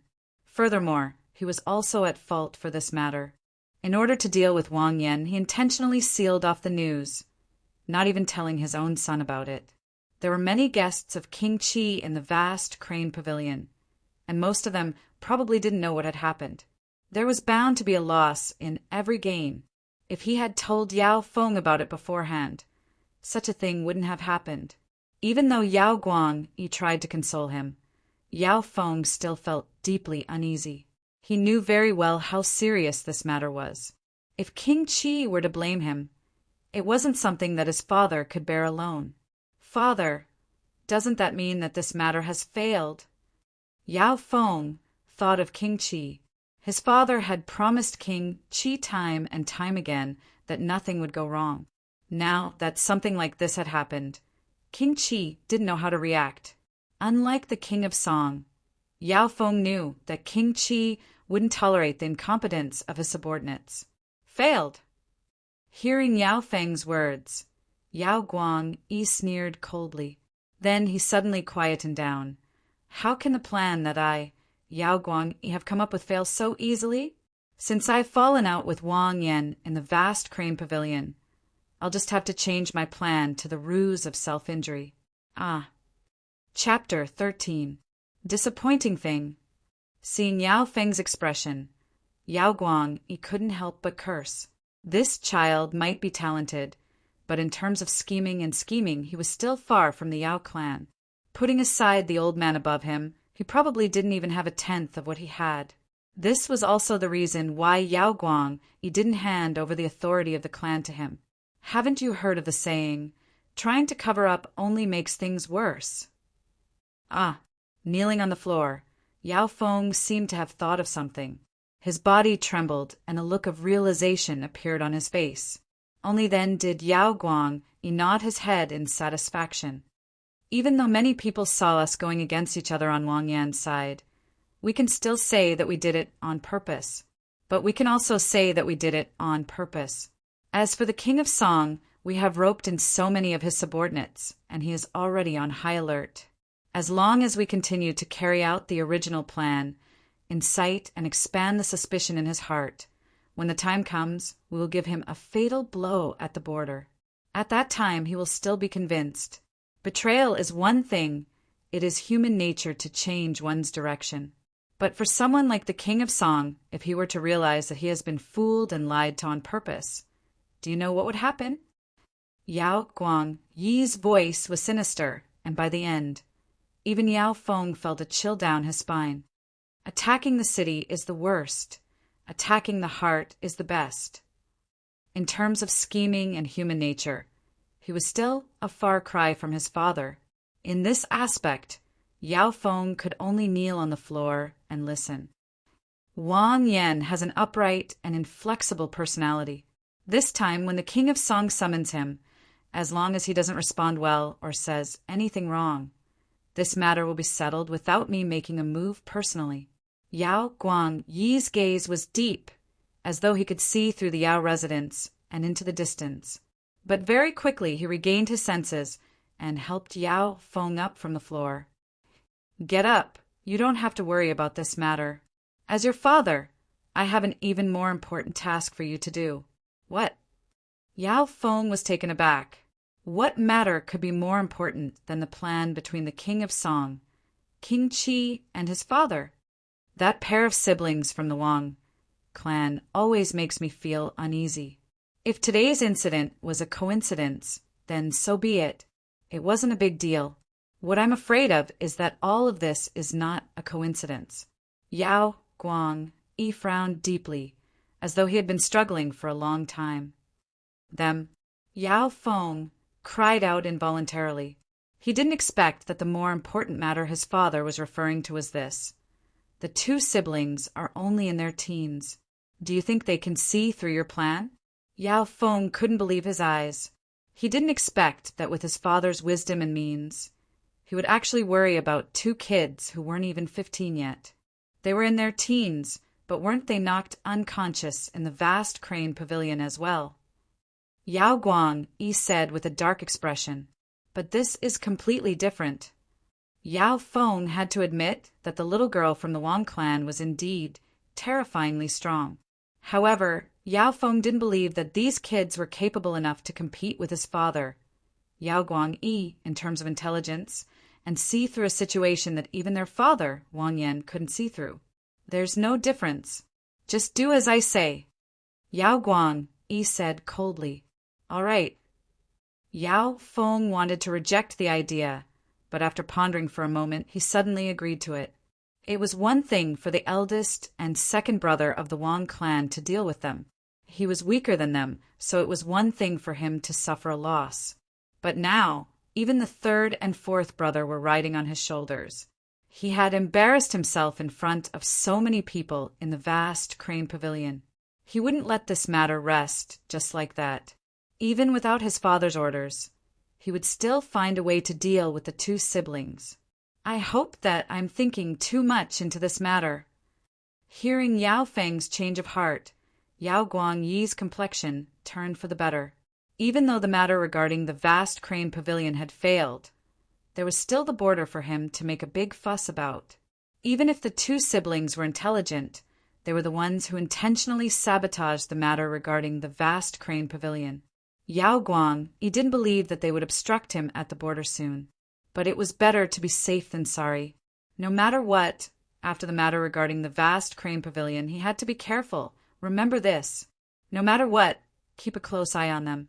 If there's any news, inform me immediately. Yes. Yao Feng nodded his head. In the massive carriage heading to the King of Song residence, Wang Yan sat upright and unmoving like a mountain. However, his mind was in a mess. All he could think about were the two matters that Wang Chong had mentioned in the vast crane pavilion. Initially, Wang Yan didn't believe a single one of Wang Chong's words. But the truth was placed before him, and he had no choice but to believe it. He had just met the King of Song not too long ago, and the King of Song had really sent an envoy over. Furthermore, it happened to be at the moment when he walked out of the vast crane pavilion. Everything was as Wang Chong had predicted. Wang Yan couldn't understand how Wang Chong knew of it, but this wasn't the crux of the matter. What Wang Yan was concerned about was another matter. I wonder if the King of Song is really looking for me regarding Yao Guang Yi? Wang Yan thought to himself. All his life he was upright and upright. No matter what he did, he had a clear conscience, and there was nothing he couldn't tell others. The meeting with Yao Guang Yi was just an ordinary banquet. During the banquet, they did not talk about anything important. Given the relationship between the King of Song residence and the Wang clan, Wang Yan didn't think that the King of Song would really look for him over such a matter. No matter what, we will know soon enough whether it's true or not. Wang Yan took in a deep breath, parted the curtains of the carriage, and walked down. Not too far away, there was a massive and majestic palace. The words "The King of Song residence" were written in gold on the signboard at the entrance. Wang Yan followed behind the meticulous old butler, passing through gardens and corridors before entering the main hall of the King of Song residence. The main hall of the King of Song residence was empty. When Wang Yan walked in, he saw a massive figure sitting at the top of the silent main hall. He exuded an aura of nobility and elegance. This was the influential figure of the Tang dynasty, the King of Song. Subject Wang Yan pays his respects to His Highness, the King of Song. Wang Yan walked forward and knelt down on one knee. His loud voice reverberated throughout the main hall. The main hall was empty. Other than the King of Song, there was no one else. The King of Song wrapped himself in the darkness above the main hall and didn't move at all. No one knew how long he had been here. For a long time, Wang Yan didn't hear any response from the King of Song. Lifting his head, he subconsciously took a glance. For some reason, Wang Yan felt that the King of Song today was different from usual. "Oh, Wang Yan, you're here." After an unknown period of time, the King of Song jolted awake, as though he had just noticed Wang Yan's presence. Wang Yan frowned unnoticeably. The King of Song seemed to be troubled today. "Yes, Your Highness, you were looking for me?" Wang Yan asked. The main hall fell into a long silence. Since the King of Song didn't speak, Wang Yan waited silently. Honestly speaking, he still couldn't understand what kind of important matter it was for the old butler to summon him from the King of Song. Furthermore, it was so urgent. "I heard that Yao Guang invited you to a meal at the vast crane pavilion?" The King of Song hesitated for a long time before speaking. These words seemed to have taken a lot of his strength, and his voice was unusually heavy. Boom! Hearing the words of the King of Song, Wang Yan's heart couldn't help but ripple. Yao Guangyi. When Wang Chong said it, Wang Yan didn't believe him. However, he didn't expect that the reason why the King of Song sent the old butler to look for him was really because of Yao Guangyi. It was just an ordinary meal between him and Yao Guangyi. There wasn't anything between them. Furthermore, there was the friendship between the Wang clan and the Yao residents. Wang Yan didn't believe that the King of Song would suspect him over such a matter. However, the truth was right before him. Wang Chong was right. The King of Song was really suspicious of him. Wang Yan's heart was incomparably heavy. "Yes." Wang Yan replied without any hesitation. He had a clear conscience regarding this matter, and there was nothing for him to hide. "Then, what did Yao Guangyi talk to you about?" The King of Song hesitated for a moment before continuing to ask. There seemed to be a peculiar tone in his voice. Hearing the words of the King of Song, the ripples in Wang Yan's heart intensified. The second matter. This was the second matter that Wang Chong was right about. Wang Yan's heart was filled with complex emotions. In his heart, his third son, Wang Chong, had always been a stubborn and unfilial son. The words of the vast crane pavilion were complete nonsense to Wang Yan. But now, Wang Yan didn't dare to think so anymore. "Yao Guang, he wanted to recruit me, but I rejected him," Wang Yan said. If it was before today, Wang Yan wouldn't have said such words. However, after realizing that the King of Song was already suspicious of him because of Yao Guangyi, Wang Yan didn't dare to think so anymore. "Who?" A long sigh of relief could be heard in the hall. The originally tense atmosphere suddenly relaxed a lot after Wang Yan's words. It was like a bow that had been pulled to its fullest and was suddenly released from the bowstring. "I see." Wang Yan heard the King of Song's voice coming from the top of the hall. His voice wasn't relaxed at all, as though a heavy burden had been lifted off his shoulders. "Actually, I have already informed Your Highness of this matter." Wang Yan's heart skipped a beat as he suddenly spoke. "Oh." In the hall, the King of Song's muscular figure abruptly sat up straight. For the first time, a look of surprise appeared on his face. "You informed me of this matter?" It wasn't a direct report, but a letter. Logically speaking, this letter should have been sent to the King of Song residence yesterday. Did Your Highness not see it? Wang Yan was even more surprised than the King of Song. That day during the meal, Wang Chong mentioned that he hoped that he would inform the King of Song in advance. Even though Wang Yan didn't think that there was a need for it, he still wrote a letter. However, he didn't expect that the King of Song didn't receive it at all. Manager Zhang go out and check on it. The King of Song frowned. For the first time, he felt that something was amiss. The old manager, who had a majestic aura and looked unfathomable, left in a hurry. After a short while, he returned and walked briskly to the side of the King of Song, whispering a few words to him. Even though Wang Yan couldn't hear what they were saying, he could see that the King of Song's expression had clearly softened and looked much better. Wang Yan couldn't help but secretly rejoice that he had finally listened to Wang Chong's words and written a letter to the King of Song. Otherwise, he probably wouldn't be able to explain it. Indeed, this matter did happen. It's just that I've been too busy recently and forgot to look at it. That's my oversight. The King of Song smiled faintly and said, "Hee, let's not talk about this. It's rare for the general to return to the capital.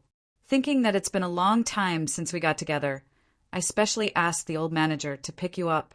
How is it? Is everything all right in the barracks?"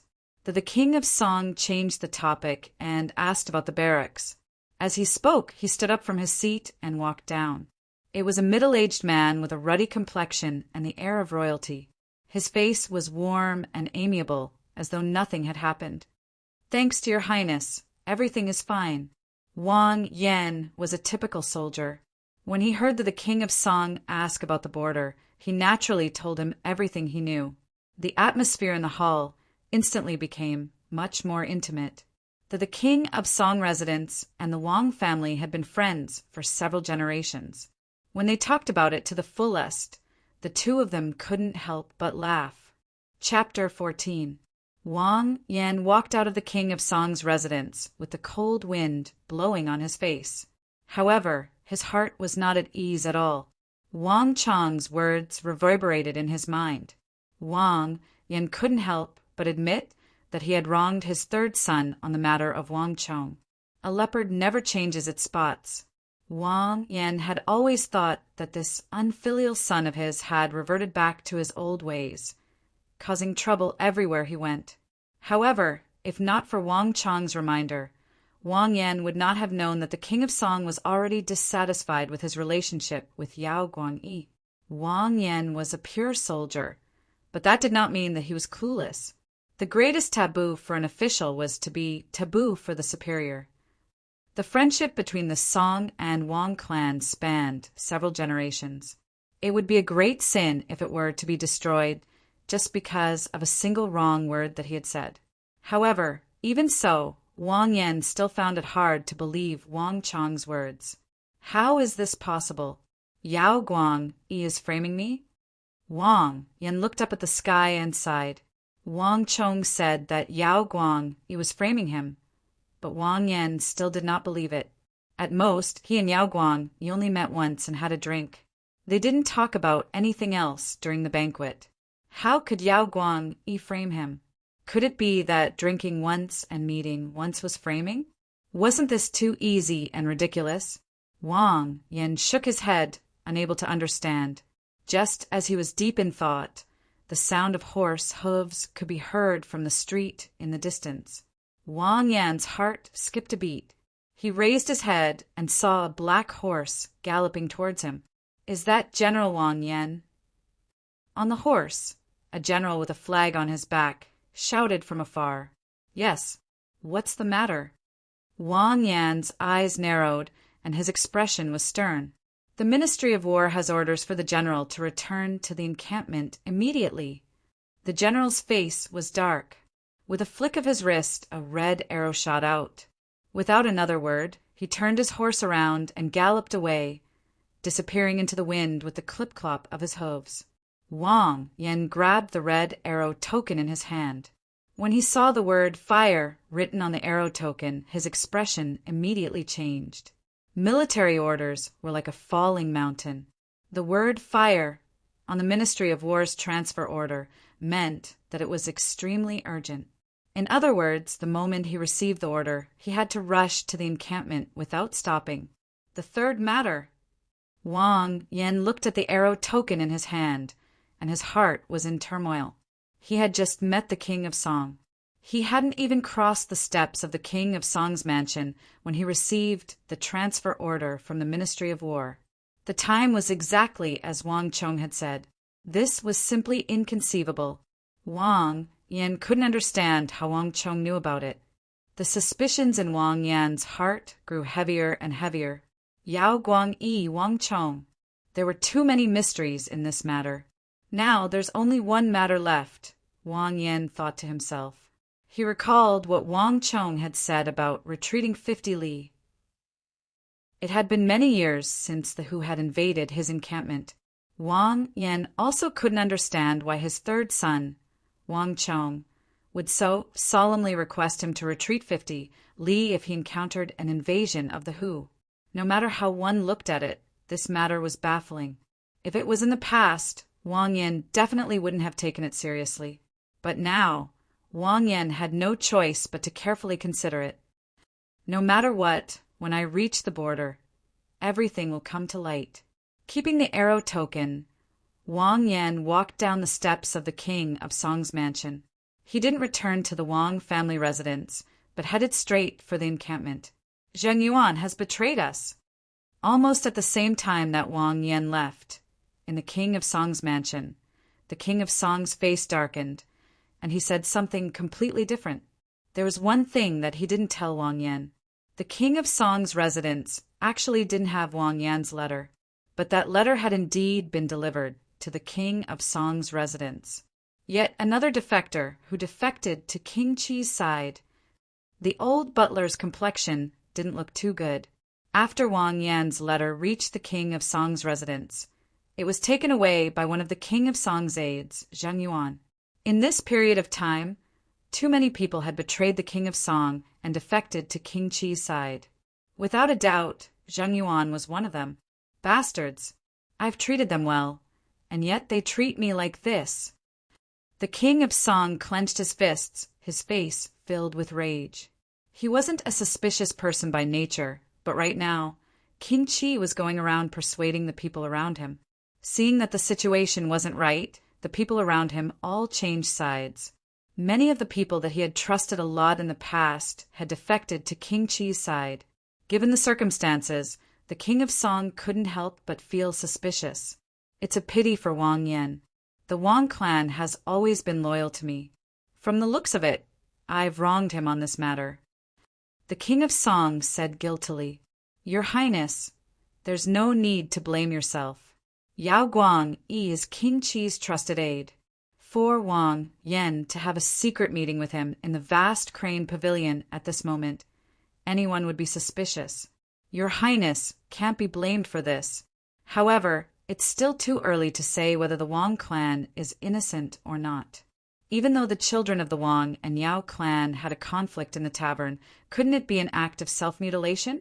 It can't be that Your Highness has forgotten about the matter with Zhou Chang back then? The old butler spoke without any change in his expression. Wang. Hearing those words, the king of Song's complexion immediately changed. The matter with Zhou Chang was something that happened during the reign of the previous emperor. Because of this matter, countless officials in the royal court were demoted. Even the king of Song's father, the king of Song, was implicated and spent 3 months in the imperial prison. The lineage of the king of Song residence was nearly stripped of their nobility due to this matter. As such, the king of Song had a deep impression of this matter. You mean to say the king of Song's face twitched. His relaxed brows knitted together once more as he fell into deep thought. I didn't say anything. Your Highness is a kind person. If the Wang clan remains loyal to you, that would be a good thing. However, Your Highness has to be wary of it. After all, it's hard to tell what is in a person's heart. If the Wang clan is indeed wronged in this matter, Your Highness is willing to compensate them however you want. However, it isn't wise for us to jump to conclusions now. The old butler said impassively.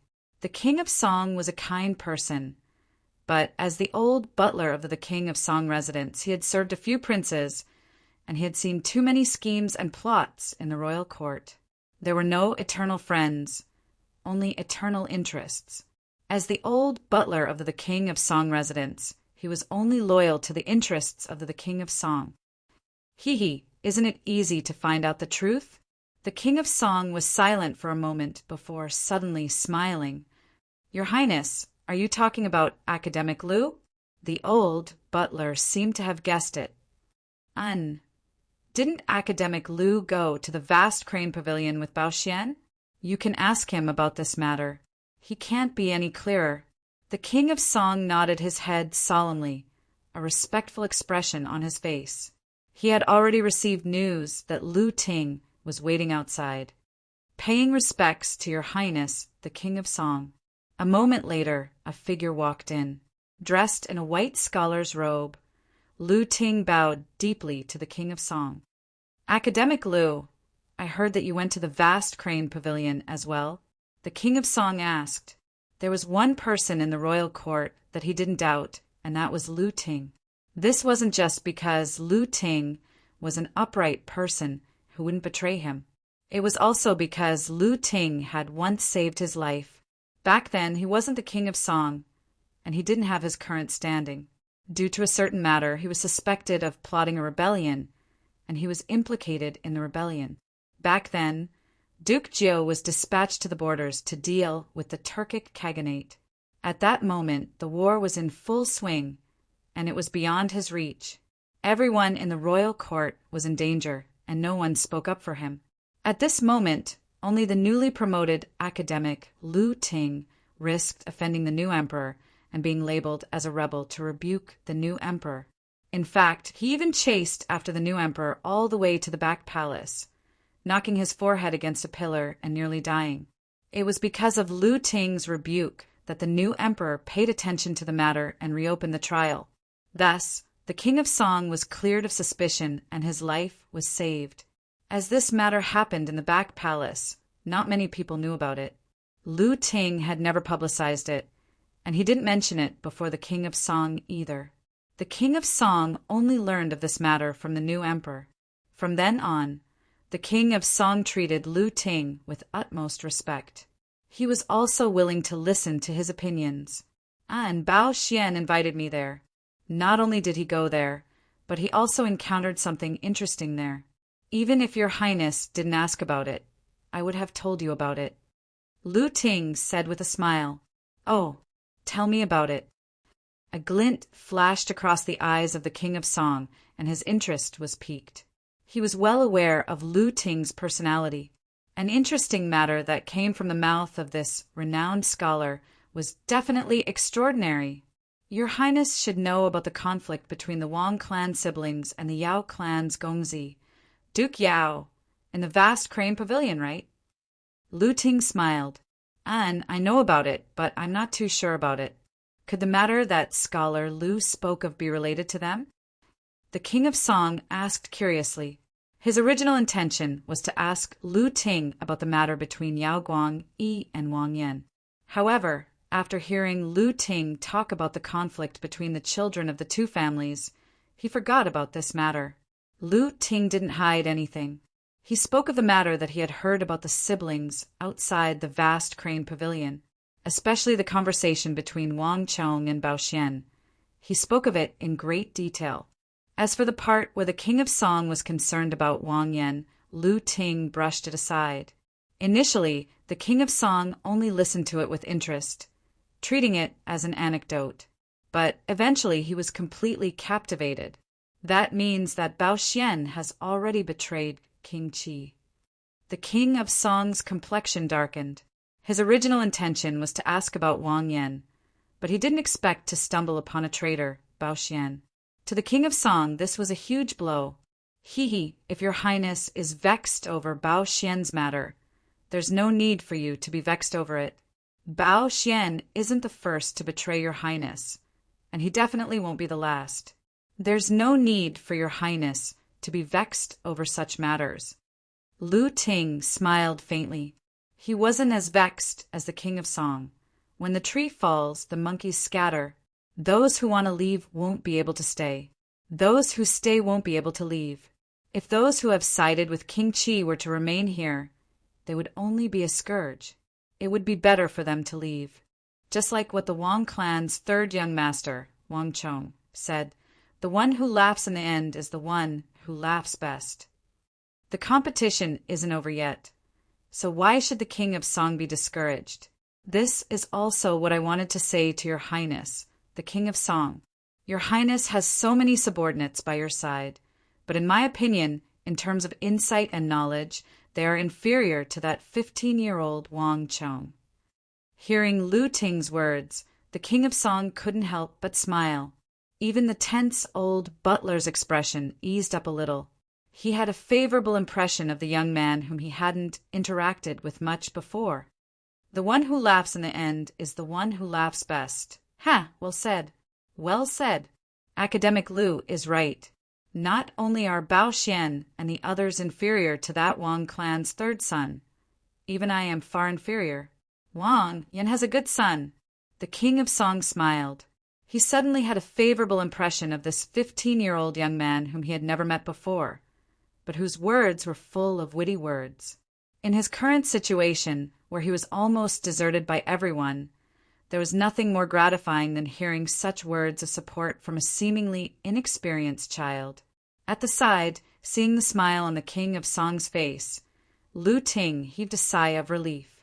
He had served the King of Song for many years and knew how difficult the latter's situation was. In his heart, he really hoped that the latter could get past this hurdle. Speaking of that Wang clan's third son, Lord Lu seems to favor him quite a bit. The King of Song looked at Lu Ting and suddenly said with a smile, "That's right." Lu Ting didn't avoid the topic. In front of the King of Song, he frankly admitted that Wang Chong is indeed not simple to have such insight and knowledge at such a young age. In time, his future will be limitless, and he might even become an important figure in the imperial court. The King of Song and the Wang clan have always been on good terms. With the Wang clan's Qilin son, the King of Song will definitely have a great help in the future.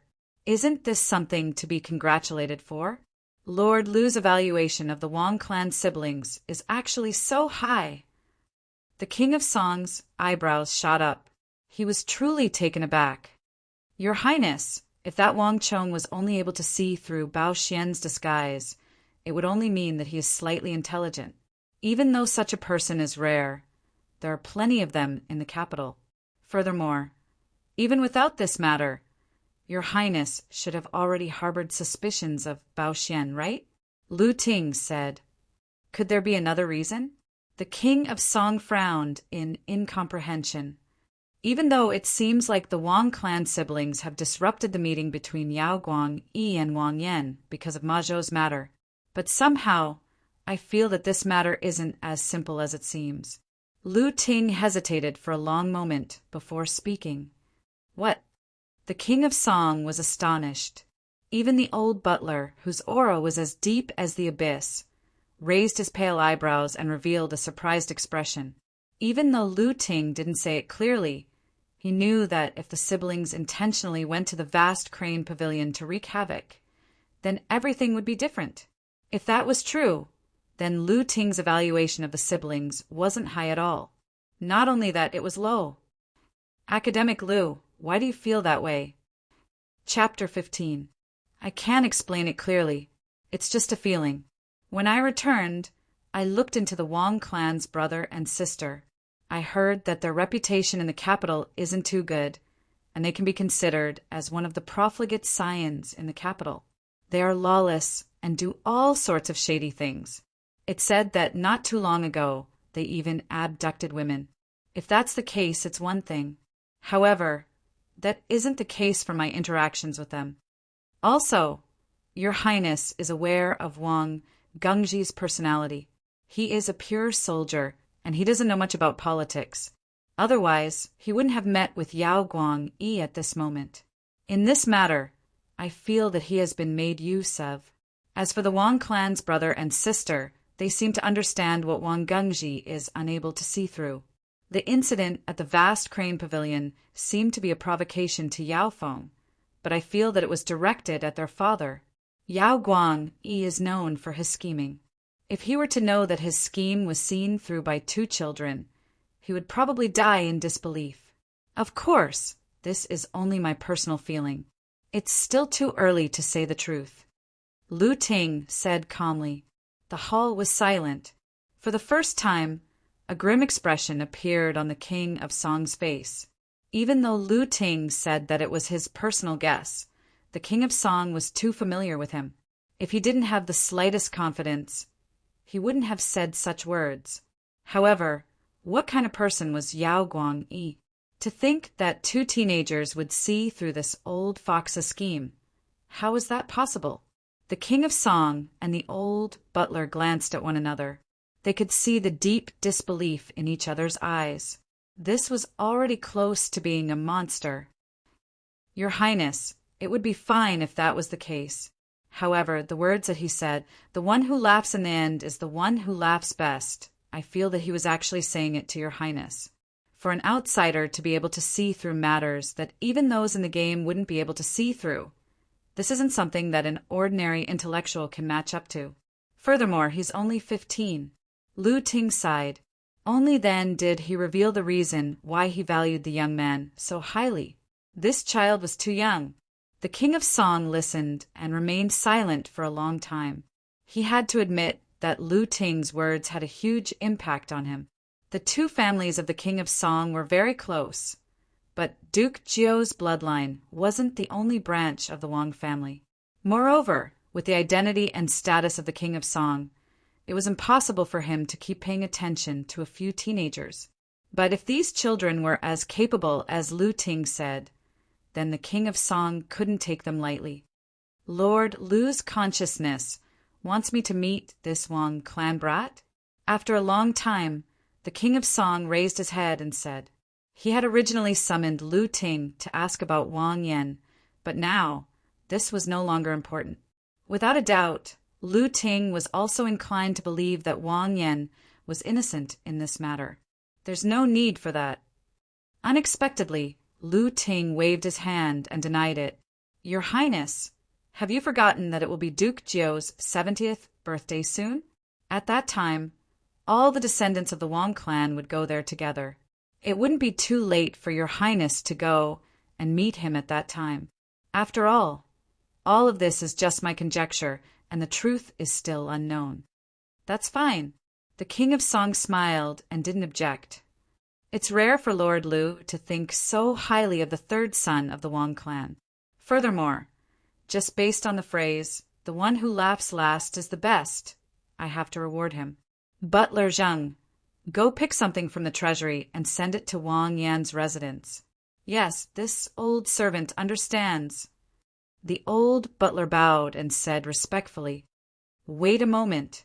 The king of Song seemed to have thought of something and hesitated for a moment. It's getting late. Let's send it over tomorrow.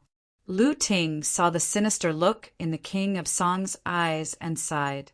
He knew that the king of Song still didn't completely trust Wang Yan, but this time Lu Ting didn't say anything. As the saying goes, a long journey reveals a horse's stamina, and time reveals a person's life. Whether or not Wang Yan had betrayed the Wang clan, whether or not the Wang clan had colluded with King Qi, and what had happened on the Crane Pavilion, all of this would come to light with the passing of time. As for Bao Xian and Zheng Yuan, I treated them well, but they plotted against me at this time and betrayed me to side with King Qi. Such ungrateful people. If I don't punish them, I won't be able to vent my anger. I can't deal with King Qi, but can I deal with Bao Xian and Zheng Yuan? Aren't Ling Nan and Ma Bei lacking a few scholars? Let him spend the rest of his life there. The king of Song's eyes turned sinister as he spoke. The struggle in the imperial court was fraught with danger, treading on thin ice and deciding life and death with a single word. These were not just empty words. Although the king of Song was currently deserted, he wasn't at the point where he was a tiger that had fallen from grace. If a tiger didn't show its might, it would be treated as a sick cat. In the past, he was too benevolent, which was why he was betrayed by so many people. But now, the king of Song didn't want to put up with it anymore. Swish, swish, swish. Picking up his brush, the king of Song hurriedly wrote a memorial to the throne. No one knew that the future of Bao Xian and Zheng Yuan had been decided in just a few strokes. But this time, whether it was the old butler or Lu Ting, no one said anything. Even King Qi wouldn't be able to do anything, let alone fight with the king of Song for the sake of Bao Xian and Zheng Yuan. This was the bloody politics of the imperial court. The carriage rumbled. Wang Chong didn't know what had happened in the King of Song's residence and didn't care about it. Sitting in the carriage on his way back, Wang Chong's mind was in turmoil as he began to think about other things. He had done what he needed to do for his father. Not long after, when Yao Guang led his troops and appeared in his father's territory, the truth would be revealed. Next, it was time for him to carry out the second step of his plan. A just cause enjoys abundant support, while an unjust cause finds little support. The incident at the vast crane pavilion had clearly illustrated this point. His little sister was born with incredible strength, but when she met with Yao Feng and a bunch of thugs from the Yao residence, she couldn't help but be flustered. His previous life's experience had also illustrated this point. If not for his lack of troops, he wouldn't have ended up in such a state. If he wanted to fulfill his wish and change the fate of the Wang clan and the Tang dynasty, he had to be like Yao Feng and gather his own forces. Only with great strength and many followers would he be able to change this perilous empire. But to achieve all of this, he had to possess immense wealth. Wealth that could rival a country. Money makes the world go round. The more talented a person was, the more rebellious he would be.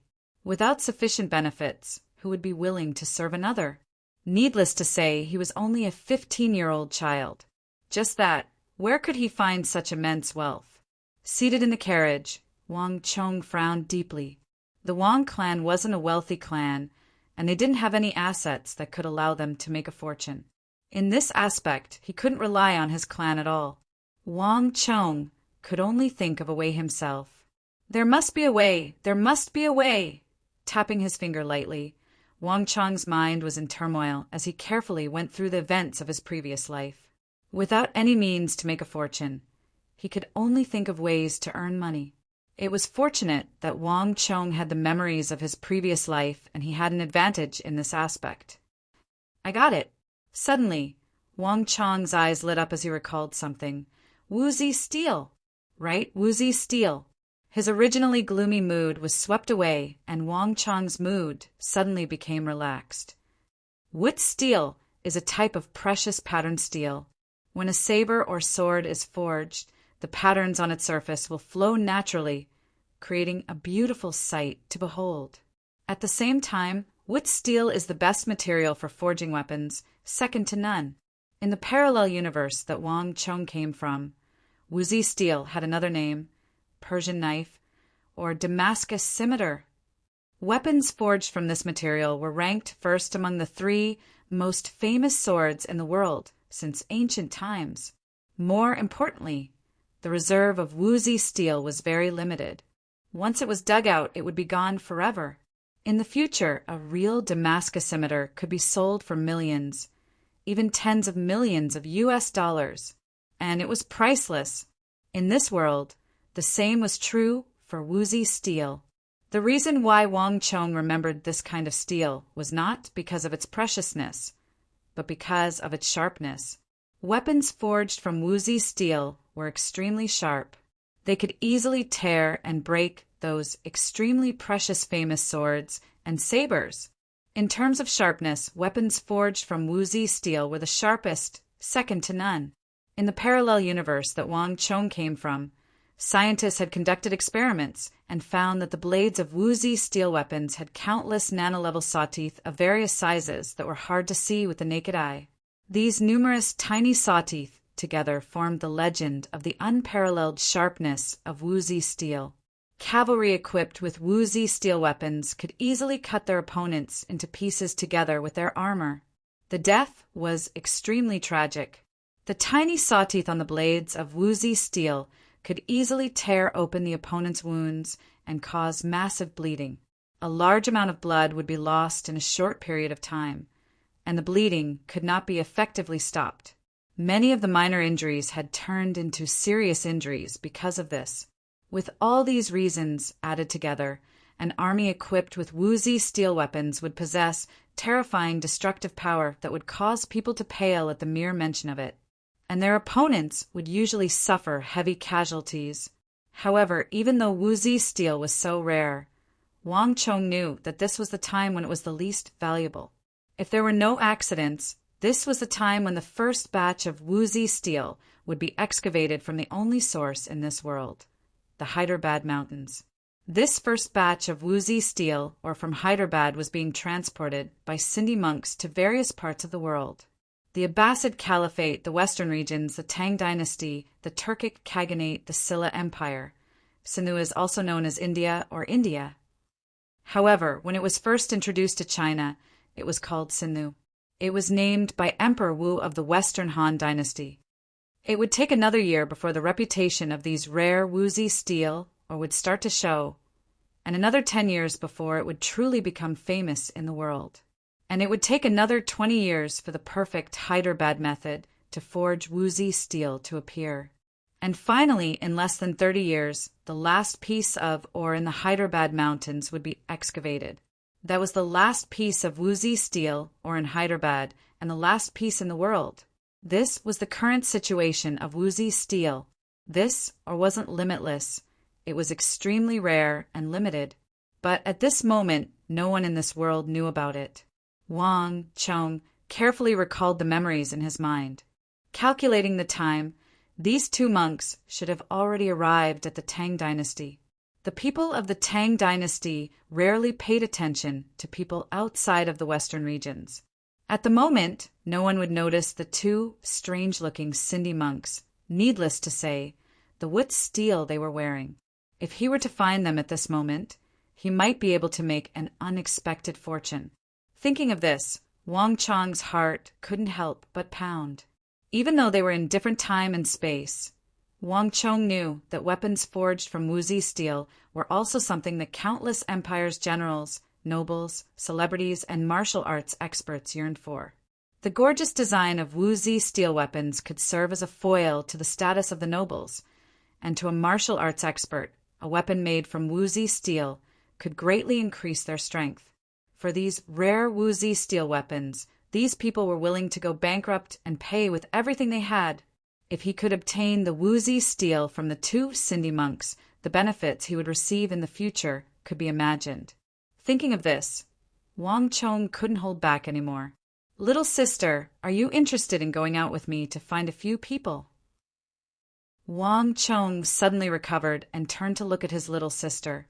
"Ah, still going out?" Wang Xiaoyao's eyes widened in shock. She remembered that her father had said that if they were to go out recklessly, he would break their legs. "Why, are you afraid?" Wang Chong said, "I'm not afraid." As expected, the Wang family's little sister fell for it. Wang Chong chuckled. Bringing his little sister, this free bodyguard, he turned around and headed towards the area where the Hu of the Western regions resided. Chapter 16. Vermilion Bird Street was bustling with people. Sitting in the carriage, Wang Chong parted the curtains and looked around. There were many blue-eyed, red-bearded who shuttling through the streets.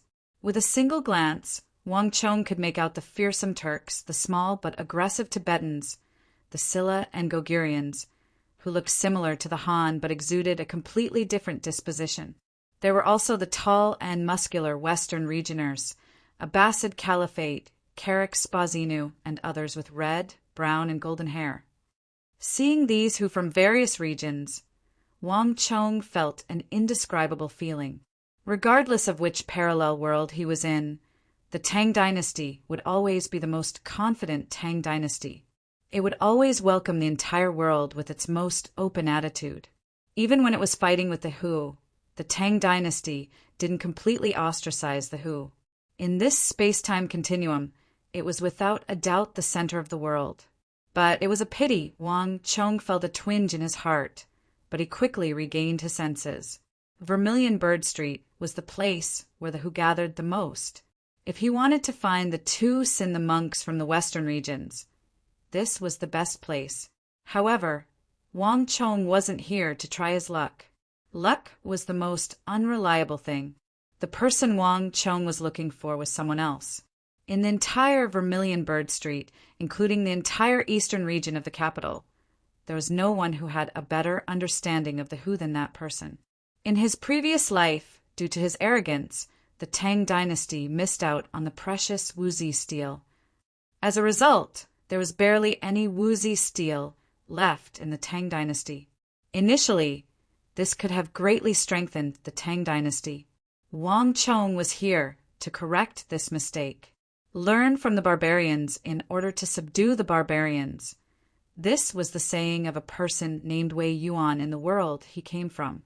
Humans were divided into barbarians, but technology wasn't. This was even more so for woozy steel. As long as he could change the tragedy of his previous life, Wang Chong didn't care where he came from. Go. The carriage made a turn, carrying Wang Chong and his sister into an inconspicuous alley. Oh, isn't this young Master Chong? As soon as Wang Chong walked in with his little sister, a smiling fat face immediately looked up from behind the counter. The chubby man grinned at Wang Chong, revealing a golden incisor that was very eye-catching. This was a pawn shop. Although it looked deserted and the fat man was the only one inside, it was a pawn shop. However, Wang Chong knew that the guy in front of him was filthy rich. If you don't open for business for 3 years, once you do, you'll eat for 3 years. He specialized in the pawning business of the who in the capital and the hedonistic scions. If anyone was short of silver or soft goods, they would come here to pawn them. This was especially so for the who. As guests in a foreign land, they would always be strapped for cash, and it was inevitable that they would come here to pawn their goods. Due to this reason, the chubby man was extremely well informed about the who in the capital, and he was given the nickname of Big Golden Tooth. Wang Chong had been idling around in the capital, befriending shady characters like Ma Zhou. However, it wasn't completely without benefits. Big Golden Tooth was one of the useful friends that Wang Chong befriended. Even though he felt the pinch, Wang Chong gritted his teeth. Pa! He placed an ingot of silver on the table. Big Golden Tooth never did things for free. In order for him to speak, he had to cut some flesh every time. I'm here to buy some news. A few Buddhist monks from Sindha have arrived in the capital. They are bald and wearing a large kasaya. They are easy to recognize. I want to know where they are. Wang Chong said, Hee, young Master Chong is indeed forthright, as expected of the descendant of Duke Jiao. Sindhi monks? Why is young Master Chong looking for them? These fellows speak strangely, and they often persuade others to believe in their religion. Young Master Chong should avoid greeting them. Furthermore, even if young Master Chong is looking for them, it is already too late. These fellows have already returned to Sinu a few days ago. Big Golden Tooth smiled happily. As he caressed the silver ingot, he lowered his head and spoke to Wang Chong. What? Upon hearing those words, Wang Chong's heart skipped a beat and he widened his eyes. They've returned? Even though Wang Chong had expected that the 2 monks would have arrived at the Tang dynasty, he didn't expect that the 2 Buddhist monks would have already returned. Indeed, they took the carriage of the Zhawu from the White Agate jewelry shop to the west of the city. If young Master Chong has any business with them, you can head west along the main road. You might be able to catch up to them, Big Golden Tooth said. Wang Chong shook his head. After leaving the capital, heading west would be the vast mountains and deserts. A journey of 3 days was more than sufficient for them to walk out of the Jade Gate Pass. The world was so vast. Where could he find a carriage that could carry 2 Buddhist monks?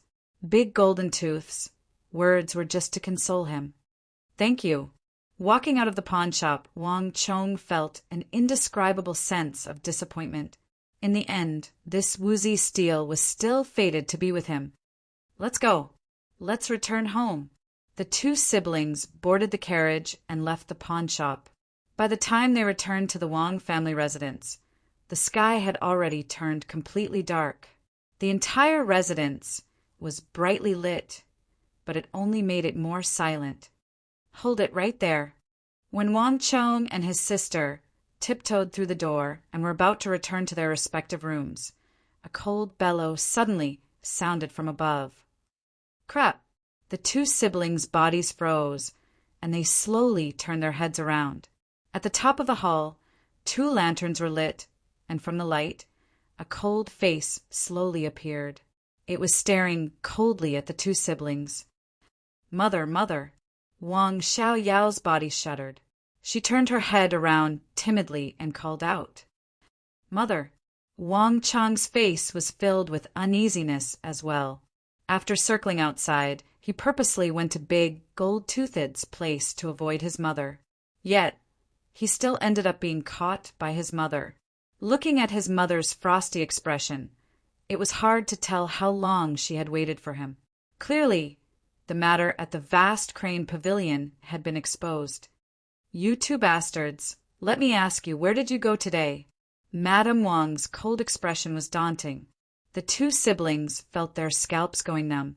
In the Wang family, even though Father Wang was strict, he spent most of his time outside and didn't have the time to discipline them. The one who was truly in charge of the two siblings was their mother, Zhao Shuhua. Other families had a loving mother and strict father, but the Wang family had a strict mother and loving father. Compared to their mother, their father was much more loving. We went to the vast crane pavilion." Wang Chang's heart trembled. Knowing that he couldn't hide it from his mother, he could only brace himself and reveal the truth. "Went to the vast crane pavilion? You only went to the vast crane pavilion?" Madame Wang slammed the sandalwood table fiercely. "Pum!" Wang Chang's knees caved in. He didn't argue any further and knelt down. "I'm sorry, mother. I was wrong on this matter." Wang Chong knew what his mother was angry about. Regardless of whether it was in this life or his previous life, what Wang Chong couldn't bear to see was his mother's disappointment. Even though she looked strict on the surface, after his previous life, Wang Chong knew that she was as weak as anyone else in her heart. She loved this family deeply as well. Because she had lost something, she cherished it. In his previous life, when his mother's frail body slowly collapsed before him, Wang Chong felt a sharp pain in his heart. As such, when Wang Chong was reincarnated in this life, he swore to himself that no matter what reason he had, he would never anger his mother and make her grieve and cry for him. Wrong? Are you only wrong? Madame Wang trembled in anger. It's one thing for you to mess around, but to bring your little sister to the vast crane pavilion as well. Do you know that the Yao clan's old master, Yao, has already reported our family to His Majesty and your grandfather? This matter has already caused a huge uproar in the capital. After the morning court session ended, your big uncle didn't even return home. Instead, he paid us a visit in anger and questioned us on what we were up to and whether we were intending to cause the death of the entire Wang clan. What? Wang Chang's body trembled. He lifted his head abruptly in shock. In his previous life, he wasn't involved in this matter at all. Thus, he didn't expect that the Yao clan's old master Yao would report him and his little sister to His Majesty. In fact, even his big uncle had come to question them. How could this be? Wang Chong muttered to himself as waves of shock surged in his heart. He thought that Yao Guang wanted to frame his father and drive a wedge between his father and the King of Song. Logically speaking, he wouldn't blow this matter up, at least not to the point where the current emperor would know about it. However, Wang Chong realized that he had underestimated a person, and that person was the Yao clan's old master Yao. If Yao Guang was said to be a sly old fox, then this old fox was groomed by the Yao clan's old master Yao. Compared to Old Master Yao, his ability to turn clouds and rain with one turn in the imperial court was not even 1/10 of Old Master Yao's. Wang Chong remembered clearly that in his previous life, Old Master Yao had a nephew who bribed an official in the royal court. In the end, this official with the surname Wei went to the Holy Emperor and reported his nephew. Originally, in the royal court, if such a thing happened to an official, his political career would basically come to an end. However, in the end, Old Master Yao's methods were heaven-defying. In the end, not only did nothing happen to him, the official who reported him was even demoted. As for that nephew, he was naturally acquitted and the matter was left unsettled. This matter left a deep impression on Wang Chong. Be it in his previous life or this life, he had heard his father, eldest brother, and second brother mention it many times. Thus, Even though he had never met this old Master Yao before, Wang Chong had a huge taboo towards this old Master Yao. The way he did things was unfathomable and couldn't be judged based on common sense. Wang Chong knew that in this matter he had only paid attention to Yao Guang Yi and neglected the hidden old master Yao of the Yao family. Old Master Yao and his grandfather had never been on good terms. The two of them were political rivals, and this relationship had been going on since the previous dynasty. Furthermore, Yao Feng was doted on by Old Master Yao. In his previous life, Old Master Yao even went to the Holy Emperor to seek an official position for his grandson. It wasn't surprising that he would do such a thing. Thinking about it, it wasn't surprising that Old Master Yao would bring this matter to the Holy Emperor in order to deal a blow to his grandfather. What surprised Wang Chong the most was Big Uncle. Big Uncle and his father didn't have a good relationship. Different from his father, Big Uncle wasn't a military general. Instead, he held an official position in the royal court. His status was high and his authority was immense. His grandfather's old friends and disciples, as well as his influence in the royal court, were all inherited by Big Uncle. Thus, he looked down on his father, Wang Yan, as well as his siblings, who were of a lower status than him. Wang Chong's other uncles and aunts were meek and submissive. However, Wang Chong's father, Wang Yan, was a soldier and had an upright character. Thus, there were many times when he would go against his father and get into conflict with him. Thus, the relationship between Big Uncle and his father was the worst. Wang Chong had never liked him in his previous life. He just didn't expect that because of the matter between him and his little sister, Wang Chong would pay a visit personally. You still don't know. Madame Wang's hearing was much sharper than Wang Chong imagined. Hearing his muttering, she was even more furious. It's not like you don't know about the relationship between your uncle and your father. He has never liked your father. Your grandfather's 70th birthday is coming up soon.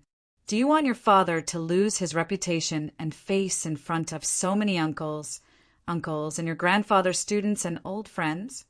At the end, Madame Wang felt bitter and her eyes reddened. Tears were about to fall from her eyes. Yesterday, she thought that her child had finally grown up. She didn't expect him to barge into the vast crane pavilion today and beat up the Yao clan Gongzi along with his little sister. This matter involved both the Yao and Wang clan, and this wasn't a small matter. Furthermore, the old master behind the Yao clan had even reported his father-in-law to the Holy Emperor. Chapter 17. The greater Madame Wang's expectations for Wang Chong, the greater the disappointment she felt at this moment. This wasn't just directed at Wang Chong, it was also directed at herself. If she hadn't been overly lenient toward Wang Chong, things wouldn't have developed to such an extent. Mother, I'm sorry. I know my mistake. Wang Chong knelt on the floor and lowered his head, blaming himself. Even though he did this for his father and the Wang clan, and Wang Chong didn't think that he was wrong, his mother was completely unaware of this matter. Wang Chong had no way to explain everything to her. Everything would have to wait for half a month later. Only when his father discovered Yao Guangyi's scheme would his mother understand his painstaking efforts. Mother, little brother isn't in the wrong on this matter. Suddenly, a stubborn voice sounded from the side. It was as clear as a silver bell. Hearing her little brother constantly admitting his mistakes despite being wronged, Wang Xiaoyao couldn't take it anymore and stood up. Even though she was afraid of her mother, Wang Xiaoyao couldn't bear to see her little brother being wronged. This matter isn't little brother's fault. Why do you have to say that little brother is in the wrong? Wang Xiaoyao stared at her mother stubbornly and said indignantly, "What did you say?" Madame Wang was taken aback. She widened her eyes and trembled in anger. "You still dare to talk back?" "Little sister, stop it." Wang Chong was also taken aback. He hurriedly pulled his little sister's hand, but this time his little sister actually shook him off. Why can't I say it? Wang family's little sister's stubborn temper flared up. This time, she didn't listen to Wang Chong at all. That Yao Feng instigated Ma Zhou to frame little brother for kidnapping a lady. So little brother and I went to teach him a lesson. Is this also wrong? What? You said that Yao clan's Yao Feng instigated Ma Zhou to harm your brother? Madame Wang was truly shocked this time. She looked at the kneeling Wang Chong and the stubborn Wang Xiaoyao. Clearly, she wasn't aware of this matter. Of course, I saw it with my own eyes. That fellow Ma Zhou has already admitted it, Wang Xiaoyao said confidently. The thoughts of a 10-year-old girl were innocent. Until now, she still thought that the reason why Wang Chong brought her to the vast crane pavilion to teach Yao Feng a lesson was to exact vengeance, repaying kindness with kindness and enmity with enmity. In this matter, he completely supported his little brother. Madame Wang was originally furious, but at this moment, her anger suddenly subsided. She looked at the two siblings in a daze, unable to say a word. Initially, Madame Wang didn't believe that Wang Chong would kidnap a lady. Her son might be stubborn, disobedient, or loafing around. But Madame Wang believed that no matter how bad he was, it was impossible for him to be so bad that he would do such a thing. The reason why he was teaching him a lesson was because, regardless of whether Wang Chong had done it or not, his reputation as a rapist had already spread, and even the Wang family's reputation had been affected. The people outside wouldn't care about the truth. They would only know that this matter was done by Wang Chong, and the Wang family was the descendant of the Wang family. Really? Madame Wang asked. However, she wasn't looking at Wang Xiaoyao, but at the kneeling Wang Chong. Wang Chong hesitated for a moment before nodding his head. Even though he didn't come to the vast crane pavilion for vengeance, his little sister's words weren't wrong. Sigh. Madame Wang sighed deeply. Suddenly, she was at a loss for words. Wang Chong and his sister had caused such a huge trouble, implicating the Yao and Wang family, and even reaching the ears of the emperor. Logically speaking, they should be taught a lesson. However, Yao Feng made use of Ma Zhou to plot against Wang Chong, causing Wang Chong's reputation in the capital to fall to the ground. Infuriated, Wang Chong brought his little sister to the vast crane pavilion to teach him a lesson. This was understandable. Even though Madame Wang didn't like Wang Chong and his sister causing trouble everywhere, her husband was, after all, a general who guarded the borders. Madame Wang didn't wish for her child to be a coward who was afraid of everything. From this aspect, Madame Wang didn't think that there was anything wrong with the actions of Wang Chong and his sister. Stand up. Madame Wang sighed. I will explain this matter to your big uncle personally. As long as this matter isn't your fault, even if the emperor were to ask about it, we will be able to answer to him. Thank you, mother. Wang Chong stood up and heaved a long sigh of relief. Turning to look at his little sister, Wang Chong couldn't help but feel grateful. At this moment, Wang Chong couldn't help but feel glad that he brought his little sister along for this operation. Otherwise, this matter would be difficult to resolve. Not bad, right? Seeing that her brother was looking at her, the Wang family's little sister lifted her proud little face without any humility. Wang Chong grinned and secretly gave her a thumbs up to satisfy his little sister's arrogance. She was his little sister after all. He didn't dote on her for nothing. However, even though this matter is Yao Feng's fault, the two of you are too much. At this moment, the voice of their mother, Zhao Shuhua, echoed in their ears. Hearing their mother's voice, the faces of the siblings immediately collapsed. Especially you. As a girl, how can you fight with others like a boy? How unsightly is that? Madame Wang's gaze turned to look at Wang Xiaoyao, who had talked back to her and reprimanded her once more. Yes, Yao knows her mistake. The Wang family's little sister's face darkened. With a, I knew it would turn out like this expression, she lowered her head and kicked the ground out of boredom. Her mother's words went in one ear and out the other. If such a thing happens again, tell your brother that you won't go. If he dares to say anything else, tell me, and I will break his legs. Madame Wang didn't let go of this opportunity to discipline her and continued to nag.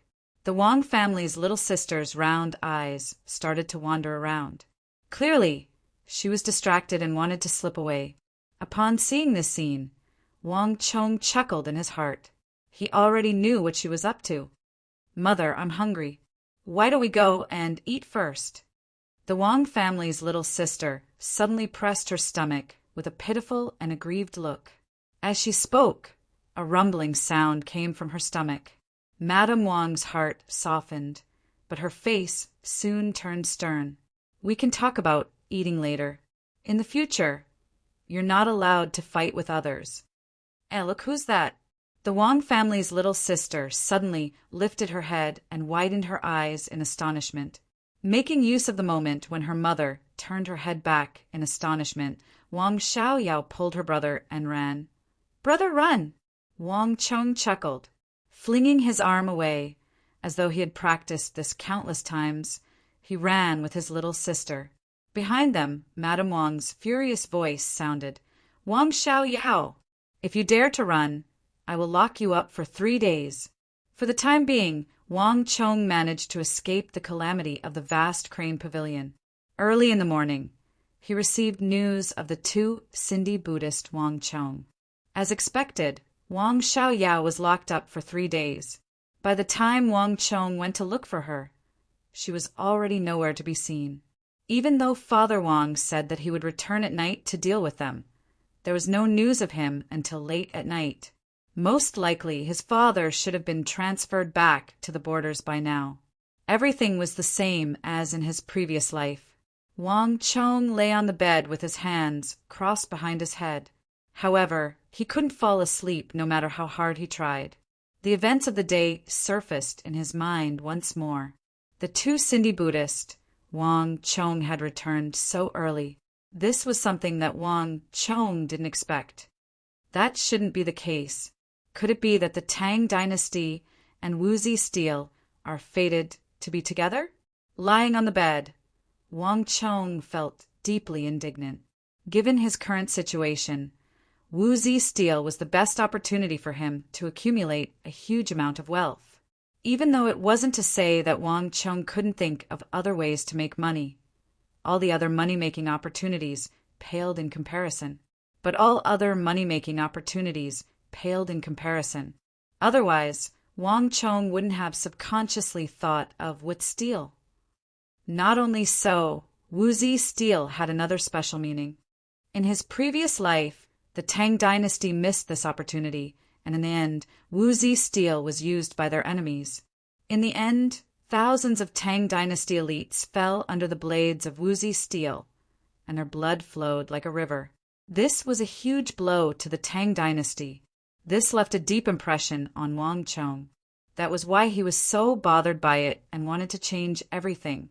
In this life, Wuzi Steel had just appeared and wasn't well known. This was an excellent opportunity to make use of it. Wang Chong originally thought that he could make good use of this opportunity to accumulate a fortune for himself and benefit the Central Plains. However, he still failed. What is going on? Could it be that because of my rebirth, the Tang dynasty couldn't even get a tiny bit of Wuzi Steel in the end? Wang Chong laid on the bed, feeling that something was amiss. It seemed that he had neglected something important. Wang Chong didn't think that there was anything wrong with making use of other people's strengths. In his mind, Wang Chong carefully recalled the incident regarding Wuzi Steel in his previous life. In his previous life, Wang Chong clearly remembered that there was a clan that came into contact with the 2 Sindhi Buddhist monks and purchased some Wuzi Steel from them at a high price. If the 2 Sindhi monks were to return now, wouldn't that mean that the clan wouldn't be able to purchase the Wuzi Steel, and all of this wouldn't have happened? Wang Chong's mind was in turmoil, and he couldn't make sense of it. Something isn't right.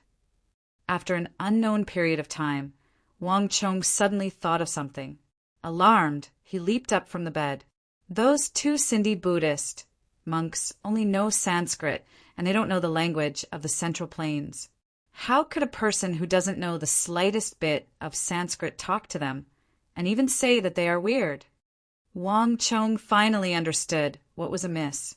Sinu was located to the west of the western regions, far away from the Central Plains. The monks there rarely came to the Central Plains. Even if they did, the majority of the Sindhi monks who came here knew the language of the Central Plains, and they had no problem communicating with them. However, these two Sindhi monks were different. They only knew Sanskrit and nothing else. Even the who beyond the Great Wall and the who of the western regions couldn't understand their language. It was precisely because of this that no one knew what they were up to, and even more so, no one knew that they were selling woozy steel. Thus, when the matter of woozy steel was exposed, it caused such a huge uproar. Someone once said that if only those who knew Sanskrit in the Tang dynasty weren't so rare, if only someone could ask those Sindhi monks, if only the woozy steel from Hyderabad could be used by the Tang dynasty, then the strength of the Tang dynasty would be completely different, and it would become even more powerful. Big Golden Tooth said that they spoke in a weird manner, and if he had never met them, he wouldn't have said that. That's not right. The people Big Golden Tooth saw were Tocharian monks, not Sindhi monks. Wang Chong contemplated for a moment, and suddenly he recalled a story from his previous life and came to a realization. The Tocharians and Sindhi were neighbors, and they also believed in Buddhism. Furthermore, they built a huge reclining Buddha statue, which was extremely spectacular. Furthermore, there would often be many Tocharian monks coming to the Central Plains to spread their teachings. As the Tang dynasty didn't have much understanding of the countries in the far west, in this era, people would often confuse the Tocharian monks with the Sindhi monks, and even think that the Tocharians were Sindhi and the Sindhi were Tocharians. When Big Golden Tooth said that these people spoke in a weird manner, he was clearly talking about the Tocharians. Thinking of this, Wang Chong was overjoyed, and the knot in his heart was instantly swept away. If the people Big Golden Tooth saw weren't Sindhi monks, that meant that the two Sindhi monks were still in the Tang dynasty, and they were still here. In other words, he still had a chance. In that instant, Wang Chong felt that every cell in his body was relaxing, and his heart was filled with joy. Even though Big Golden Tooth gave Wang Chong the wrong information, Wang Chong didn't come out empty-handed. White Agate Jewelry Shop. Wang Chong recalled the place that Big Golden Tooth mentioned. The Tocharians were far from the Central Plains, and when the monks there headed to the Tang dynasty, they would ride on the carriages of the Zhao people of the western region. In his previous life, Wang Chong knew that these people and horses were fixed.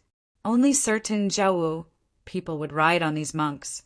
Sindhi and the Tocharians were neighbors, so there was only one way to get to the Tang dynasty.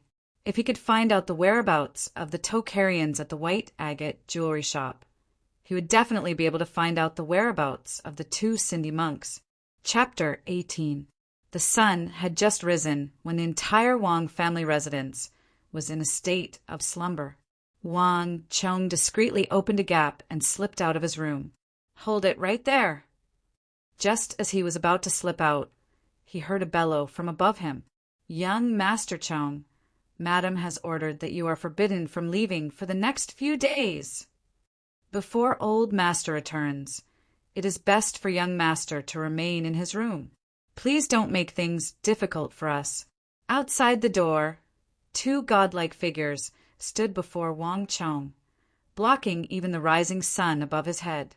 Lifting his head, Wang Chong immediately saw two familiar figures. With a cold expression, they stood guard outside the door with a stern expression. With a single look, anyone could tell that these two were loyal and impartial.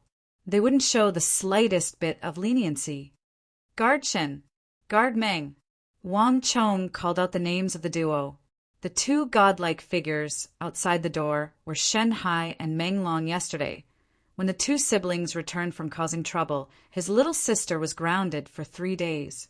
On the other hand, Shen Hai and Meng Long were sent to stand guard outside Wang Chong's room. Wang Chong learned of this on that very night. "Young Master Chong, there's no need to speak anymore. This is Madam's order. Please don't make things difficult for us," the two of them said coldly. Before Wang Chong could speak, they had already cut off all of his excuses. As they spoke, the two of them didn't even glance at Wang Chong. In the Wang family, Shen Hai and Meng Long weren't the only two guards. However, Wang Chong knew that these two held the highest standing in the family. The two of them were loyal to the Wang family. Other than his father and mother, no one else could order them around. His little sister was grounded, and his mother had sent Shen Hai and Meng Long to his door. Clearly, it was to keep an eye on him and prevent him from causing trouble like the previous time. If it was any other time, Wang Chong wouldn't mind staying at home for a few more days until his father returned. But time waits for no man. Calculating the time, the two Cindy monks would only be able to stay for another 15 days at most before returning. If he could not find them within this period of time and obtain the Wuzi steel from them, then the Tang dynasty would never be able to obtain such a treasure. Guard Shen, guard Meng. Wang Chong smiled and called out their names. Although the two people sent by his mother were very difficult to deal with, Wang Chong was confident that he could persuade them. I know you are loyal, so I won't make things difficult for you. If you don't want me to go out, I can stay. But have you ever thought about it? Mother can imprison me for a while, but can she imprison me forever? Sooner or later I will go out. Don't tell me that it doesn't matter if I get into trouble at that time. Ah.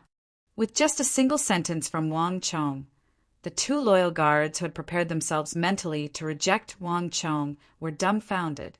The two of them stared at Wang Chong in bewilderment. Their mouths opened a few times, but they were unable to say a single word. Madame had said that young Master Chong must not be allowed to leave the house. Instinctively, the two of them thought that it would suffice as long as they followed her instructions. But at this moment, upon hearing Wang Chong's words, the two of them felt that something was amiss. Indeed, if young Master Chong were to get into trouble after the old master returns, would it really be unrelated to them?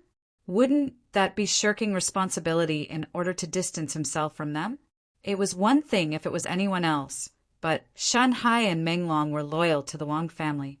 It was precisely because of this that they felt uneasy after hearing Wang Chong's words. The more they thought about it, the more they felt that Wang Chong's words might be true. In an instant, they couldn't help but feel anxious. I'm ashamed. Seeing the faces of the two reddening, Wang Chong apologized in his heart. The two of them were the most loyal guards of the Wang family. Wang Chong didn't wish for this to happen, but in order to obtain the Wuzi steel, as well as this opportunity for the Tang dynasty, he had no choice but to do so. Guards, there's no need to worry. I'm just saying it casually. I'm a descendant of the Wang family, and the Wang family is my home. Why would I harm him? Wang Chong's tone softened, and he changed his words to dispel the doubts of the two. Shen Hai and Meng Long heaved a long sigh of relief. Even the two of them didn't realize that with just a few words from Wang Chong, their mentality had changed drastically. At the very beginning, the two of them were absolutely ignorant and stone-faced. But now, they had unknowingly started to follow Wang Chong's train of thought. Indeed, young Master Chong is a descendant of the Wang family, so how could he harm the Wang family? Even though the two of them didn't say anything, they were nodding their heads in agreement. I know that Mother must have sent you two here because I got into trouble outside, but I believe that you two should know that I wasn't the one at fault for last night's incident.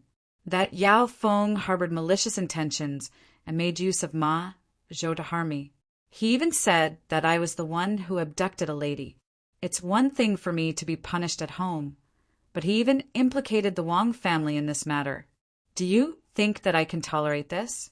Tell me, do you think that the descendants of our Wang family would fear him? Wang Chong said earnestly. Young Master Chong is right.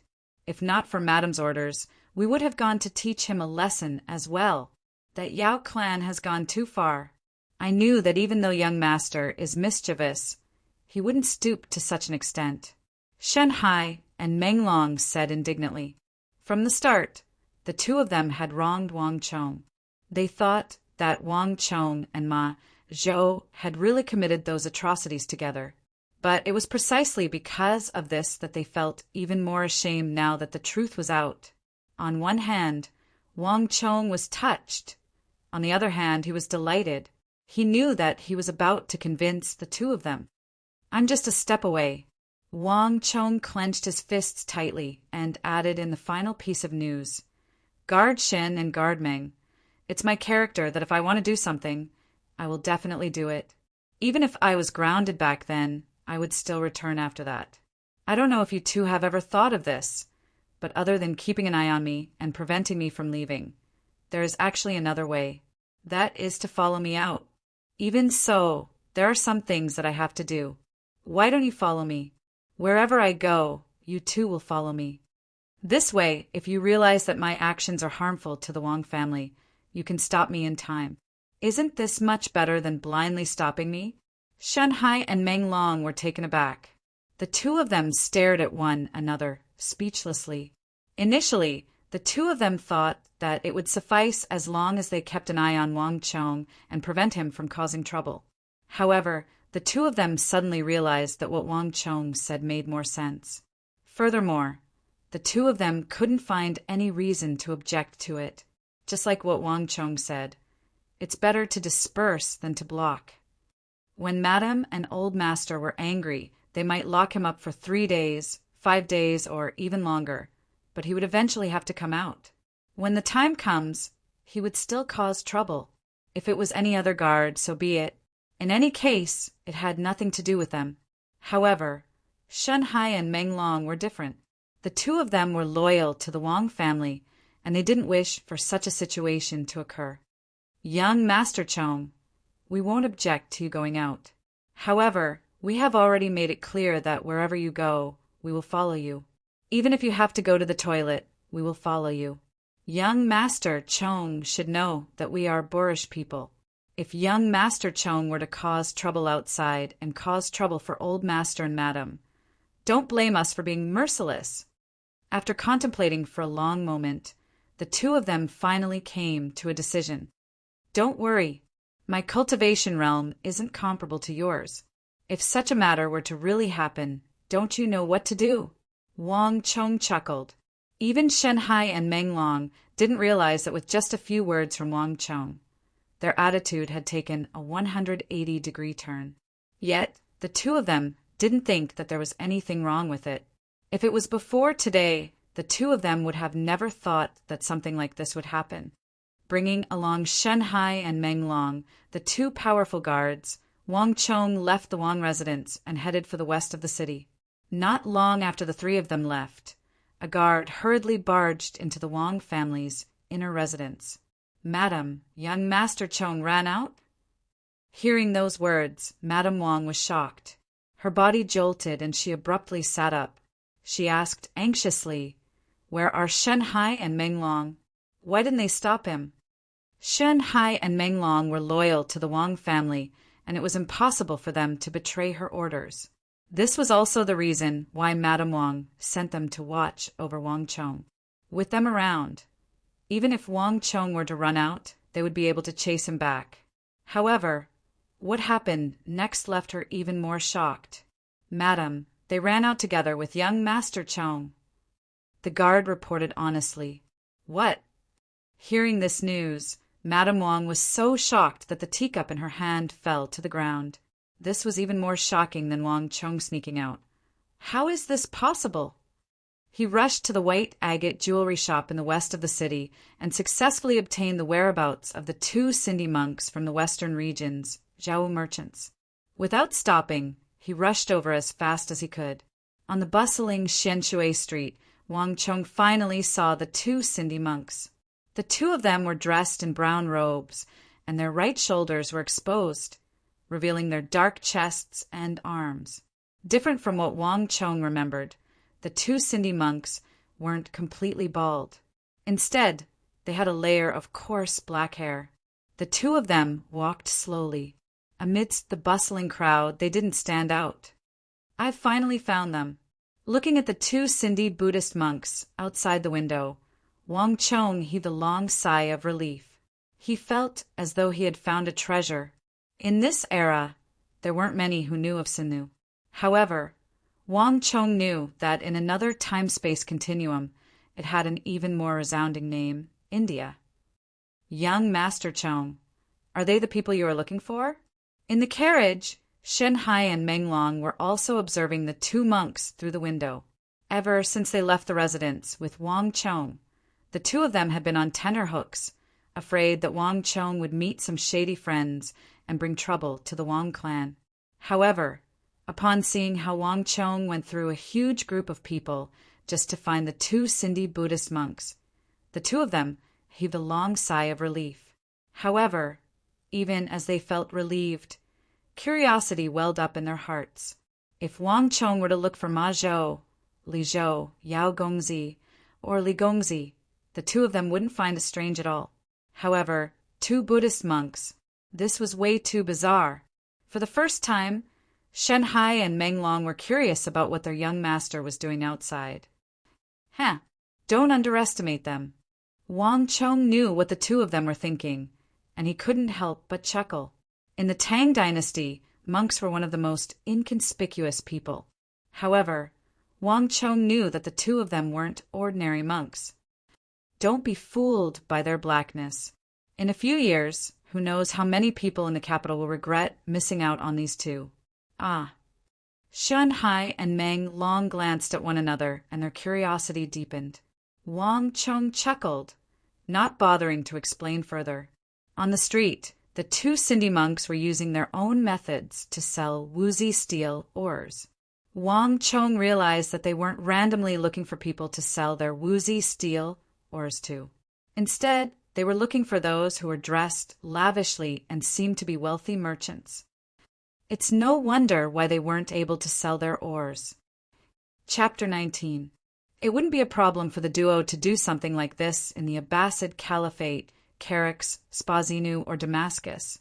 That was because, as long as it was a profitable business, the Abbasid merchants would do anything. Jewelry, spices, silk, tea leaves, porcelain, ores. As long as they could think of something profitable, they would dabble in it without any reservations. Even human trafficking was a part of the Abbasid Caliphate. However, this was the Tang dynasty, and not everyone was interested in the ore and smelting business. The duo had chosen the wrong target for their actions. Not to mention, how many people in the capital knew Sanskrit? Even if they had chosen the right target for their ramblings, the other party might not be able to understand their intentions. There was no question that their actions were a loss to them, but also a loss to the Great Tang. Perhaps they didn't harbor much hope for this trip from the very start. Perhaps they were already prepared to return empty-handed. I have to change everything.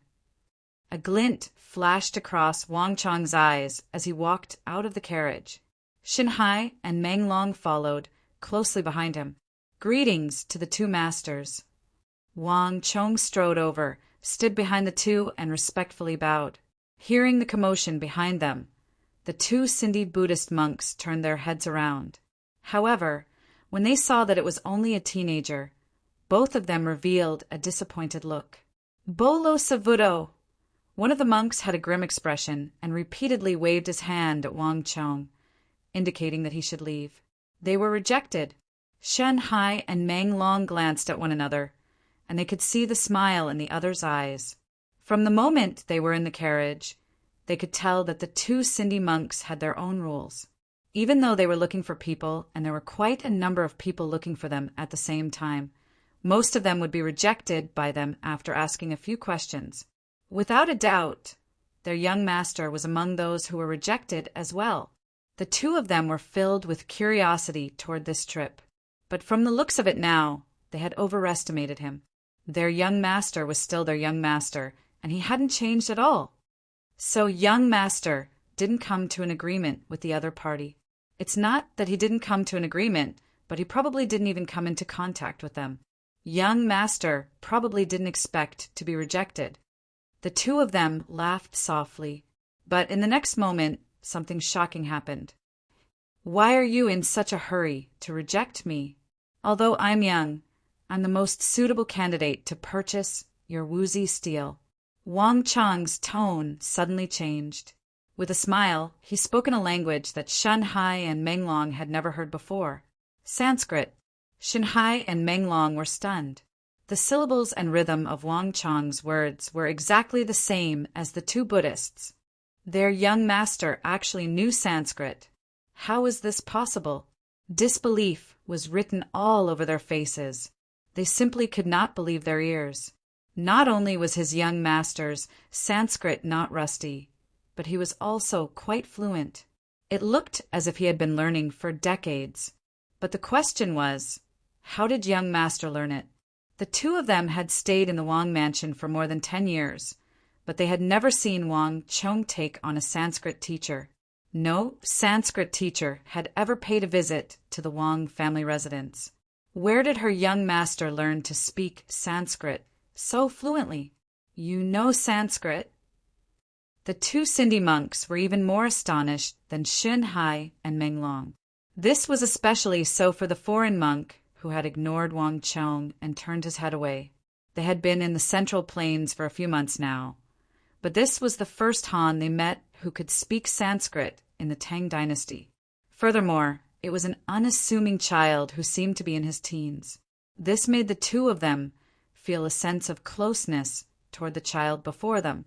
Can a child know Sanskrit? Wang Chong asked calmly. He learned Sanskrit 30 years later in his previous life. At that time, although there were many people like him who knew Sanskrit, it was not rare. But at this moment, he knew that he was probably one of the few people in the capital who knew how to speak Sanskrit. I won't hide it from you.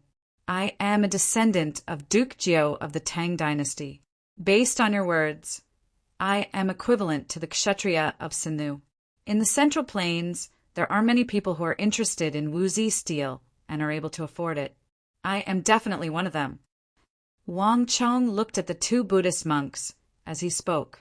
As he spoke, he took out a token, flashed it, and kept it. Do you see the two people at the back? They are the guards of my residence. Now you should believe me, right? The two Sindhi Buddhist monks stared at Wang Chong in astonishment. To think that this child would know of the existence of the Kshatriya of Sindhu despite his young age. But soon their faces darkened. Wuxi steel? I'm afraid that you are mistaken. We aren't selling Wuxi steel, but Hyderabad ores. Furthermore, the reason why we traveled so far to the Central Plains is to find a customer who is willing to buy our ores. Or perhaps a long-term business partner. Even if you can speak our Sanskrit, we won't agree to your request easily. The two of them said grimly. Wang Chong's face was filled with astonishment. This reply was out of his expectations. But what Wang Chong was more concerned about was another matter. Hyderabad ores. What you are selling isn't Wuxi steel, but ores. The two Buddhist monks nodded their heads seriously. Wang Chong was dumbfounded. This joke had gone too far. He thought that the two of them were selling finished Wuxi steel. He didn't think that they would be selling raw ores. But thinking about it carefully, the Hyderabad ores had only just appeared on the market. The name Wuxi steel would probably only appear in the world a few years later. In a moment of carelessness, he actually mentioned the name that would only appear in the world a few years later. Gongzi, the name Wuxi, doesn't seem to be from the Central Plains. This humble monk is knowledgeable and has been to many places, but I have never heard of this steel. May I know where Gongzi heard of it? The first Buddhist monk frowned and asked doubtfully, I heard that Sindhu's Hyderabad produced an incredible Wuxi steel. I thought that you were selling Wuxi steel. Of course. Wang Chong couldn't say that he heard of it in his previous life. Thus he casually replied, Oh. The two Buddhist monks were surprised. In the end, Wang Chong actually called Hyderabad ores as Wuxi steel. Sindhu only has Hyderabad ores. There isn't any Wuxi steel. Gongzi is probably mistaken. However, the name Wuxi steel is rather pleasant to the ears. If Gongzi doesn't mind, we hope to spread this name. Perhaps Wuxi steel can become the official name of Hyderabad ores. I don't mind. Wang Chong hurriedly waved his hands. However, a strange feeling welled up in his heart.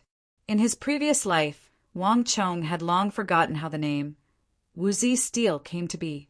But from the looks of it now, he was about to become the official name of this precious steel. This made Wang Chong feel as though he was personally making history. "Thank you." On the other side, upon hearing Wang Chong's reply, the two Buddhist monks smiled. Their impression of this teenager instantly improved. "Masters, before we talk business, may I first take a look at the Hyderabad ores in your hands?" Wang Chong suddenly asked with a smile. "Of course." Upon hearing Wang Chong's request, the two Buddhist monks didn't hesitate and readily agreed. It was reasonable for them to take a look at the goods before talking business. One of the monks raised his hand, and soon a black, ugly, and dirty metal bucket appeared in his hand. "So it's here." Wang Chong was shocked. He had already noticed that the two monks were carrying a strange, black, and dirty metal bucket. It was obvious that it wasn't made in Middle Earth. However, Wang Chong didn't expect them to hide the Hyderabad ores inside. "Here you go." Sure enough, the monk reached his right hand inside and quickly took out a black, mottled, and uneven ores. He then handed it to Wang Chong. Looking at the Hyderabad ores in front of him, Wang Chong's heart suddenly started thumping. The Hyderabad ores. He had finally seen such a legendary ores. "I've finally seen it." Wang Chong stared at the ores and his heart was in turmoil. Compared to its illustrious reputation in the future, the current Hyderabad ores were still unknown and unknown. Wang Chong was willing to bet that even these two Buddhist monks might not know the true significance of the Hyderabad ores in his hands. Xianshui Street was bustling with people. Countless wealthy merchants passed by him, but not a single one of them glanced in his direction. Wang Chong was well aware that if he hadn't appeared, the Tang dynasty would have missed out on the precious Hyderabad ores. "Who?" Wang Chong extended his hand and calmly took the Hyderabad ores from the two Sindhi Buddhist monks. "So heavy." This was Wang Chong's first thought. The Hyderabad ores were much heavier than they looked. Wang Chong estimated that they weighed at least 40 to 50 jin. Even with Wang Chong's strength, it was still extremely strenuous. "These two monks are very strong." Wang Chong couldn't help but glance at the two Buddhist monks.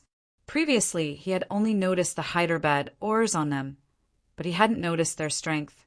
For these two Buddhist monks to be able to carry the Hyderabad ores on them as if nothing had happened, it was clear that they possessed extraordinary strength. Wang Chong didn't pay too much attention to them. Instead, he quickly focused his attention on the ores in his hands. The Hyderabad ores that would shake the world in the future were now dark, mottled, and unremarkable. One could even say that they were somewhat ugly. Just from its appearance, Wang Chong couldn't tell how different it was from other ores. From this point, it was no wonder that the Hyderabad ores were a pearl of the Tang dynasty. Despite the many scholars and geniuses of the Tang dynasty, not a single one of them was able to sense its value. But Wang Chong knew that the significance of this ores was incomparable to any other ores in the world. This was the sharpest and most perfect material for weapons in the world. The ores in the Hyderabad mountain range were only recently discovered by us. Its weight is at least 3 to 4 times that of other ores, making it extremely valuable. Just from this point alone, it is one of the best ores. The solemn voices of the two Sindhi monks sounded. Even though it's in ore, its iron content is extremely high. You don't need to go through any complicated procedures to extract what you need from it. If you need that kind of high-quality iron, then the Hyderabad ores will be even higher than your expectations. Also, Hyderabad ores are extremely sharp. We once tried to create a saber, and it didn't require too much polishing to be extremely sharp. Furthermore, it could easily cut through other sabers. This is an extremely good material for weapons. This is the first batch of ores from the Hyderabad mountain range. The higher the price, the more you buy, the more you will win our respect. You will be the most suitable partner for us to work with. The two Sindhi monks explained by the side. Hearing such a simple explanation, Wang Chong couldn't help but sigh in admiration. based on such a straightforward explanation. It was no wonder that the two of them returned empty-handed. The Hyderabad ores weren't able to sell well in the Central Plains either. In comparison, the explanations of the later generations were much shorter, but they were also much more beautiful and impactful. The world's most beautiful weapon, the sharpest weapon, the nightmare of the battlefield with the most destructive power. Chapter 20. How much are you selling your Hyderabad ores? Wang Chong raised his head and asked, We don't just sell the ores. Firstly, we don't accept 5 baht coins, copper coins, or silver. The silver of the Central Plains doesn't circulate in our Sindhu. However, we can accept gold and jewels. The two monks said. Wang Chong nodded. This was the same as the Hu merchants of the western regions, so he wasn't surprised. In addition, we don't accept individual items. If Gongzi is just looking for novelty and wants to buy a few to play with or buy in small quantities, please forgive us for not accepting it. Gongzi should leave as soon as possible. The two monks said with a stern expression. The two of them had traveled tens of thousands of li to the Central Plains not to sell a few silver ingots and earn some money, but to find a big customer. This was the mission that they shouldered. Lastly, if we are to come to an agreement, at least half of the money must be paid in rations. This is the most important condition of our transaction. Only if you can do this will we view you as a true business partner. Furthermore, you and your clan will receive the respect and gratitude of all Sindhi. Our Hyderabad will also provide you with an endless supply of goods. The two Sindhi Buddhist monks said with a serious expression. Ah! Wang Chong exclaimed in surprise. He could understand why they didn't accept 5 baht coins, copper coins, and silver, but to demand that at least half of the money be paid in rations. This truly took Wang Chong by surprise. Who in the world would use rations as a substitute for a transaction? Wang Chong initially thought that the two monks were joking, but upon seeing their serious expressions, Wang Chong knew that they were serious. How could this be? Wang Chong's mind was in turmoil. This could be said to be the strangest transaction he had ever heard. However, looking at the gazes of the duo, Wang Chong's heart jolted. Deep in his mind, he recalled some memories from his previous life that he had forgotten. Sindhu was different from the Central Plains.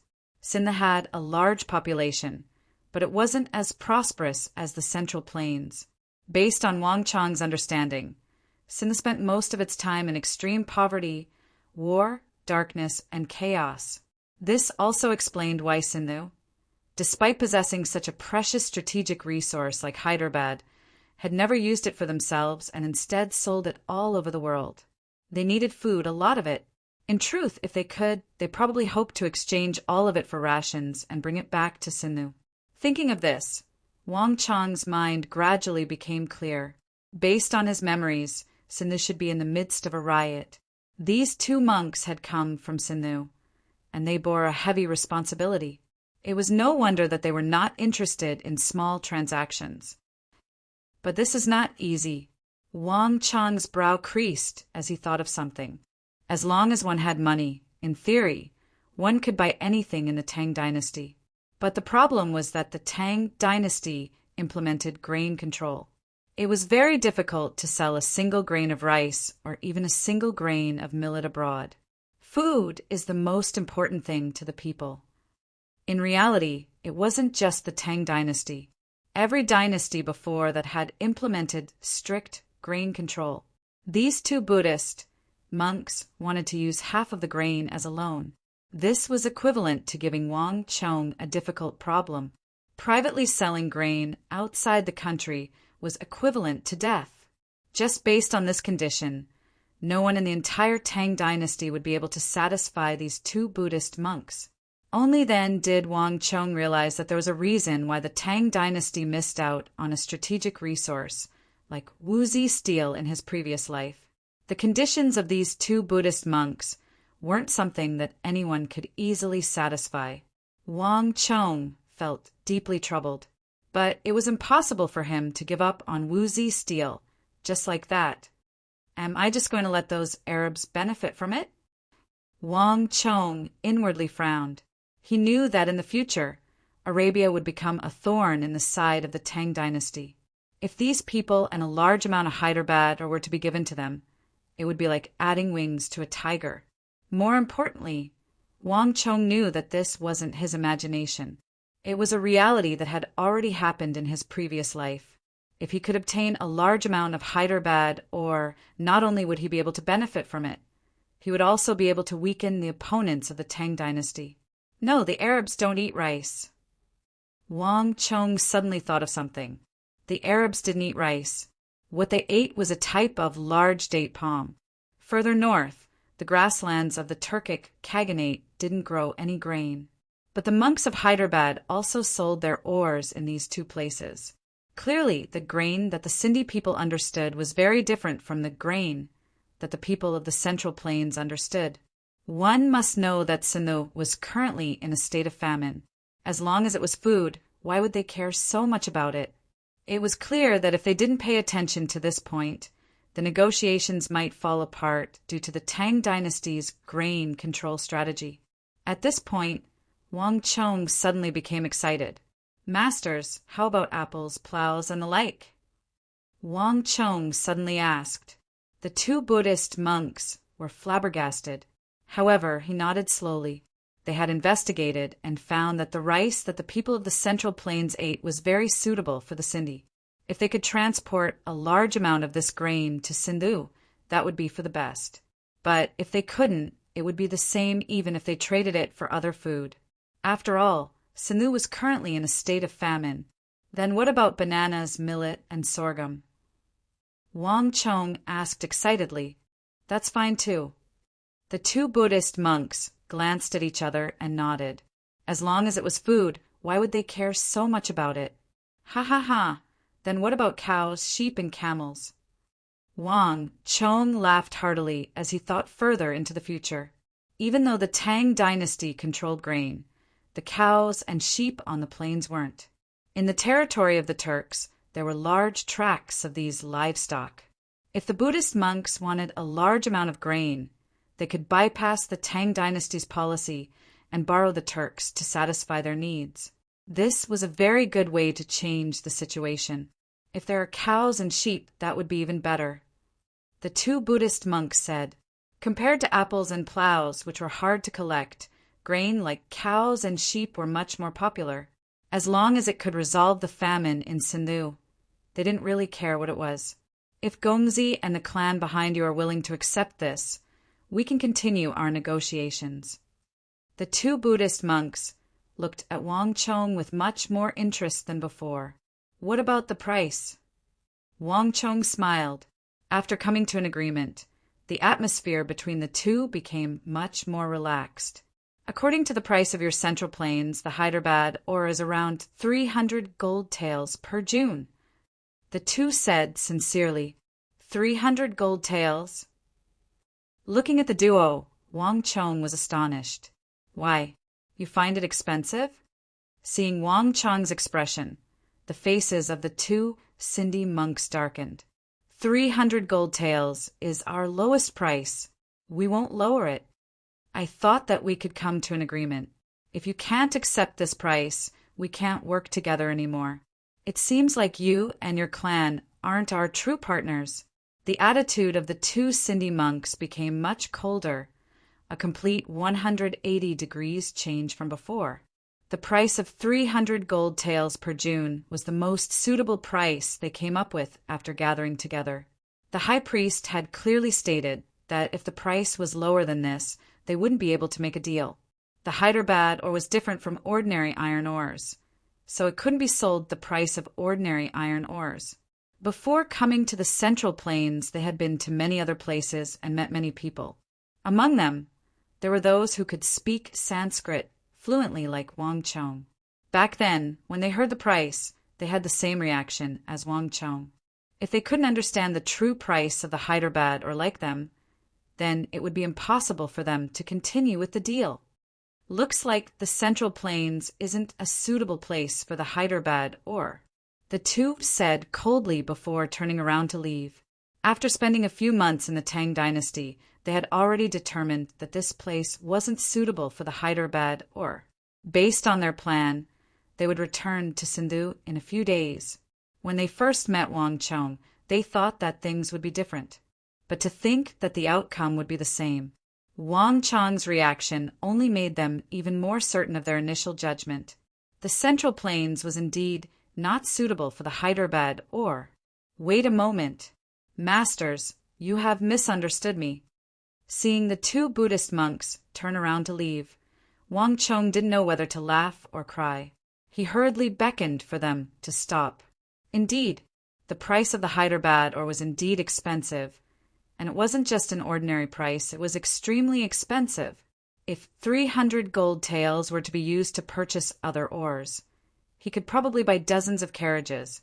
To purchase ores at this price was definitely extravagant. However, with the memories of his previous life, Wang Chong knew that the price of the Hyderabad ore would reach tens of thousands, perhaps even hundreds of thousands of gold taels per June.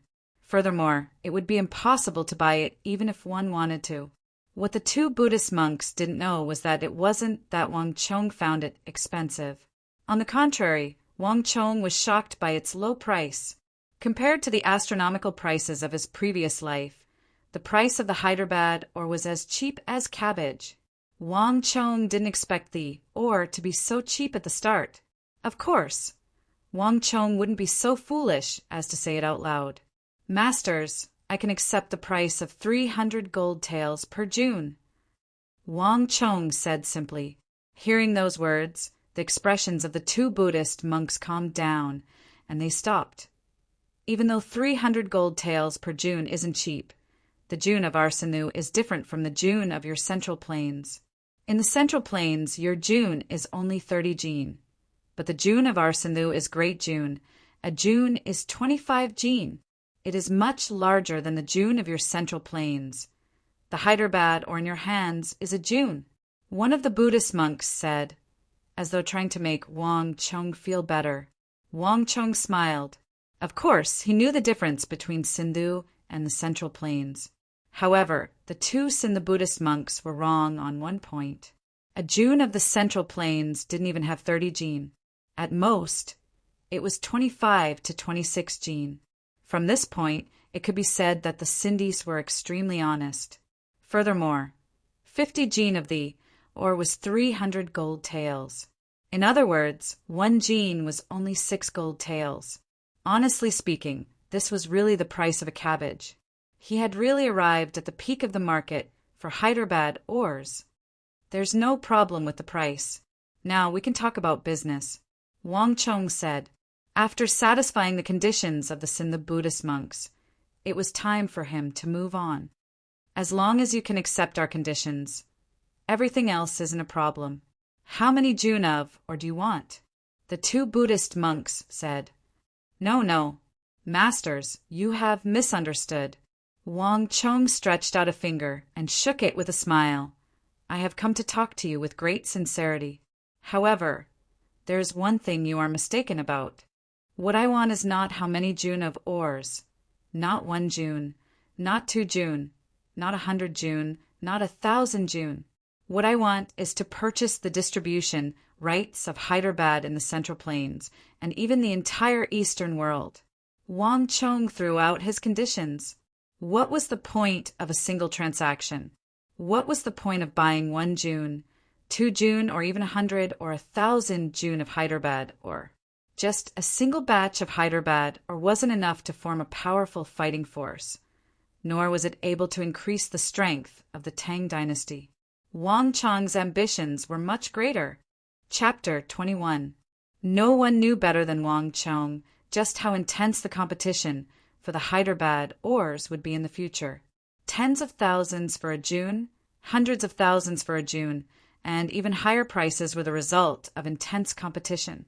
Not only in the east, even in the west, in the Abbasid Caliphate to the west of Sindhu, and even further away, the competition for the Hyderabad ores had reached an astonishing level. The prices there weren't any cheaper than the Tang dynasty. This was the reason why in his previous life, even though a woozy steel weapon was sold for hundreds of thousands of gold taels, the Tang dynasty was still unable to obtain the Hyderabad ores. This was because in the West, the Abbasid Caliphate was even more expensive than the Tang dynasty. There was a limit to the Hyderabad ores. By the time everyone realized this, the price of the Hyderabad ores would skyrocket. But now this was just the beginning. Even the Sindhi monks only viewed this or as an excellent material for weapons. 300 gold taels for a June. This was an extremely rare opportunity for the Tang dynasty. No matter what, Wang Chong had to maximize the benefits for himself and the Tang dynasty. The distribution rights were the best way to solve this problem. Distribution rights? What is that? The two Sindhi monks stared at one another in bewilderment. They had been to many places and were knowledgeable. They had spent quite some time in the Tang dynasty, but this was the first time they had heard of the distribution rights. The distribution rights means that you will hand over the rights to sell the Hyderabad ores in the Central Plains and the entire Eastern world to me, and I will pay you a fixed sum of money. You don't need to sell any ores for this sum of money, and you'll be able to get a fixed sum of money from me every year. Of course, once you sell this right to me, from then on, you won't be able to sell it to anyone else. In fact, you won't even be able to send your men to sell the Hyderabad ores here.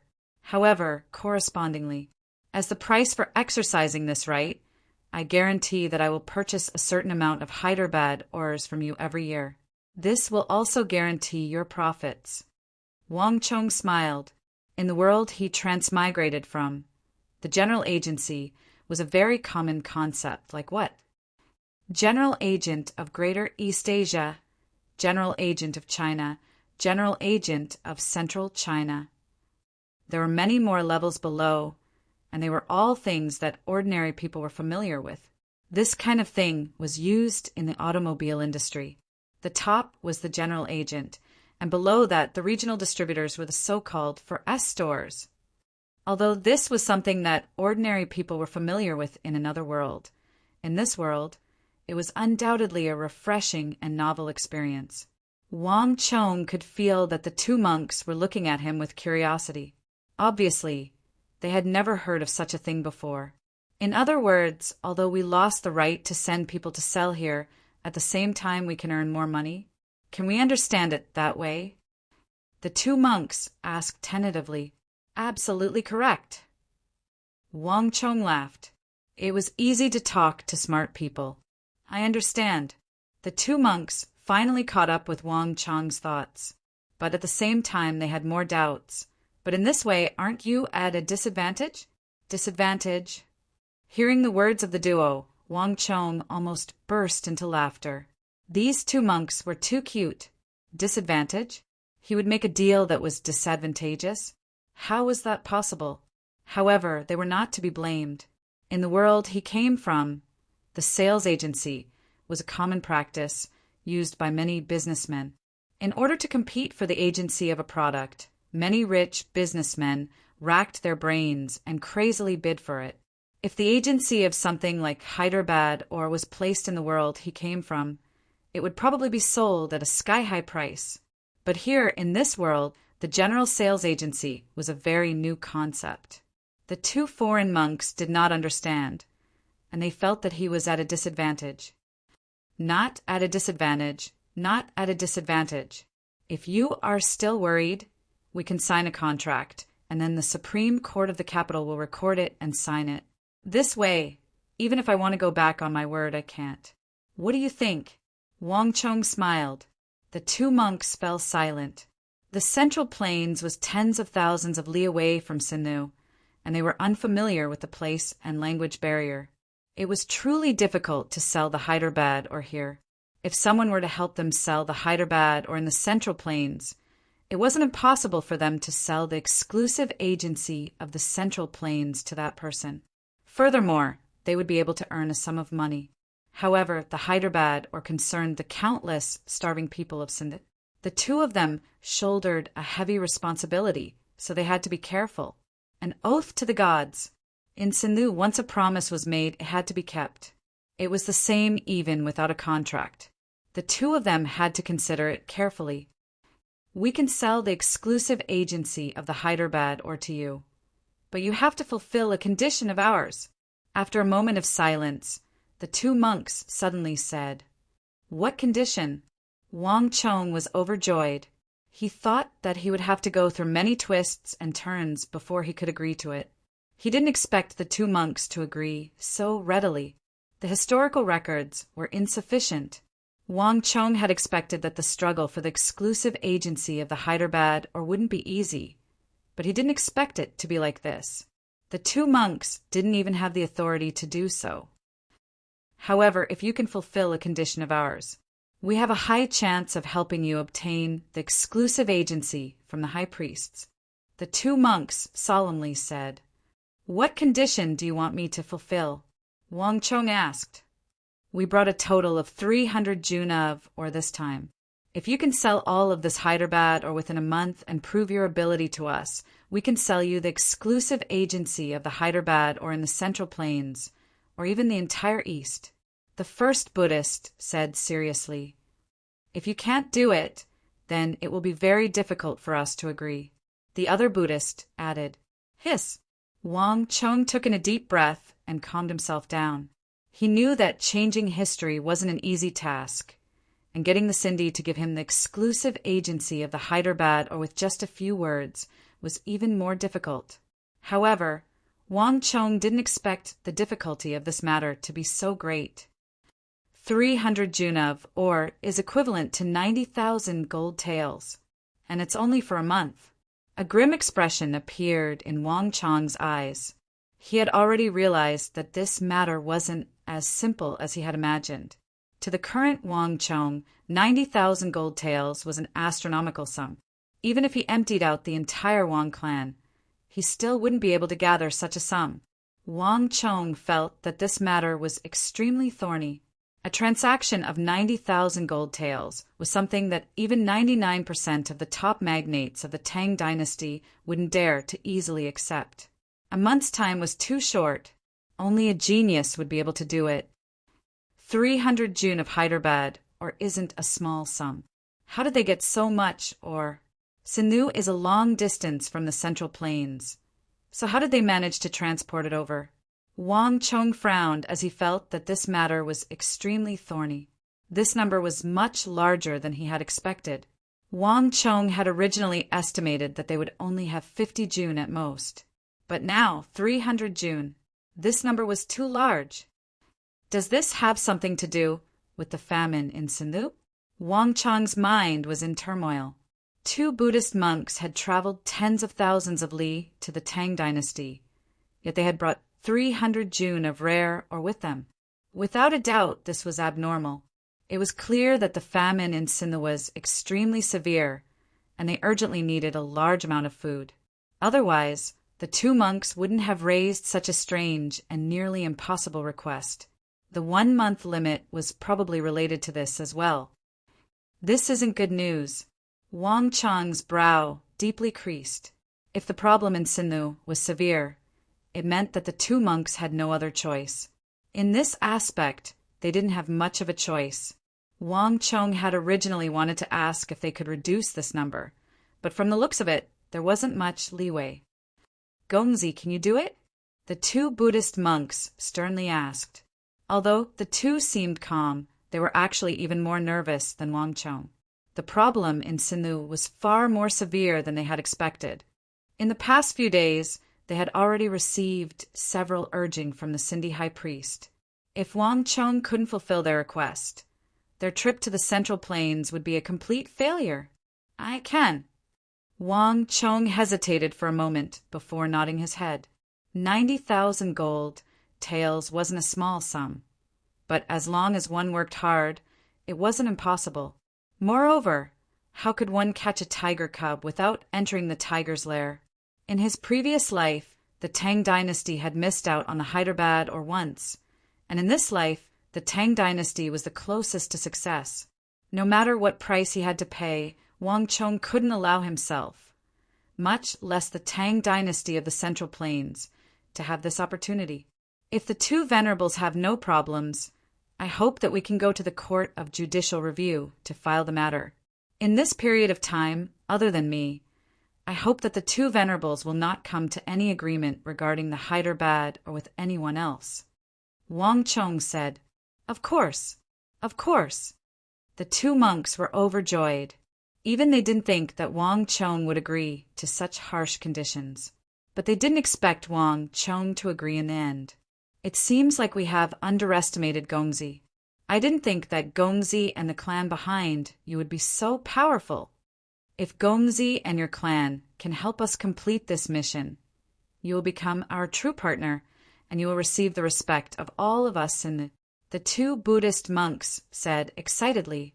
"Ha ha ha, the two venerables are being too polite." Wang Chong laughed heartily. If the two monks were to know of his background, they probably wouldn't think so. Wang Chong had nothing to lose at this moment. After all, the barefooted did not fear those who wore shoes. "Young Master Chong, someone seems to be following us."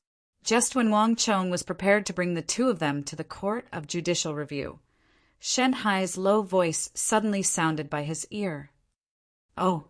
Wang Chong's heart jolted, and he abruptly recovered from his daze. Borrowing the opportunity to speak, Wang Chong discreetly tilted his shoulder in the direction of Shen Hai's hand signal. In an instant, his vision changed drastically. Shen Hai and Meng Long were astonished by this move. Where did their young master learn such formidable means? This doesn't seem like something a 15-year-old child is capable of. As such, the two of them were unable to associate Wang Chong with incompetent young Master Chong in their minds. Wang Chong didn't know the thoughts of the two.